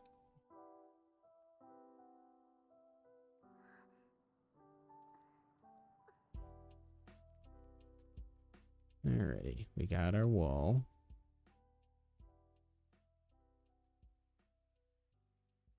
Jump boots should be key item. I agree. I'll see your other message over then in a sec. No, like, yeah, I think the jump boots, there's a lot of things I feel like should be key items. I forget, there was something else that I talked about with chat. I don't remember off the top of my head, but there was some other things that we talked about that should just be key items that like you shouldn't need to be like holding. But yeah, I think the jump boots would be a good example of that.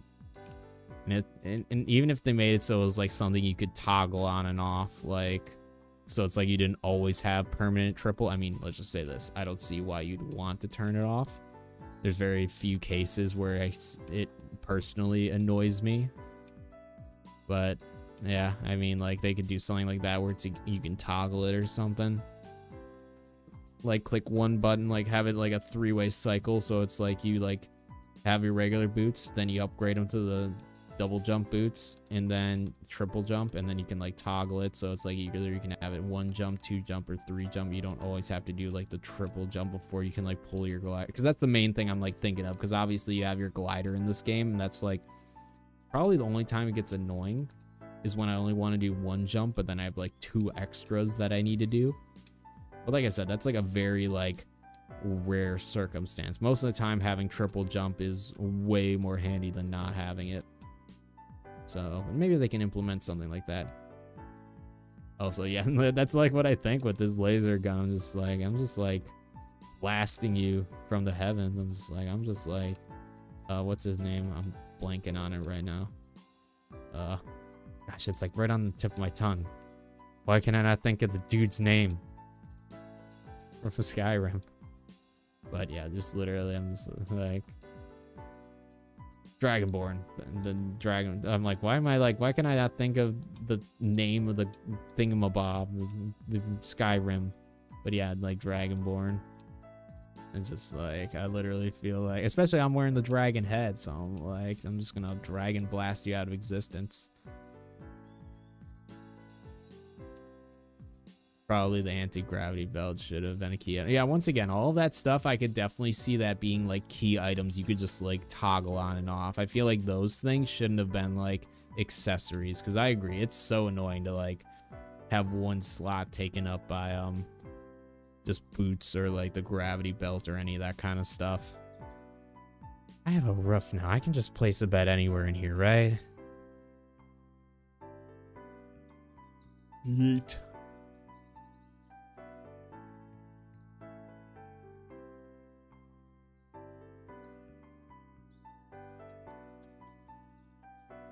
Cool.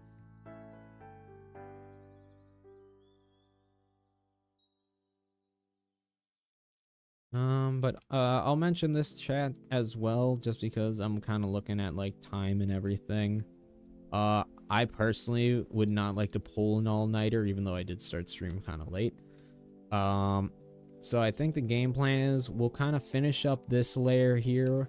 Obviously we got the roof and stuff all finished up. I think we're gonna start figuring out where stuff's gonna be placed. Maybe do some more adjustments, like definitely fix that and patch that up.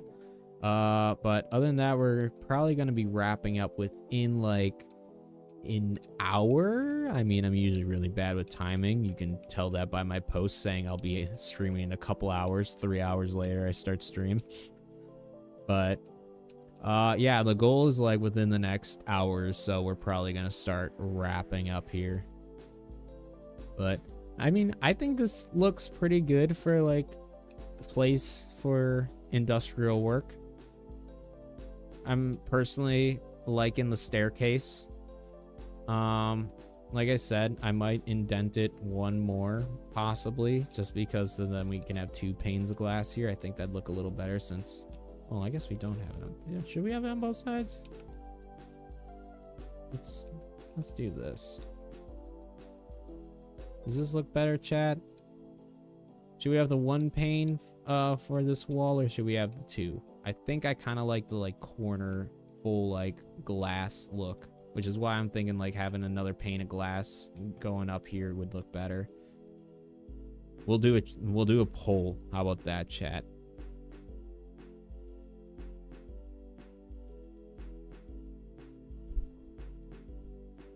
How many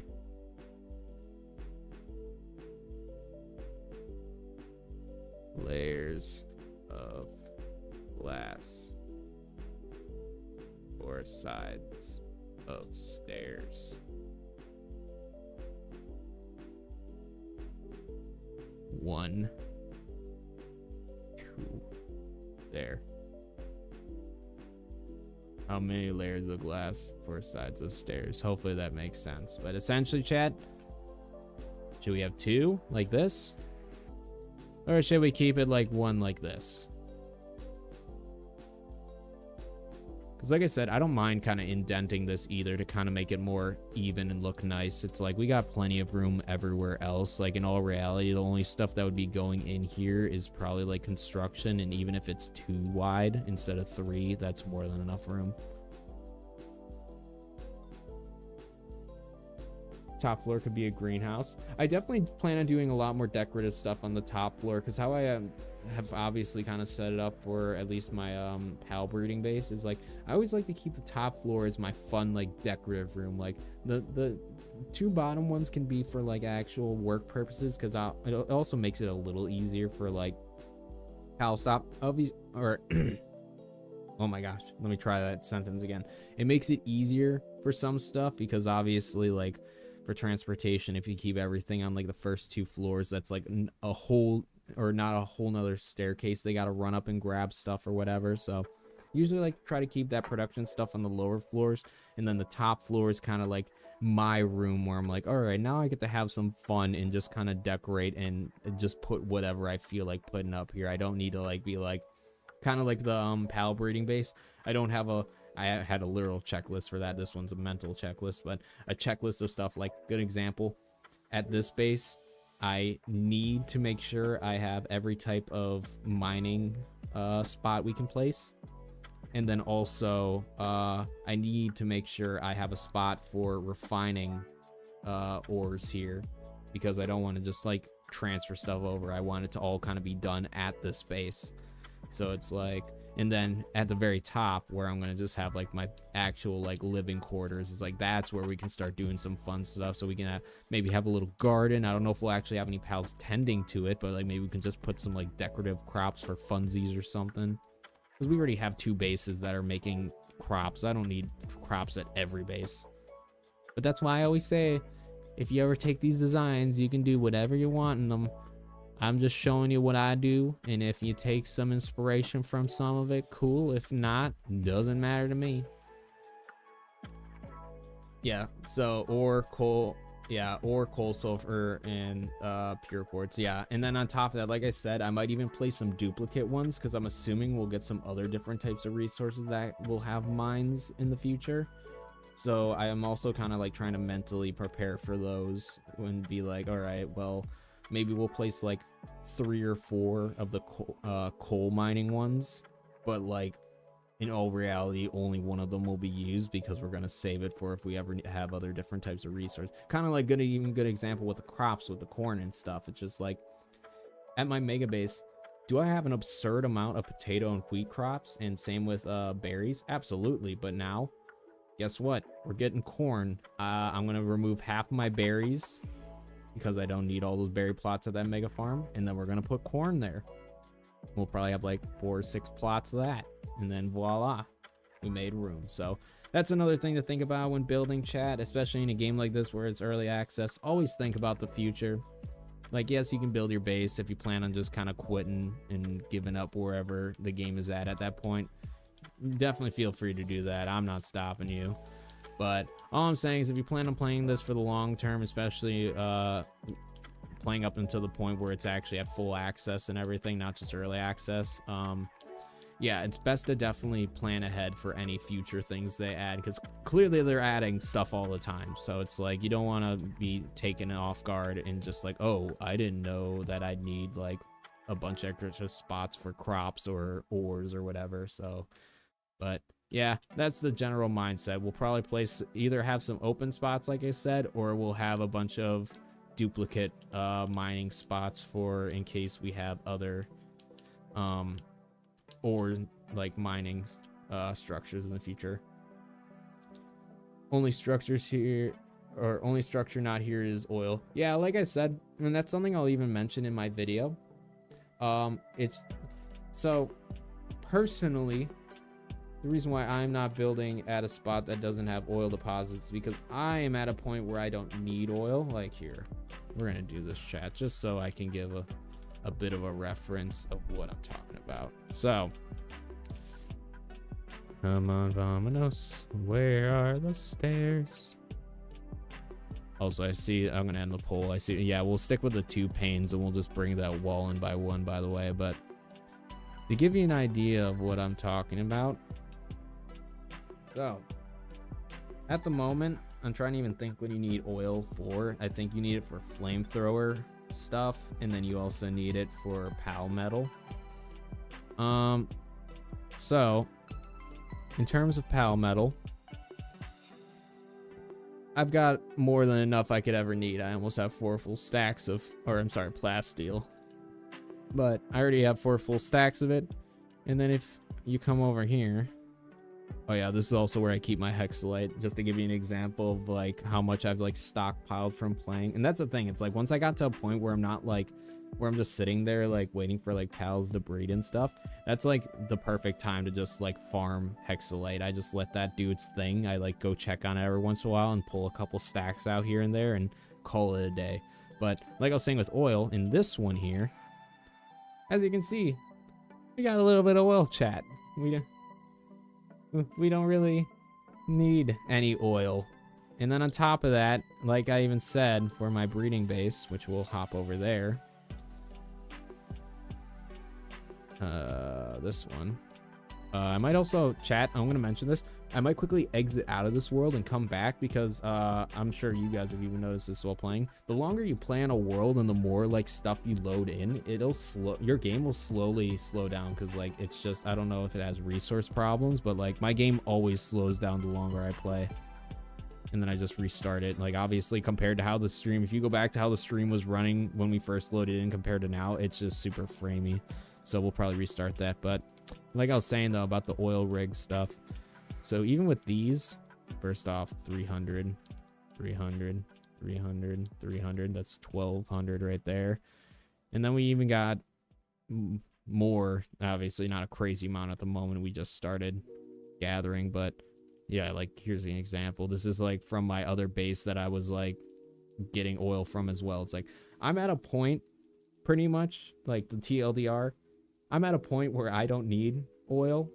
Like I'm literally gathering this just because I feel like if I ever need it in the future, but in all reality, I could probably not have another oil extractor ever again at any base.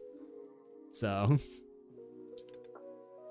but no, it is something I will mention that like you could probably just like implement it somewhere on your first floor, kind of like I did at this base, where it's just, unfortunately, it'll take up a lot of space, but if you want an oil rig at your base or oil extractors, that's pretty much what you got to do, unless you find one that's like the oil rigs or the oil nodes, I should say, are more like on the edge of where you'd build your base. But yeah, that's my little explanation of why I don't have that there. But in all reality, I technically don't need any of these other ores either, but we're building it.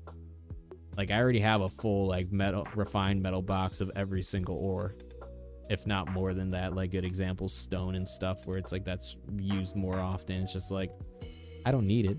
But like I always say, chat, I'm building this base because I can. Speaking of, where is it again? I was like looking for it. I'm like, which base is this? Let me also have to tab out quick. Hold up. Let me end this poll. It seems like, yeah, we'll do the 2 hands or window panes instead of just the one. What we'll do is we'll destroy this. We'll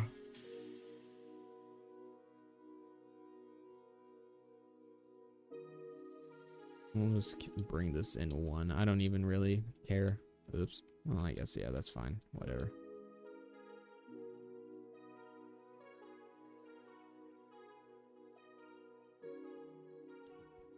All right.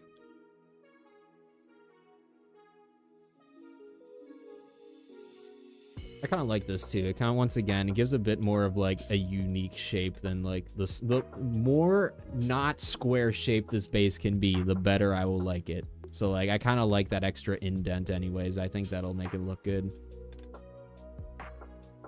Once again, technically less space to like build things, but once again, I think we got more than plenty. Considering that this doorway isn't even really where we're going to be building stuff anyways, it's like it doesn't really affect the overall actual build space, just what I can put in this little doorway section and anything above that. And then here, start putting these panes of glass. And then something else we could do if we really wanted to. And I'm kind of thinking of how I want to do it, because either it's going to be like glass like this and then metal in the middle, or it's going to be the opposite. So it's going to be like this, and then it's going to go up. So that's what I'm saying, MJ. It's like, do I really need another base that's getting me oil? Especially now that they made oil extractors, like make oil get extracted faster with the PAL labor research laboratory stuff. It's just like, do I really need more oil when I'm already not using it? Like, also I didn't show it, but like I have like at least like a full row or 2 of just flamethrower ammo too. So it's like I don't even need it for that. So it's like, until they add more stuff to properly, what's it called? Should I like do a checker pattern, chat, for the glass? Should I do like this? I'm sorry, I just kind of like stopped my other thought. I was just kind of thinking about this. But yeah, like I said, I keep saying TLDR, but yeah, it's just like, I don't need more oil, so I don't see the point of adding it. Once again, unless it's just purely for the aesthetic of having oil extractors at my base, it's like, I don't see a reason for adding it. Should I do something like that, chat? Does that look good? Or should we kind of do something else? No, don't worry, MJ. Like, here's something I always tell my viewers. Don't ever apologize for leaving or doing whatever. I will never be offended if you leave chat. Like, you don't even gotta say bye if you don't want to. It'd be nice, just so I, like, see you're leaving or whatever, especially if you're chatting frequently. But other than that, it's like, I don't mind. Like, we're all people doing stuff. Like, I know some people will just throw this on in the background, just like a lot of other streams, and just kind of like half watch it while doing other stuff. That's where the silent viewers, aka me, come in. At least that's what I do when I'm like watching live streams. But yeah, it's like, long story short, you don't ever gotta apologize for like not chatting or whatever. It's just like, don't worry about it. I appreciate you even stopping in the first place. So the fact you even put in one chat is more than enough. So yeah, no need to apologize ever, especially for like something like that. That's no big deal. But how does that look on the outside? Do we like that, chat? Do we like because then we'll kind of, I don't know about for the first floor, just because like I said, I kind of like that safety. But for the 2 other floors, do we want like a checker pattern, or do we want it? I don't know. Like the checker look. I think it looks a bit unique compared to what I normally do, which is why I'm like debating on it. I'm like, it looks kind of good. I just got to see how I want to implement it onto the next floor, because I think the main thing to think about is up here. Do we want to copy and paste that same design, or do we want to just continue the pattern? And for those who might not fully understand what I'm getting at, so as an example, this would be copying and pasting the design. So we got the same exact triangle pattern. And I'll even hop on the outside just so I can show you from the outside. So once again, put in our walls, la-di-da.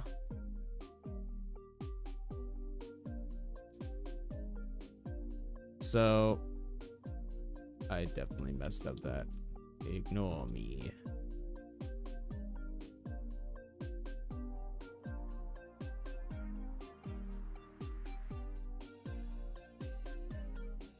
There. Blam! I hit. Oh, I must have hit that rock. I was like, I saw damage to something. But, so this is what I'm talking about.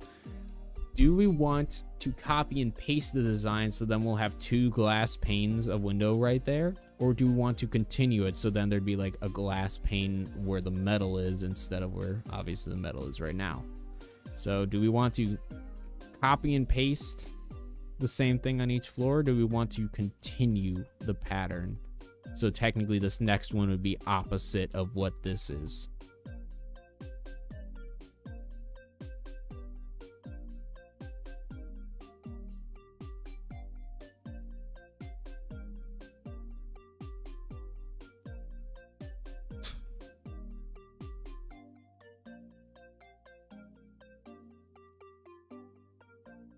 Only thing active in my production base is 2 ore mining, 2 stone hits, and 2 yeah, see, that's another thing I was thinking of. I need to add crushers in as well for palladium fragments and stuff.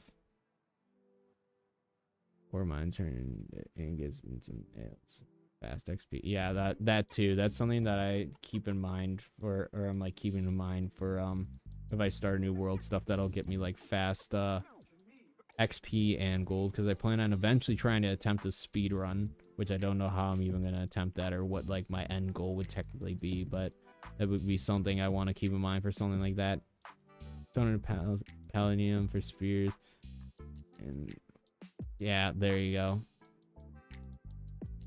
Gold equals eggs, milk, and other things to buy from vendors. Because it's... Are you saying wasteful, Garth? Because what I'll always suggest too is you get pals with noble and fine furs, and that will save you a ridiculous amount on both buying from merchants, and it'll get you a lot more while selling to merchants, because that one's probably one of the more confusing, or those two passive skills are some of the more confusing ones, because the description pretty much tells you like half of what it actually does. So if you have both fine furs and noble on a pal, it'll give an 8% discount to anything the merchant sells, and if you have 5 pals with that, it'll like give you that full discount of all of them in your thing. So that's what I do for like saving money. It's like, because like milk will only cost like 30 gold or something, so it's just like you can really like min-max with your gold if you just have those 2 passive skills. Yeah, okay, I was very confused. I'm like, I saw you ask when's the funeral, MJ. Yeah, rest in peace, your phone. It will be missed until it is recharged.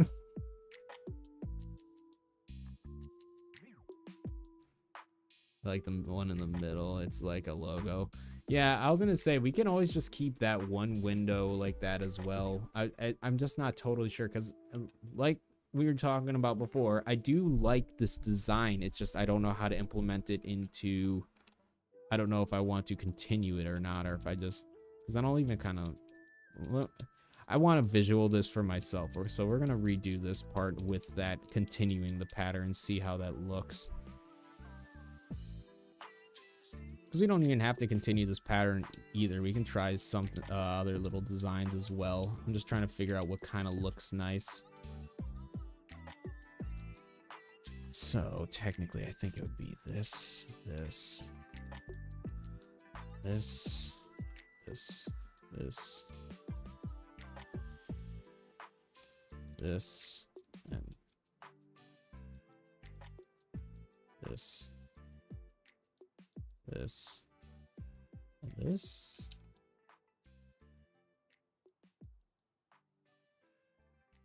See, that looks more clean in my opinion if we were to do it like that. It kind of like, once again, it just, I don't like having the 2 panels right there. Hello, Warrior. Welcome to the stream. Hope you're having a good day, night, evening, whatever time period it's at, but welcome.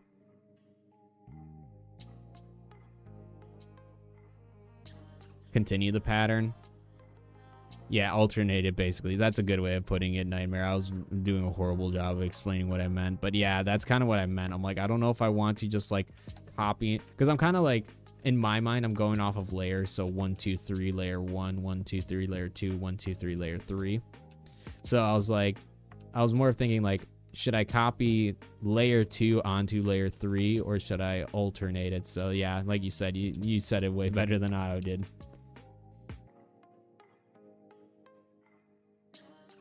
Oh, yes. Same here. Let's just say this. I am in no need of gold. I have multiple stacks of max gold, but still farming that gold.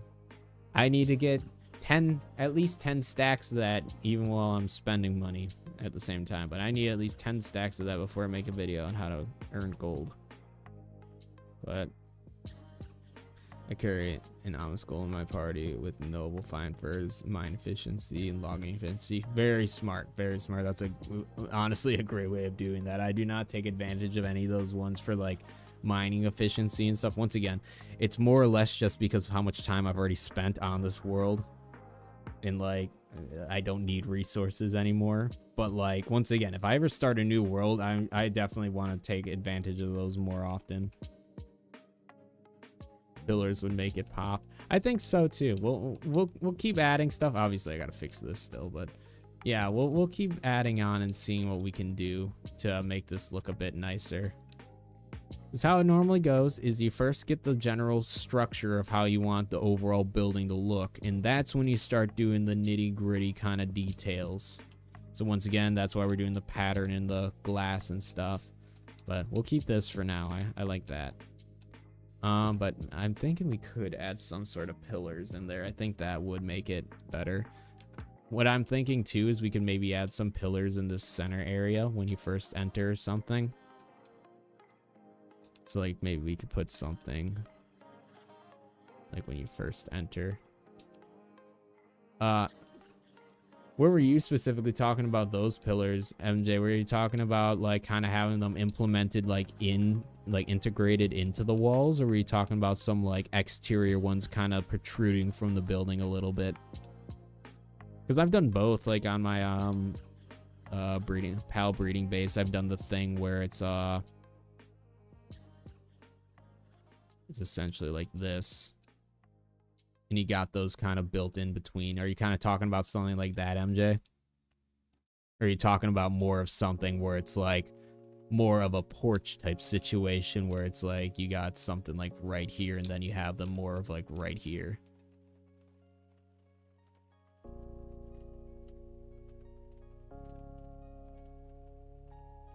I prepared all element type partner PAL for my big... Oh, sorry, once again, my reading comprehension only gets worse and worse as we get later into the night. I prepared all element types partner PAL for my all element pig PAL, so much breeding. I feel that breeding, dude, like I always say, like as much as I like seeing how powerful PALs are, it does get so frustrating to like breed for PALs, to like get them to be like fully upgraded sometimes. Especially if it's a PAL that you can only breed with itself to get another one. Or like its own kind, I mean. It's just like, oh my gosh. Those PALs take literally forever to get proper and like get the passive skills I want. So, I mean, I wish you the best of luck on your breeding, my friend, because that is painful. My usual party for non-rating is Flying Mount, Land Mount, Gale Claw, Alma Skull, and a level 55 min-max PAL that needs leveling 60. Not a bad strat. Usually, once again, when I was like kind of still like working on getting PALs upgraded and all that stuff, or at least like before I had a gajillion PAL scrolls or upgrade scrolls or whatever they're called, yeah, like I would do that same kind of deal. Obviously not with those PALs because like Alma Skull wasn't even a thing when I like was playing back then. But yeah, I would literally have like my general go-to was some sort of fast ground mount, usually like once again Necromus or Palladius, Jet Dragon, for flying. Now I kind of like flip-flop that with Xenolord since they're pretty much equivalent at this point. And then I'll also do these days when Nochlin was added to the game, he immediately became a go-to because he's literally my muscle. It's just like no one can deny that Nochlin is like, especially when you're like using their partner skill, they're easily the best like offensive and defensive PAL in the game. So it's just like having him for like pure muscle and being a bullet sponge. So it's like, once again, the flying, ground, and then the bullet sponge. And then after that, it's just kind of a freebie of what I want to add for those last two sections. Sometimes I might have a secondary flying mount depending on what I'm doing. And I think, like, good example, oil rig, where my flying mount can get nuked out of existence. Like, I might have two in that case. Or, like, right now, for example, I'll have, like, 2 Gobfins or something in there just for that extra attack buff. But, like...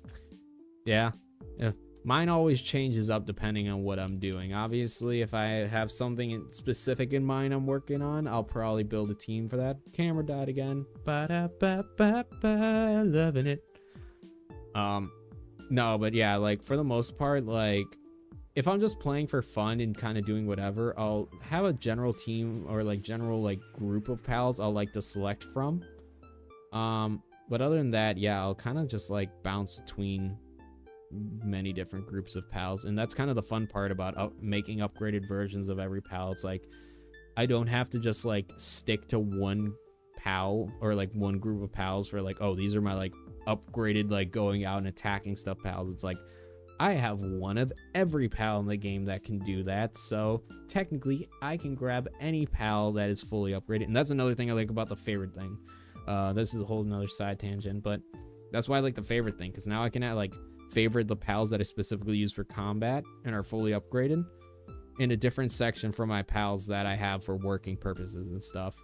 So, but yeah, it's just like having one of every pal that I can choose from for combat purposes or whatever is just so convenient. Then once again, it's just like, all right, I have these 12 pals that I've fully upgraded and I can only choose from these 12 ever, because any other pal in my pal box is too weak to fight. Like, that's one of the other main reasons why I'm making upgraded versions of every pal. It's just like, I think it's just more fun for the options and variety.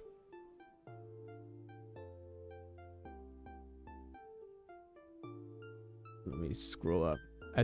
I was thinking into the walls, but you can definitely do both. So yeah, see, that's why I was asking. I was thinking you were meaning the integrated into the wall, but I was just more of just showing that as a general example, just to get an idea of making sure I knew what you were talking about, essentially. But I agree. I think I will end up doing that, MJ. I'll see how I do it, because I just want to make sure it looks nice. But I think that is something I will end up doing. That is a good suggestion.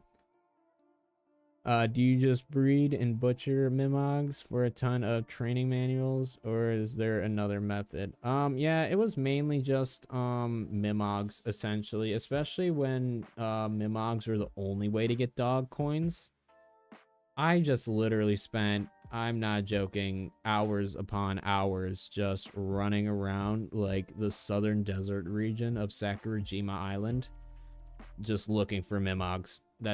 It was painful, and I'm so happy there's other ways of getting like dog coins and pal fruits and all that stuff now. But yeah, it was just an unhealthy amount of time and dedication looking for just Mimogs for dog coins. The funny part is that that's why I have so many of them in all reality. It's because it's like I wasn't really upgrading at that point. I wasn't really upgrading pals like for level wise.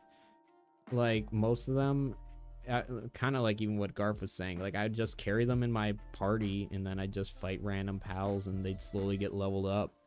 So it's just like, and by that point too, it's like I wasn't really doing a crazy amount of upgrading to pals. So it's just like, and because I was only searching for Mimogs for their dog coins, not their manuals, I would just stockpile a ridiculous amount of them. Plus oil rigs too. You can get manuals from oil rigs as well. I should mention that. But yeah, it's just like I would just stock them up from getting Mimogs, and then I was also breeding Mimogs for a bit for just testing to see how earning gold from butchering Mimogs was, and just kind of testing like, all right, because I was doing a test. This was like a very long video, or a long time ago video I was making that I kind of scrapped. I'll probably come back to it eventually. It was about how the best ways of earning gold in Palworld. So like I spent a week straight of like doing every single like big way of kind of earning gold, and I was testing to see what worked. And butchering Mimogs isn't a terrible way. Like breeding and butchering Mimogs isn't terrible, but I guess the only annoying part is that you gotta have a constant supply of cakes, and depending on your setup, it might be too difficult to have like enough cakes all the time, especially if you have like Philanthropist on 2 Mimogs or something. You're just pushing them suckers out. So it's just like, yeah, it was just long story short, because I was also doing that alongside I was like butchering Mimogs and like breeding a bunch for testing out how much gold they can earn me in a week. It just helped stockpile a ridiculous amount of those manuals. So yeah, I would just say if you really need a lot of manuals, get a male and female Mimog if possible. I know that's easier said than done, but get a male and female Mimog and just keep breeding those suckers, and you can get a lot of them. Obviously, if you want to go do what I did and just hunt for literal days for Mimogs, go for it. You do you. But yeah, that's what I personally did, and that's how I got a majority of mine. And then once again, just not really needing to upgrade pals with having a majority of my pals already max level. Like they just slowly kind of started to stop. It's kind of the same thing with the oil that we just kind of went over. It's like once I stopped needing plasteel and needing oil all the time, it kind of just started stockpiling, and now I have a literal full chest of oil that I'm not using. So same kind of concept, if that makes sense.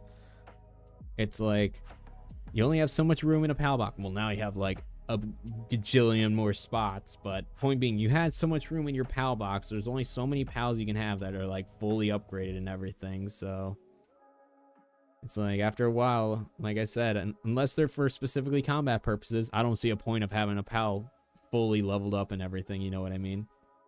Unless they're like going in you're like placing a base in a spot where like you need them to be at least equal level with the enemies or whatever.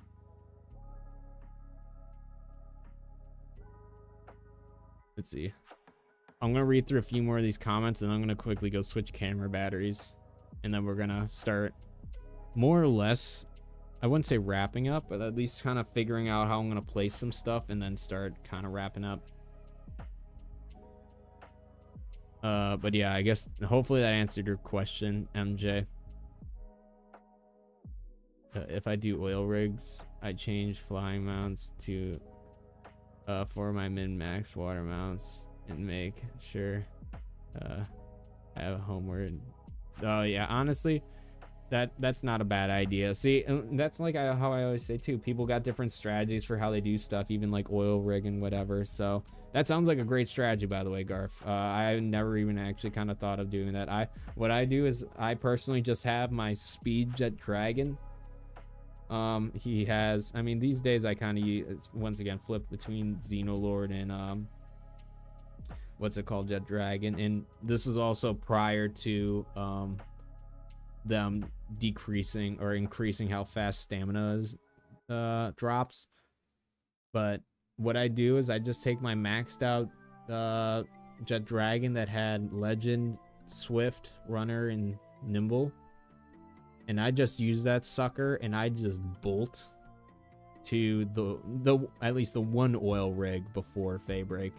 I just snipe myself to that faster than the lasers, so I'm able to get to it no problem.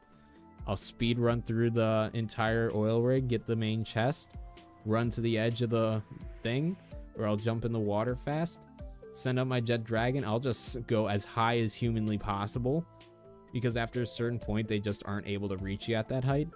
So I just do that, run as far as I can until I run out of stamina, and then I drop, and at that point I'm usually out of range. So, but yeah, different ways of doing the oil rig in all reality, but that is a very good way of doing it. Let's see, if I breed a pal for something, I always make sure to keep breeding pair in a viewing cage at a base. Now I can use, yeah, I always would keep a pair, like whenever I breed a pal for like upgrading or just any purposes, work purposes, combat purposes, whatever. I'll always try to get at least a male and female, like one male and female of that, just to make sure that like if I ever need more for whatever reason, I can do that. Or a good example, if I want to use them in a different breeding combination, I have a male and female with the passive skills I want on them, or on like that next pal that I'm trying to breed. So not a bad idea at all. Apart from Nocturnal and Lucky Collection. Gotcha. I typically have only the pals I like in my team. So I guess I'm more selective for my team. I mean, that's the thing. It's just like, that's the fun part about the game. It's just that for me, it's like I enjoy a lot of the pals in the game.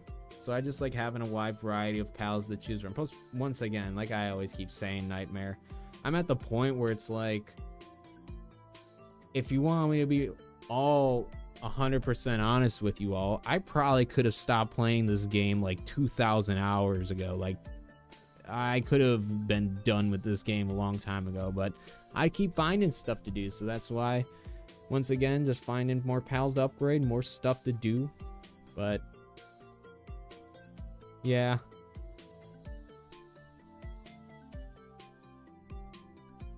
But I mean, like I always say though, that's why you kind of play however you feel works best for you. So if you feel only having a very selective kind of amount of pals to work with works for you, I mean, yeah, do whatever you feel is right, Nightmare. I did the same project and ours hitting it's a nail cell. Still the quickest, easiest way to make gold. I've heard that. Usually I just stick with the pizza selling method. Once again, I'm like I keep repeating, I'm at a point where I'm not like trying to grind for like the best stuff in the world. I definitely got like efficient ways of doing it, but like at the same time, it's like I'm sure people who literally just sit there and like do the actual math and, like I said, do something like I did where it's you're literally just spending like weeks of dedication kind of figure out like the min-max way of getting gold. But like, yeah, I'm sure.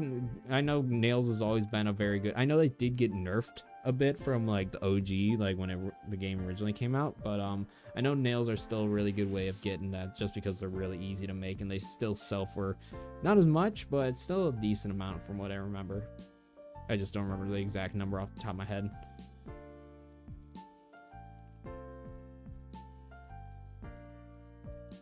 Yeah, exactly. That, like, just like you said, Garth, like the fact we got that many spaces for dimensional storage now compared to the regular PAL box, it's like, oh my gosh, that's gonna make my life so much easier. I don't need a full base just to build a million viewing cages. I love it. That's a strat I use too, because leaving the oil rig on Jet Dragon is much harder than getting there on him.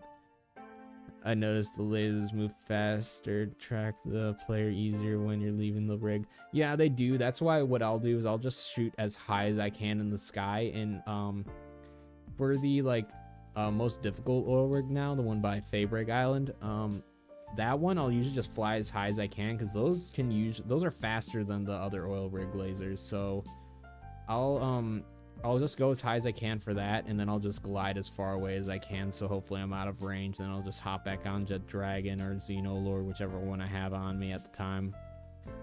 Usually Jet Dragon is better just because he's always permanently flying.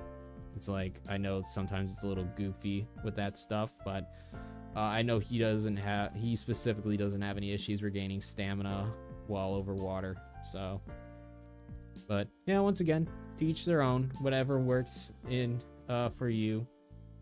It just, like I always say, it's like it doesn't matter what everyone else is doing, and whatever everyone else is saying is like, oh, this is the best way of doing it, especially in a survival game like this. And at the end of the day, you're never, unless you're planning on hopping in dedicated servers, you're never gonna run into these people that are saying you have to do this exact way, blah blah blah blah blah.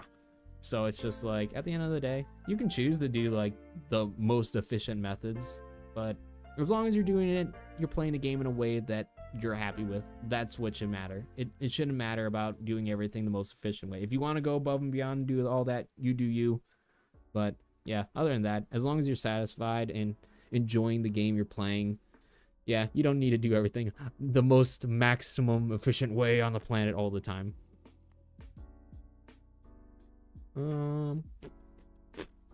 Alright, I'm gonna probably go quickly switch camera batteries. Yeah, making megabits, doing challenge runs. Yeah, exactly. It's just like doing stuff to make the game more fun. And like you said, Nightmare, there's no right or wrong way to play. You can definitely do stuff to make more efficient, giving your like having proper like pals working at your base for maximum efficiency, having layouts that are like will maximize everything. But it's like, that's the thing about survival games. It's a game about creativity. It's a game about having fun. You don't need to be a sweat in it. So, yeah, that's how I see it. Anywho, diddle chat, I'm gonna go switch camera batteries. We're gonna finish placing some stuff and at least figuring out where I want to place things. And from there, this will definitely be like a 2-part stream, by the way. We'll probably, once again, kind of like the other base, just this one is just getting the general layout, and then the next stream, which will probably be, I'm hoping I can do tomorrow, hopefully earlier than what I did today. But yeah, then the next day will be more of decorating and stuff, because I don't know, like I say, it's like it's hard to do like the actually designing the base and also figuring out how you want to decorate it all in one go. Sometimes you literally need that like day of kind of processing, like how do I actually want to lay this out now that I actually have the physical building in front of me. Whoops. Now that I have the physical building in front of me, it's like, how do I actually want things to be put in here, and will it actually fit the way that I'm imagining it'll fit, you know? So, like, it took a decent amount of time of trial and error to just do the whatchamacallit, the pal breeding base. But all right, let me change batteries. We'll finish this up. We'll start figuring out how we're organizing stuff. I do like these windows, by the way. I am starting to enjoy the look of them more and more, even up here and stuff.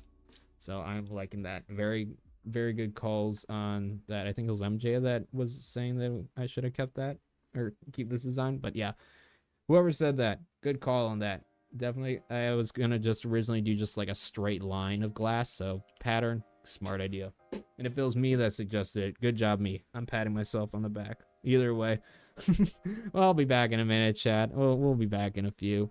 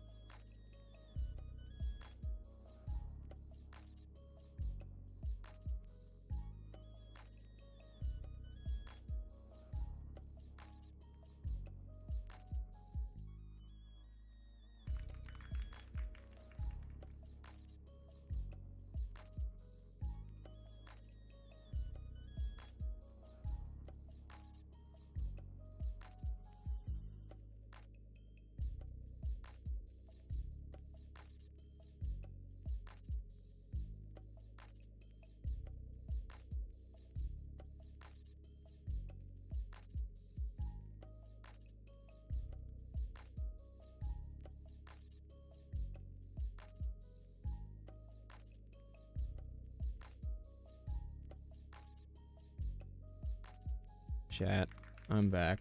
And guess what? When I went to go switch batteries, I woke up Henry. So now he's back to annoy me. And the lizard. You leave him alone or I'm kicking you out again. You understand me? Like I said, chat, it's like, I love him. But oh my god, it's like all night. Like, consistently, he will be messing with it. Leave him alone. Get skedoodle. Don't make me grab the spray bottle. There's not even any water in it, but you'll run away. Go away. Leave him alone. Be gone. Hands up.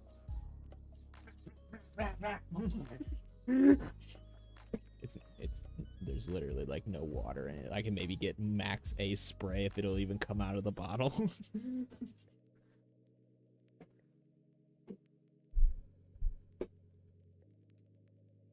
All right, anyways, now that we have dealt with Henry, he'll be back in like 2 minutes anyways. He is not affected. He's like, oh, he didn't get me, so I'm okay to come back up. What'd I say? Hello again.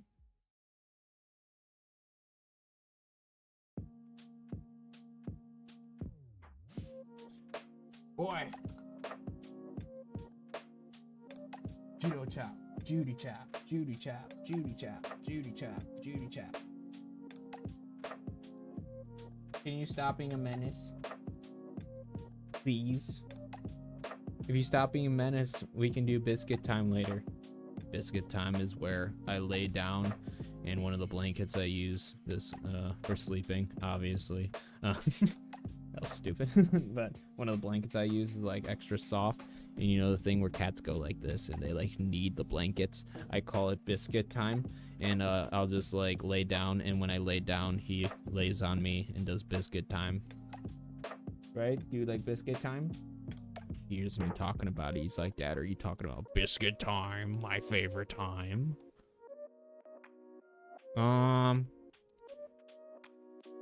I might come back and fix this. I hate having these like squares everywhere. Once again, I wish they kind of gave us a few more like options for building pieces besides just square or only triangle going this way.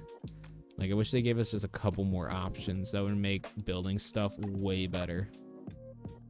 But let's start with the first floor, because that's going to be the one where I definitely have the big oil, or not oil rigs, the big mining stations. So,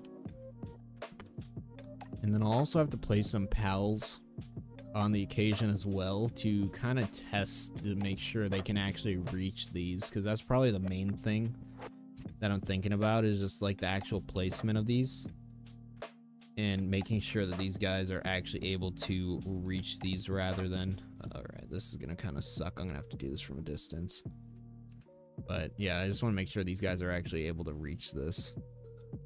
Hold on, I'm gonna have to scoot in a little, chat, so I can kind of see this line, because for those who aren't aware what I'm doing, I'm using the lines on this metal floor, which, by the way, one of the reasons why I actually do like the metal floor, it makes it really easy to like line things up. You just literally use the floor as like a way of like seeing if your structures are straight.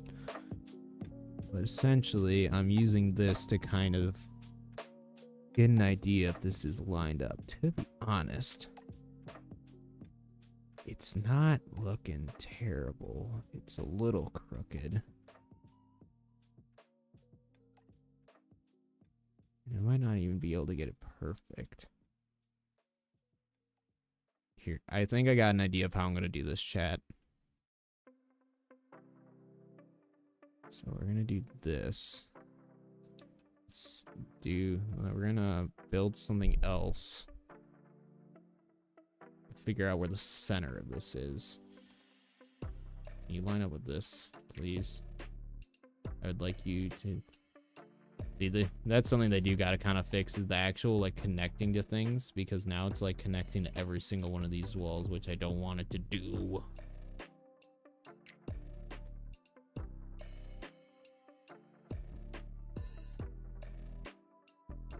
None of the above what I want there. That's what I've been trying to do. So now I can kind of eyeball this. Let's see. And you can even see it. Technically, it is a little bit angled the farther out we bring the frog chair. So, but, so it's about slightly less than 1 square is what we want. Okay. So, chat, Now what we do to get this all kind of lined up, we now, doesn't matter what chair we take. I was just using frog chair because I like it. Now we take this and more or less line this up like that. And now what I'll do, since that is a perfect snap, if I remember where the heck my stuff is, now this might be a little tricky. So I'm going to delete this. Let's hope this will work how I want. I might have to build a bigger object. Essentially, yeah, I might just need to build a bigger object. The chair might be too small. Let's build an electric furnace instead, because that might work. Come on, I don't care how you snap. I just need you to snap on the back side of this chair. I just need you to be aligned with this chair. If you could align with this chair, not for like half a second.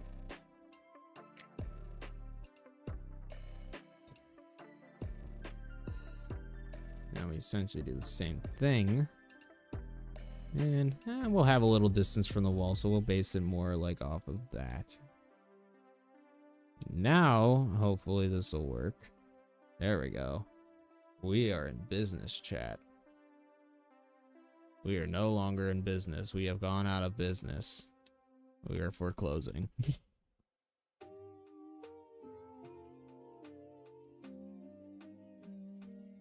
You see the vision though, chat? You see what I'm trying to do? Come on, man.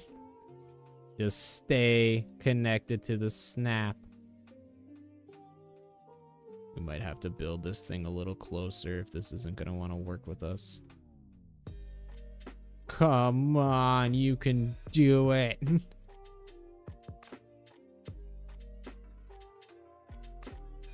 That is crazy. All right, well, we might just need to do this then. Hold on. We might just need to bring this a little closer and hope this will make it work. I don't know what it's trying to connect with or like causing it to lose the snap. That's why it's kind of bugging me. Ugh. Dude, this thing's so big. I'm like trying to like make sure this is fitting inside the walls since I deleted them. I think that's about as good as we're gonna get, chat. I'm just hoping... I don't remember which is the right way. This is why we're gonna have to do a test. See, this is what I was talking about. It's like you gotta figure out the loopholes of how things work. It's like in order to line this up and make sure this is straight, I had to place walls, line up an object, so that was snapping to that. Then I had to snap another object off to the side because it was losing snappage because it was too far away. And now I finally have it where I think I want it to be, but now I need to make sure that's actually in a position that is first off not clipping through my wall like it is right there, see? And then also I need to build, once I'm finished building this, I need to make sure pals can actually reach it from the inside. Like, so a good example, like there's one side the pals will go to mine, which I think is funny enough, this side. So it's like, once again, that's one of those things I gotta pay attention to do when building this stuff. So we're gonna just delete that because that's all sorts of wrong. So I think this is the correct side, but now it's just a matter of making sure that this isn't clipping through. So like right there was like clipping. So hypothetically, if I go like, should I just go? Is that like? No, that's still clipping. So we're gonna. I think what I'm gonna do is I'm gonna try to line up this corner with this little spot right here, just to kind of hopefully make that all fit in. Gosh, this is gonna be hard once again. I just wish this stuff would work. the way I'd want it to and like follow, because it's probably not bad placement putting it right there, like snapping it like that, but I guess I'm trying to make sure that I can fit 3 of them in that area. Gosh, I just want to be able to see this line.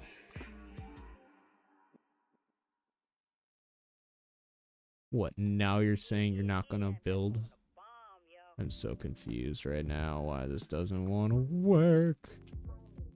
This is also another reason why this just takes so long. And why we're doing all decorating his stuff tomorrow.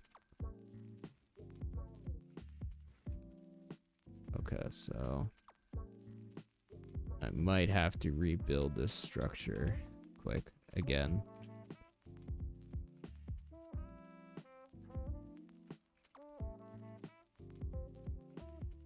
Now that that's not clipping.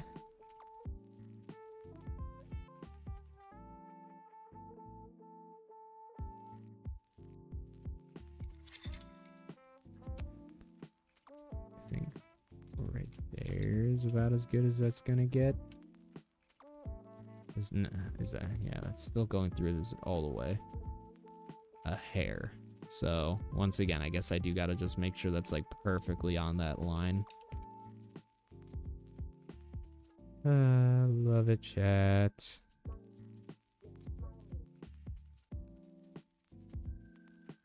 I think that's a little better.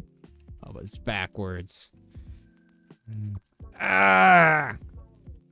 It's like, I like building, chat, but oh my gosh, is it frustrating. That's... sure. Why not? Is it still in the... That's good enough for me, chat. That is good enough. I don't care if it's clipping slightly into the wall, as long as it's not poking out a bunch. I will take it.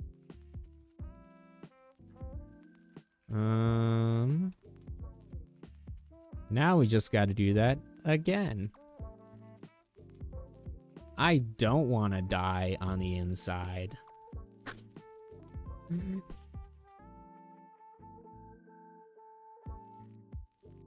But yeah, I hope all of that is a great example to show you all why I always save decorating, usually building everything else on a separate day instead of, even when I'm not streaming it, that's what I do. It's just like, it just takes a long time, man. Decorating is tough.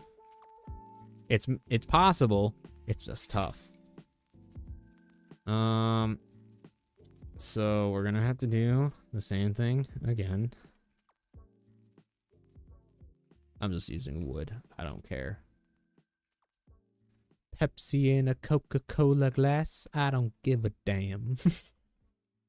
I hope you guys know that reference. Let's see.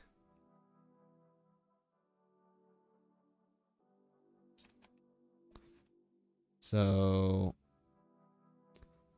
hypothetically, actually, maybe I could use this to my advantage. Hold that thought. Don't touch that dial. So we're gonna do this since it wants to not work with me. Joke's on you, game. I do what I want.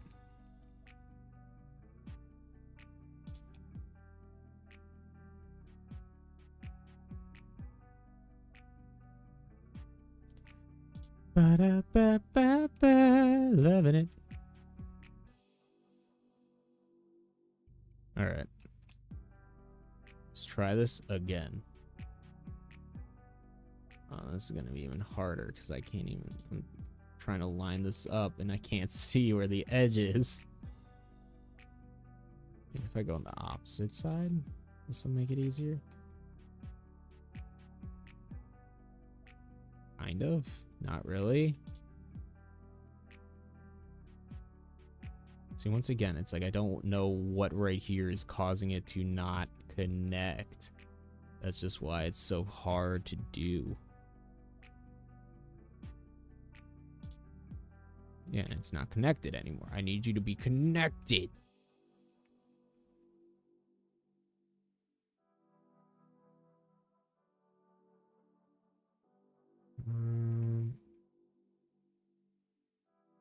Man, this is actually like tough to do right now. Stay connected. It's like, so for those who aren't fully understanding why I'm so frustrated, I am trying to see this line to line up, but the problem is I can't get far enough away to be able to see that line in any sort of manner without it losing snappage from this. And that is why I am crying on the inside right now. Because I literally just need it to work with me.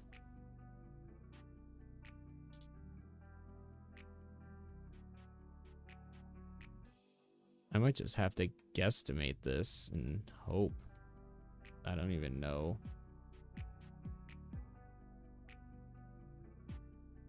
Yeah, because I literally, I don't know what it's causing to lose connection to, or what's like obstructing it, you know what I mean? Because that's what, like, it happens. That's why it does that, because something's obstructing it. I'm just gonna eyeball from this tiny bit of corner I can see and pray I'm lining it up right.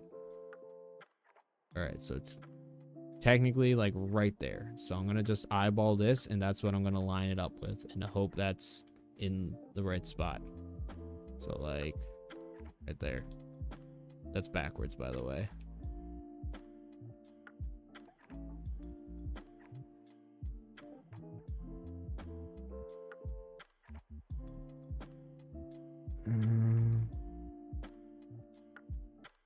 So like kind of like right here, but this way. I think I gotta pull it in because I think that's gonna be sticking out. So like that's a little better. I think that's more or less a couple inches off from the other one, but I think that should be in. I guess that sticks out a little bit farther, but either way. It's to keep things symmetrical. All right. So hopefully this will be easier in any capacity. I don't care which one you want to snap to, but I will take whatever you'll snap to be lined up. So we're gonna use that. That. And voila. I just gotta put the walls back in, but we got our little main ore mining spot. And that's why I wanted to put these in first, because I'm like, I want to make sure these are probably the most important, considering that every type of ingot needs just regular ore. So I'm like, I definitely want to make sure I at least got 3 of these somewhere around. Let's rebuild our walls. I'm just going outside for this.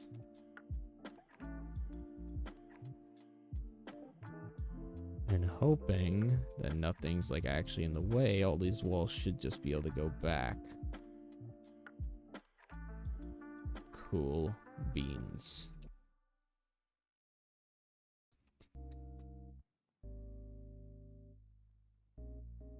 Once again, I know I kind of wanted doors in the other areas, but maybe I can put in some like little side doors on this first floor, like over there and over there. So at least I have a few options besides this one doorway.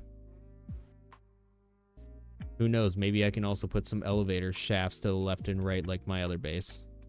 Who knows, chat? The world is our oyster. If I can speak oyster.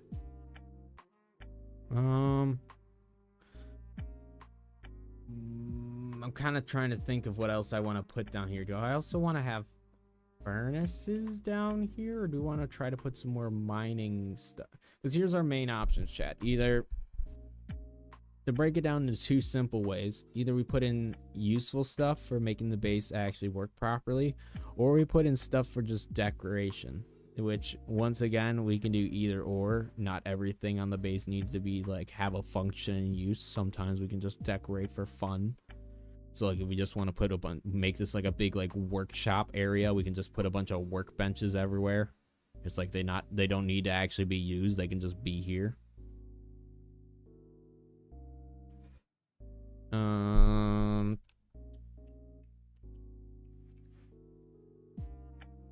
You know what, chat? Let's build elevator shafts, because I think that'll probably be helpful for the long term of things. Let's see. So that's 1, 2, 3, 4, 5, 6. So 1, 2, 3, 4, 5, 6, 7, 8. Technically, but I guess if we're counting from like this, I guess I'm just trying to figure out where I want to actually put the shaft. I'm just gonna have like a 1x1 tube like last time. I think I'll line it up with that to keep it nice and neat, and then we have some extra space on these walls for building stuff. So we'll build this, we'll build this, build this.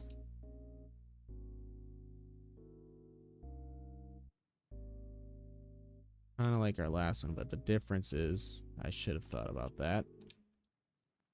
Ignore my stupidity. There, now we have a door on this side as well, but that also doubles as an elevator shaft. So then right here, nailed it. We could probably use glass for the rest of it.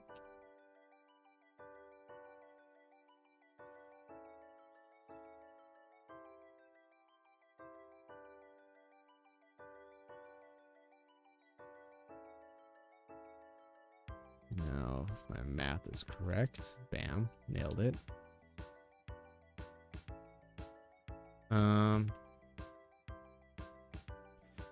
We can make this angled. Why not? Alright, hold up. I'm getting ahead of myself. Chat, do we want the elevator tube to have the angle like on the second layer, or do we want it on this layer? So do we want the angle to be on the bottom or one above? So if I can actually place it where I want it to be.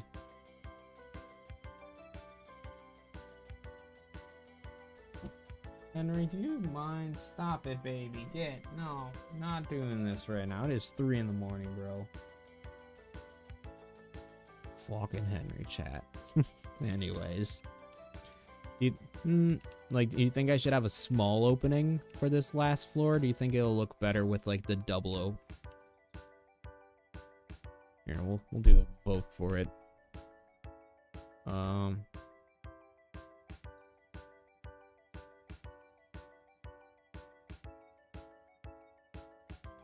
Where should slant go? Question mark. One wall high. If I can spell high right. High. 2 walls high. Start poll. Oh, I'm sorry. I probably didn't comment on it, but thank you, MJ. I'm glad you're liking how the base is looking so far. Like I always say, it always kind of looks not amazing when you just first build the structure, but once you start adding all the little details and interior stuff and some exterior as well, that's when it really starts coming together.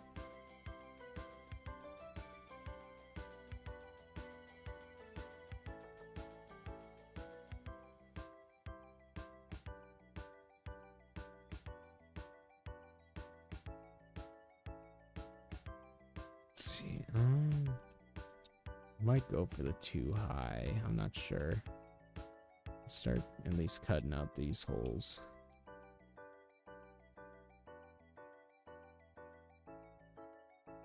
it should be one right there. There. And now...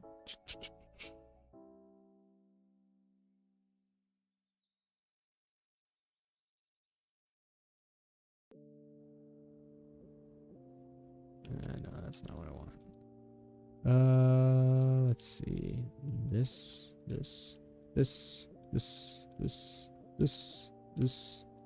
or not. This, and this.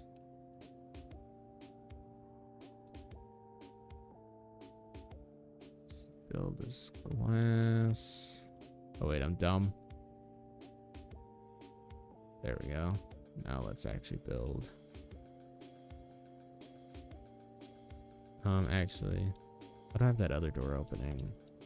That outwards? I want them to open the same direction, so either both inwards or outwards. They can both open inwards. That's fine. This one open inwards? This one opens outwards. I got a way to fix this without blowing up my entire wall.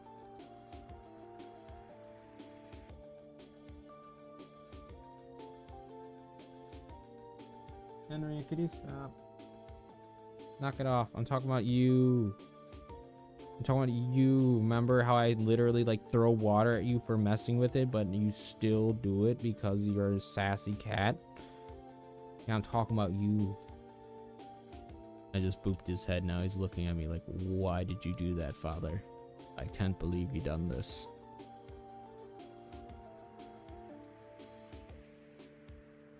Gotta vote for 2 walls. Then yeah, we'll do that. I kind of was liking the 2 walls. I was just thinking if it was necessary or not. Like, because I'm kind of thinking if I use Krogdero, that's kind of how I'm basing it off of. I'm like, do I want it to like really just missile me forward, or do I want a little bit of like extra height to kind of ease my way onto launching myself onto that floor? Because it might still be, with a fully upgraded Krogdero, it might still be too much power, and it might just launch me across the base back into the other elevator shaft. But we will find out. Hello, needy baby. Can I help, stinky cat? Yep, now you're gonna climb on my lap. Act like you own the place. And then let me guess, now you're gonna start pawing at me. And be like, pet me now. See, he also does this too whenever I'm like yelling at him. By yelling is essentially what I was just doing. So once I scold him for messing with the lizard, that's when he's gonna just come and get in my way. So now he's snuggled on my lap because he's like, I'm sorry, father. Now to apologize, I'm gonna be in your way. So either he's getting in my way by me having to always constantly like smack him away from the lizard cage, or it's him just literally being in my lap. And the problem is,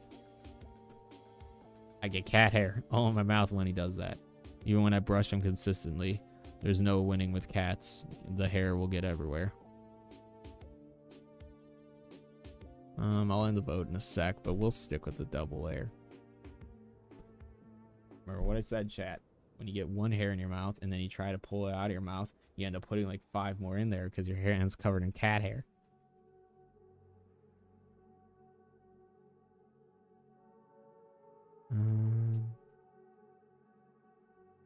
There.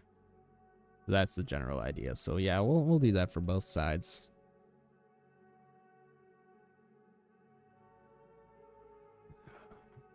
I'm kind of playing like in a very awkward position. Henry is like laying on one arm. So I am currently restricted to one hand at the moment. So let me close this poll. You're needy, you know that? Yeah, I'm talking about you. He's also just doing like little grippies on my leg. He's just doing this over and over again on my leg. Little needy cat. Let me end poll. There we go. And okay, so that's done. I'm liking that. That'll be nice to get up. And then once again, we'll do little decorative things just for like kind of like representing little entranceway to each door for the elevator, but we'll just keep these holes for now as is. I'm kind of thinking what I want to build underneath these staircases. Because what I was talking about before is so you can't really see what's going on. I was thinking about just kind of building this. So that way when you're running through the staircases and stuff, you're not just seeing like everything that you're not seeing the behind the scenes, you know what I mean? So now if I put anything back there, you're not just seeing it every time you run up and down these stairs. So I think I'll definitely do that on the other side. Because what I was thinking too is that's where I'd put like my like generators and accumulators and stuff. So might not be a bad idea.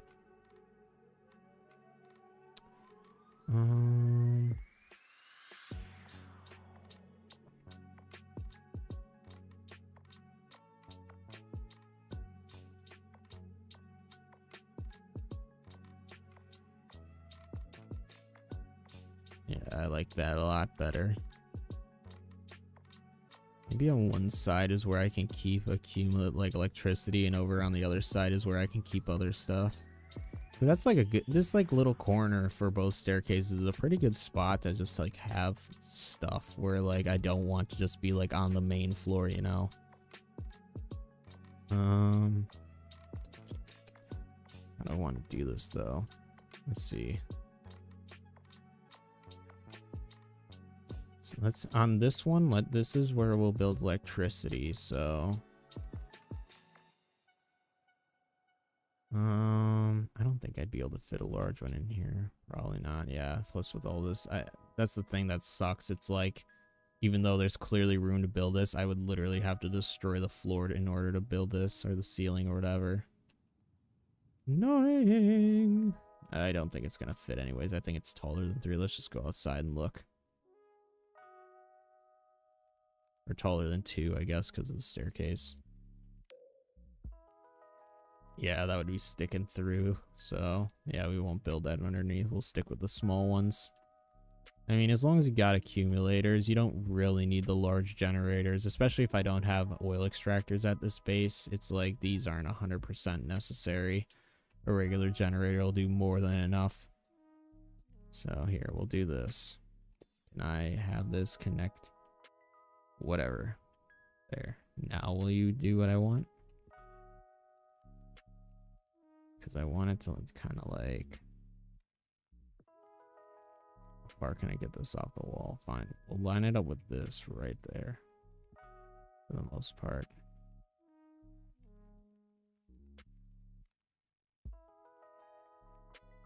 If this wants to place or line up where I want it. Sorry, this is the OCD part of my brain taking over.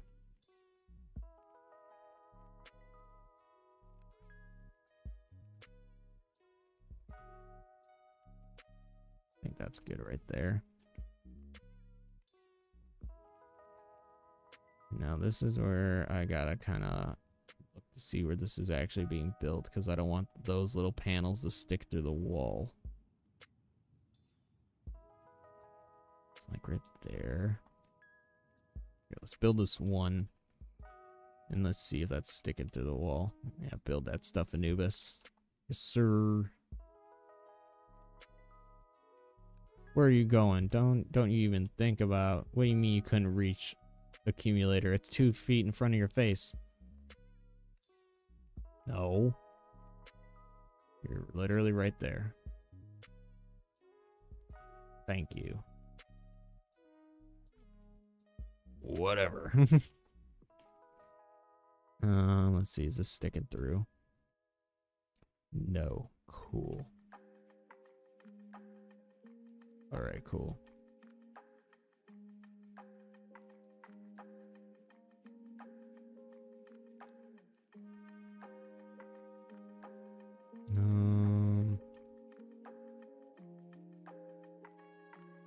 Let's rebuild this so I don't know what I'm working with, because I think what I'm gonna end up doing is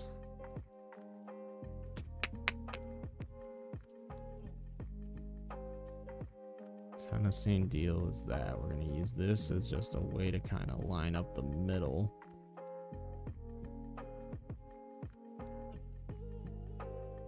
It's probably good enough.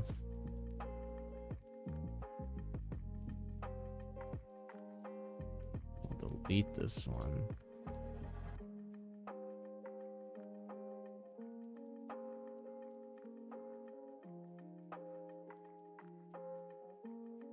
Let's see. I think it's, yeah, they're on this way. You can build them.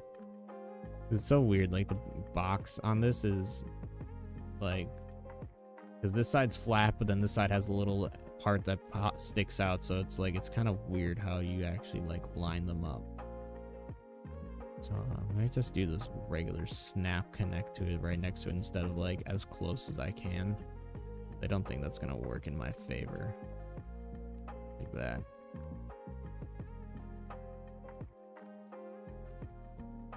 I might even be backwards. Oh, okay, that's the right direction. Cool. Come on. There.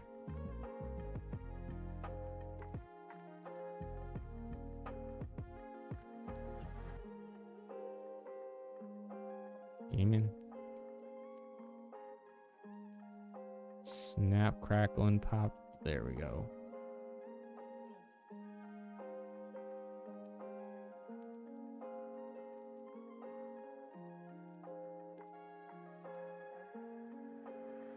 I mean, I think 10 accumulators should be more than plenty at this time. If not, I can always build something like on the upper level and put some more.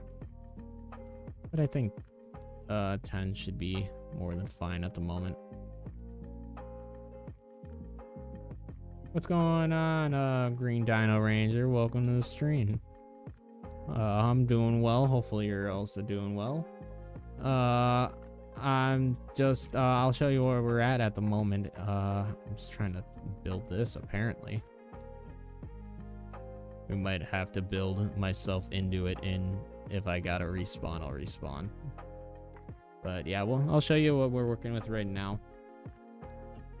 But we're just vibing. Got Henry, the needy little cat, laying on my arm at the moment, so this is my only free hand. Cool, not stuck. But yeah, this is what we're working with right now. So this is our first little level we're working on. We got our 3 main ore mining spots right here. We'll probably put the rest of the ore mining junk up there. But yeah, at the moment we got this down here. We're currently putting electricity and stuff underneath this staircase here, but to just give a general look, plus just for those who are maybe tuning in at this point or just curious what it looks like so far. But this is what we're working with right now. So got about 3 layers. I gotta fix that right there and make that the same as everything else, but got a nice little glass staircase thing going in the front. Got this nice little glass pattern in the middle. And other than that, just a cube at the moment, but that's gonna definitely be adjusted and changed as I'm kind of working on the base here. Just want to get the general structure and figure out flooring situation, and now we're starting to work on a little bit of some of the nitty-gritty details. Not gonna do all of it tonight because we're currently 5.5 hours in and it's 4 in the morning for me, and I'd like to go to bed at some point. But yeah, we'll definitely be doing more work on this base in another stream. Hopefully, like, technically, I guess today, but, like, yeah, later. Like, maybe another night stream, evening. We'll see, depending on when I can actually start streaming. I'd like to get a video out sometime soon as well, so I gotta work on that. But, yeah, I'm suffering from about a dozen mosquito bites on each foot and driving. Ugh. I hate mosquito bites, like, especially on, like, spots like that, like your foot and whatever. Ugh. I wish you the best of luck. Get a lot of, excuse me, hydrocortisone cream. Get a lot of that. Like, during summer times when I'd be, like, doing a lot of outside stuff when I was, like, a kid, I would literally just have my dad, like, get a big old tube just for, like, mosquito bites, because, oh my gosh, yeah, I feel that pain. So hopefully they'll go away quick. Just try not to scratch them, because obviously that'll make them way worse. But yeah, I'm glad you like the design and everything. Like I was kind of telling chat, I'm trying to make it a little bit different. Like obviously keeping some aesthetic cues from our other bases. Like we got our elevator shaft. But yeah, it's like I'm trying to change it up so not every base is exactly the same exterior wise. I'd like to keep some stuff kind of unique and different. Plus it's just in my personal, like for my personal enjoyment, building the same thing over and over again isn't super fun. So trying to switch it up a little bit here. So that's why we did the staircases this way instead of kind of integrating them into the cube. The cube. Megatron.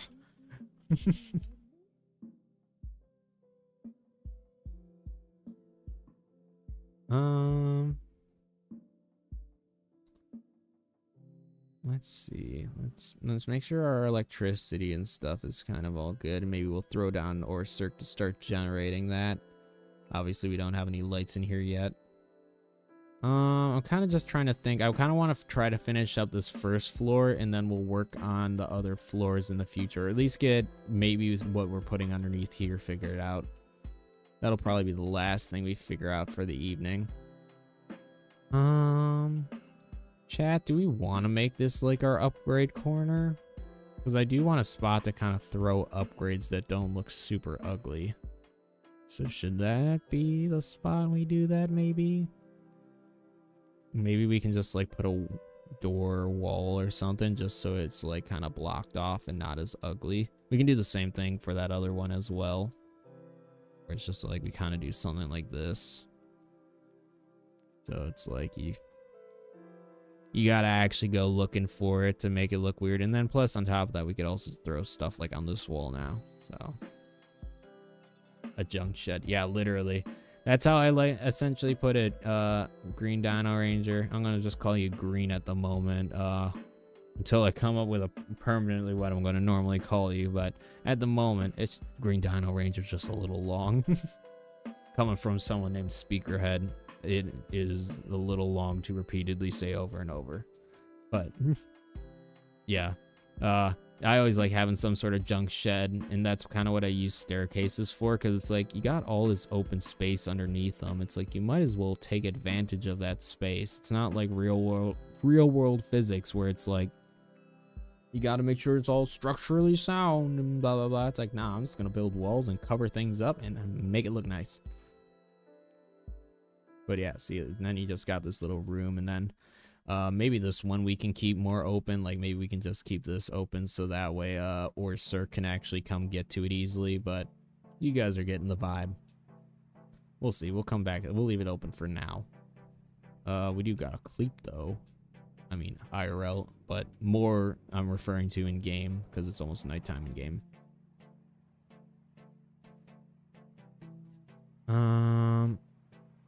I don't know how I exactly want to do it. I might store the electric pylon in that same room, just because that might, with everything else. Let's put some of the other upgrades in here, and if we got room for the pylon, cool. If not, I don't care. Actually, you know what? Let's do this first. Let's do... That's under structure. So yeah, like we talked about, apparently you can place 2 of these at a base to make them like work. So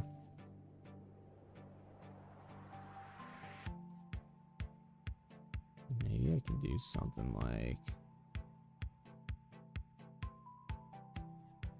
that.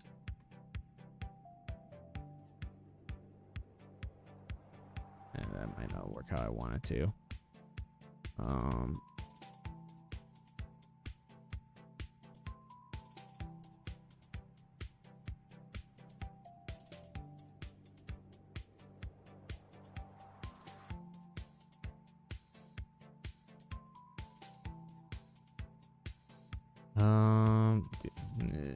I'm trying to like think of how I actually want to do this. Like in all reality, I could just throw it all in here and it wouldn't matter, but I'm trying to make it at least look like half decent. So I don't know how I want to place them in here. First off, Henry, I know you're comfy, baby, but like I need my arm back. I need to like, can I? Sorry, I don't want to interrupt, but like, first off, I'm getting really hot. Like, this stream room gets super hot, and then having a warm cat sitting on your lap does not help. How would the pylon look on the top of the base? Maybe not a bad idea. At the moment we have a glass roof, but maybe I can build something tomorrow to kind of incorporate it. Because at the end of the day, I just want it at the base, but it's not like we need to build that at this very second. It's like we got a glass thing, but maybe we can build a little like energy unit at the very top. Like to pretend like, oh, if there's lightning, it'll strike the lightning rod. You know. Not a bad idea though, Green. Yeah, like I said, I'll just call you Green. It's a lot easier for me, especially with my low brain power at 4 in the morning. But that actually might not be a bad idea, Green. I'm gonna actually even gonna jot that down for tomorrow, because that's actually a good idea. So, I'm just saying, especially when it comes to like any conversations that had happened for me after midnight, there's a giant chance I will just not remember those conversations the next day, which is why I'm writing this down. Notes for mining base.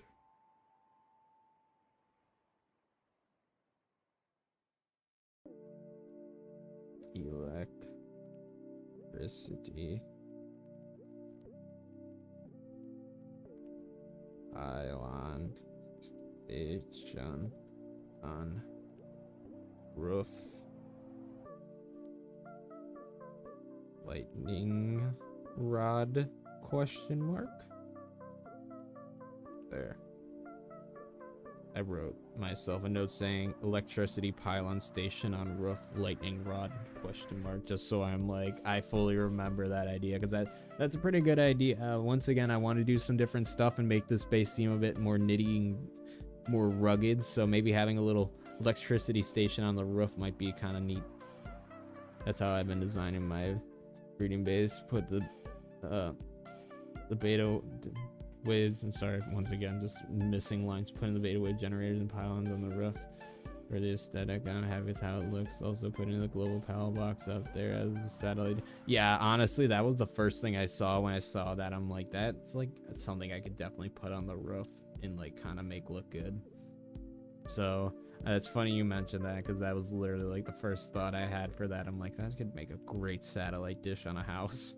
Like we were building something for aesthetics. Well, let's build a bed.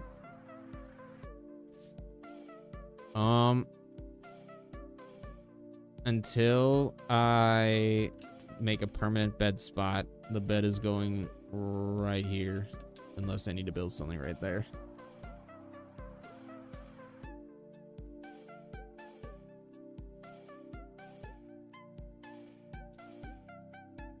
Oh, sleep time. Sleep time for me in game, and probably for me IRL here in a few minutes. Might just shove stuff in there for now, or maybe I will wait till tomorrow. I don't know, chat. Once again, when my brain power gets, or like I'm just getting tired, it just gets very difficult to think of like stuff to design and do. But I mean, 5.5 hours for this, I probably could have done it in less time, but could have been better, or it could have been a lot worse, I should say. I'm pretty happy with the general structure. I think adding some I think the only thing I'm going to do is do what MJ was kind of mentioning before. I think I am going to put in these pillars here, because it does kind of give that it extra little fun detailed design. Let's do that. Let's connect. Thanks. I guess my question is I'll have to kind of eyeball and see how this looks with the glass, because we might end up kind of, I wonder if like almost cropping it in, or like cutting it in between where the glass ones are. I'm gonna build the other one and leave it for now, and it'll be one of those things I'll come back and think about if I want to like adjust how it looks, because I don't think it looks bad. I just don't know if like past this layer I want them. That's kind of my main thing I'm kind of trying to decide on, because I do like the look of it kind of integrated with the wall.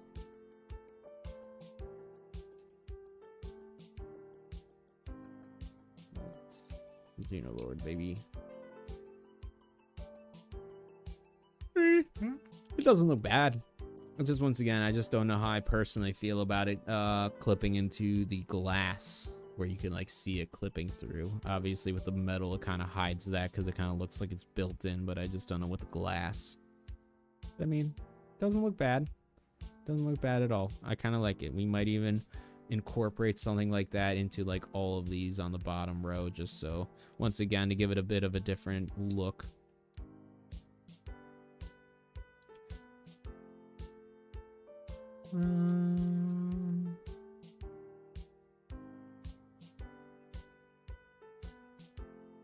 For now, just because we have the room for it, and because I think I'm gonna have Orcirc do stuff right now and just kind of start charging these up. I think I will build one of the pylons. Brain farting where that was. Cool, it doesn't stick through. I'm lazy. You do that. Thanks.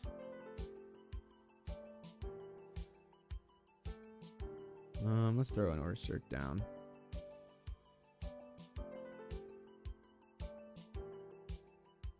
You're good enough. Have fun. You charge that up. Yeah, I mean, I'll throw a better working Orcirc, one that's more upgraded and a little bit down. But like I said, we don't even have anything that's actually even using electricity yet, so I'm not super concerned about it at the moment.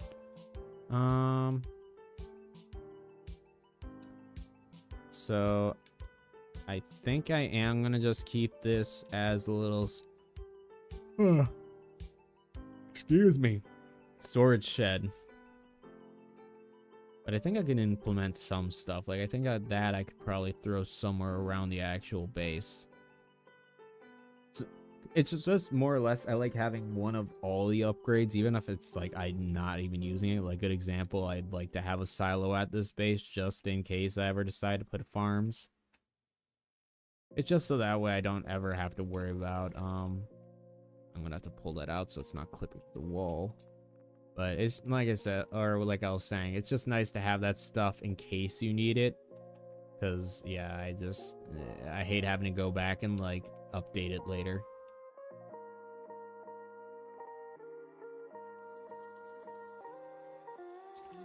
We'll definitely implement a water fountain somewhere in the base.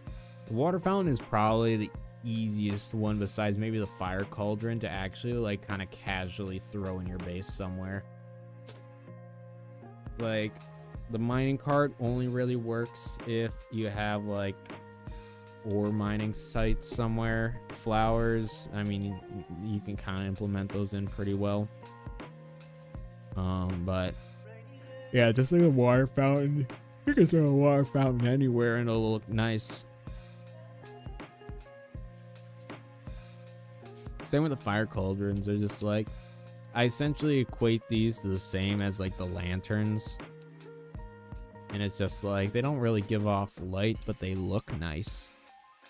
So it's like I don't mind using them as like pseudo lights. They don't actually give off light, but they look like they give off light.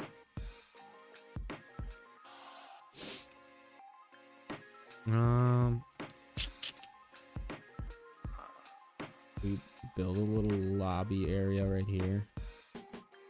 This is where we end up building. I don't even know why that connects like that, by the way. I don't know why it's like connecting to like the center.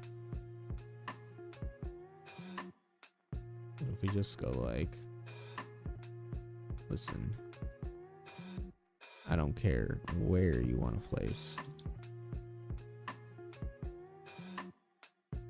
Yeah, like that always looks nice, so I might even keep that there. Just as a little water fountain thingy. screw it. It's just staying there. We can move it if we want to later. I don't even know if I'll need watering pals at this base. And then we'll throw, like, Mr. Snowman and stuff. And once again, we can also incorporate any of these upgrades into other spots in the future. I just want to make sure they're at least at the base, so if I have pals that are working, these upgrades are here, and I don't really need to care about where they're placed.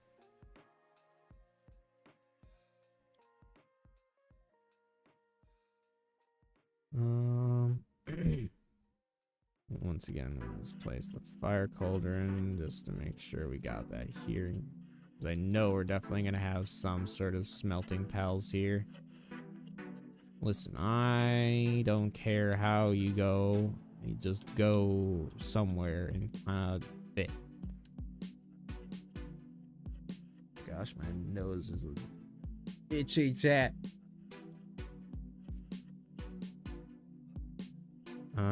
Once again, I guess we will have a wood mining spot, so we can have this here. Gosh, having a fully upgraded Anubis around to build this stuff for me is so nice. That's just so much effort I don't want to do. Let's see. We got that, got that, got that, got that, got that, got that. So I need the pickaxe, the witch cauldron, and then we have the pylon. Oh. I might end up implementing this in somewhere. I don't know where exactly, but I'll figure it out.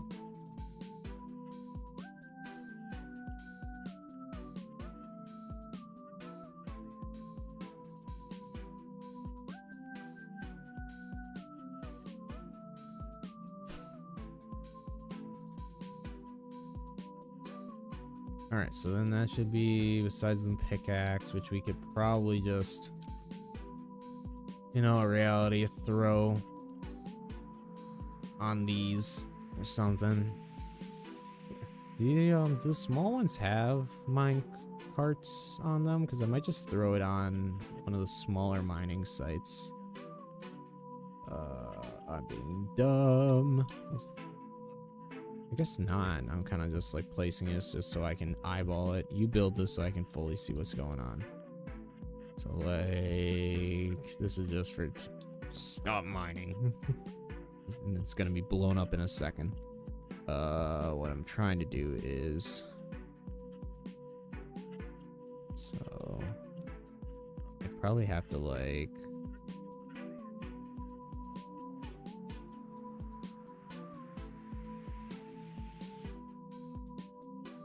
something like that kind of work.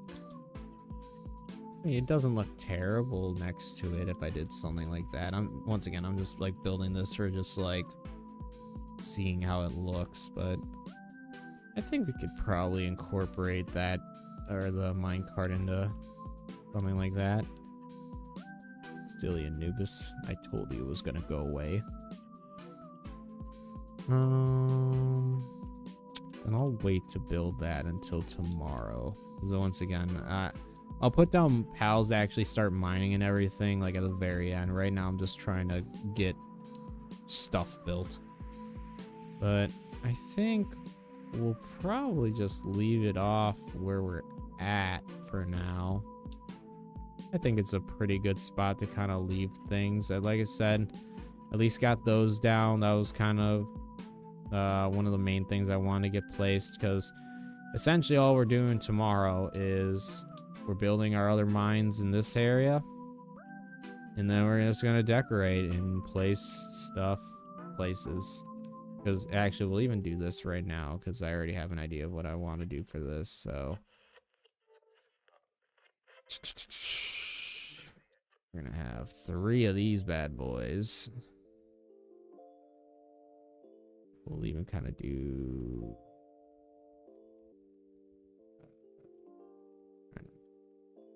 see the very front of this, so stuff's not in the way. I think like right there. Might have to destroy a couple things to get this to where I need it to be. Hold on, we might need to just do this for a sec.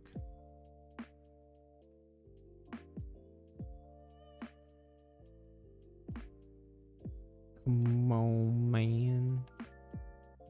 I just want this to be in the middle. Maybe if I built that wall back, maybe that'll work. Hold on. We'll make this work, chat.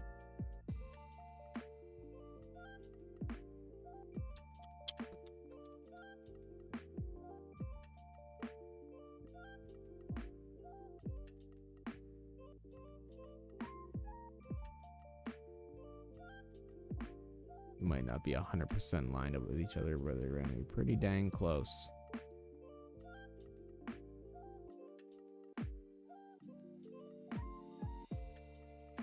Use the right direction, by the way.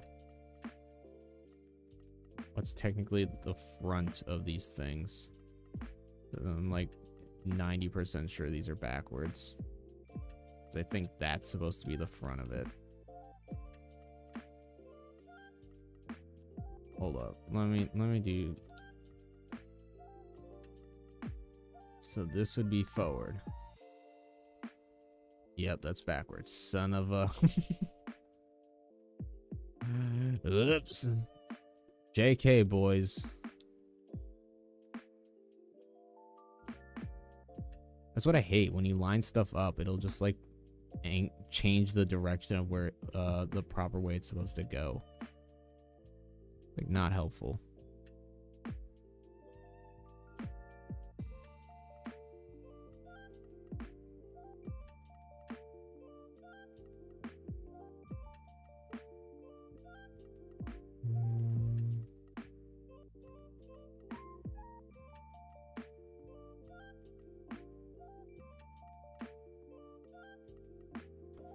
Probably good enough.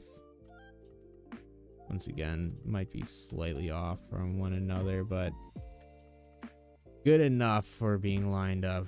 Doesn't need to be 100% perfect. As long as it's not like obviously crooked or off, that's all I care about. That one's supposed to be just regular.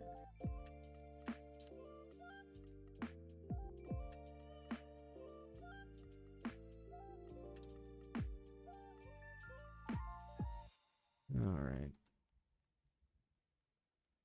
100%. It's happening to me so many times when building my new base. It's really annoying to have to dismantle and rebuild just to get it to basement. Yeah, it's like, and that's what I was saying about like the snapping stuff. As convenient of a tool as it is, it can sometimes be annoying because it's like we were even like kind of what you're saying. It's like if you're trying to snap something from a distance, if literally any other objects are in the way, whether that's a wall or just an actual just structure, like it'll start snapping to that and you'll lose your connection to whatever you're trying to align it with. So it's like you have to build like 8 of one thing just to like get to the point of like snapping it where you actually want it to be placed. Or like you said, or kind of like we were both saying, it's just like when you snap it, for some reason, it'll just 180 the structure so it's not facing the right way. Like, you have no idea for, like, when I was building, assuming you saw my video on the, mega breeding farm for pals, it's like, for those, underneath those staircases with those bookshelves, you have no idea how many times I've placed them and got them all lined up just to find out that they're backwards. Because the problem with bookshelves and a lot of structures is that I'm like kind of pulling it up to just give you an example. Whether you're this way or this way, it is almost impossible to tell if this is facing forward or backwards. Like right now, this would be, the books would all be facing the wall and we would be looking at the back. The only way to tell from a bookshelf is by looking at the very bottom front. See, if it has those little line things, it's easier to see from this angle, but if it has that little rectangle on the bottom, that is facing forward, and that's how I was able to tell with these. The front has this little tiny box on the front that identifies the front, so it's like unless you know what you're looking for on every single little item, you're most likely going to build stuff facing the wrong direction by snapping, just because, like I said, it just decides to 180 it for no reason. It's silly. Lovely game, but very silly design. I think, yeah, with these, because this was also kind of what I was thinking about in these little door areas. I'm like, this would be a great spot to build furnaces. So I think that with those being built, that's where I'm gonna end things for tonight. But yeah, in the next stream we will definitely be finishing this up for the most part and kind of just making things look kind of nice and neat. I think I am gonna do this though, because this is kind of bugging me. I think we'll do this for that, because we don't really need this extra wall area. Oh, perfect timing too. My camera battery died. But chat, I'm pretty happy with how this base is coming along. I'm honestly mostly happy about how it doesn't look exactly the same as the last two bases we built. Like I keep saying, I know the interiors were different. That's what I was kind of at least aiming for. I'm like, if I'm gonna at least show off another like base, I don't want it to be exactly the same as the other one. So, but I don't know, chat. I think it's looking pretty all right. That's not who I wanted to send out. Okay, we'll do this too. There. But I don't know, chat. I think it's looking pretty good. We got our little elevator tubes. We got our nice little glass in the front. We already got our little, our main ore mining spot, because those are obviously the most important in there. Everything else is kind of like, to be honest, like I said, I don't even need any of this stuff. In all reality, out of every single mining site, these are most important because this is the only material I need. Ore is still like one that I pretty frequently use, just because Hexalite uses a lot of it. So other than that, I don't need coal, don't need sulfur, but we're gonna build them anyways. In case for some, if somehow I run out of my full refined chest of gunpowder, I'll get more sulfur. Same with like my 10 stacks of carbon fiber. If I ever need more, I'll have 1 billion coal ready to go. But yeah, chat, we're gonna end things for the evening. I'm tired and my animals are being needy. Well, Henry's always needy, but point being, then they could use some hangout time with dad. Plus, I'm sure my dog's gotta go potty soon, considering I've been streaming for 6 hours, so I appreciate it, Green. I appreciate you stopping by. I appreciate everyone else who has stopped by the stream. We'll flip over to... We'll flip over to Lost Speakerhead. But, yeah, it's been fun, chat. It's been fun chatting and everything. You know, we do what we do. Yeah, I'm glad you had a good time, Garth. And also just to once again kind of go back to troll the person who we were kind of making fun of earlier in the stream. Took us 5 hours to get to this point. You know, we got all... I don't know how you could have this many viewers when you're not doing anything and not being productive at every second of the stream. Blah, blah, blah, blah. I'm sorry for those who tuned in late into the stream.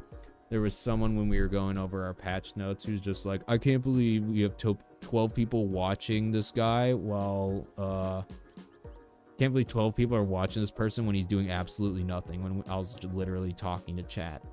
It's like, do you not know how a stream works? Like, I can ignore all of chat if that's what you guys want. Like, I can just not talk to you guys. Like, that's fine with me. I'll just play in silence. But no, it was just silly, and I was just like, all right, man. And like I keep saying, the only reason why I'm harping on it so much is because I've been waiting for this, like, every single time that I stream.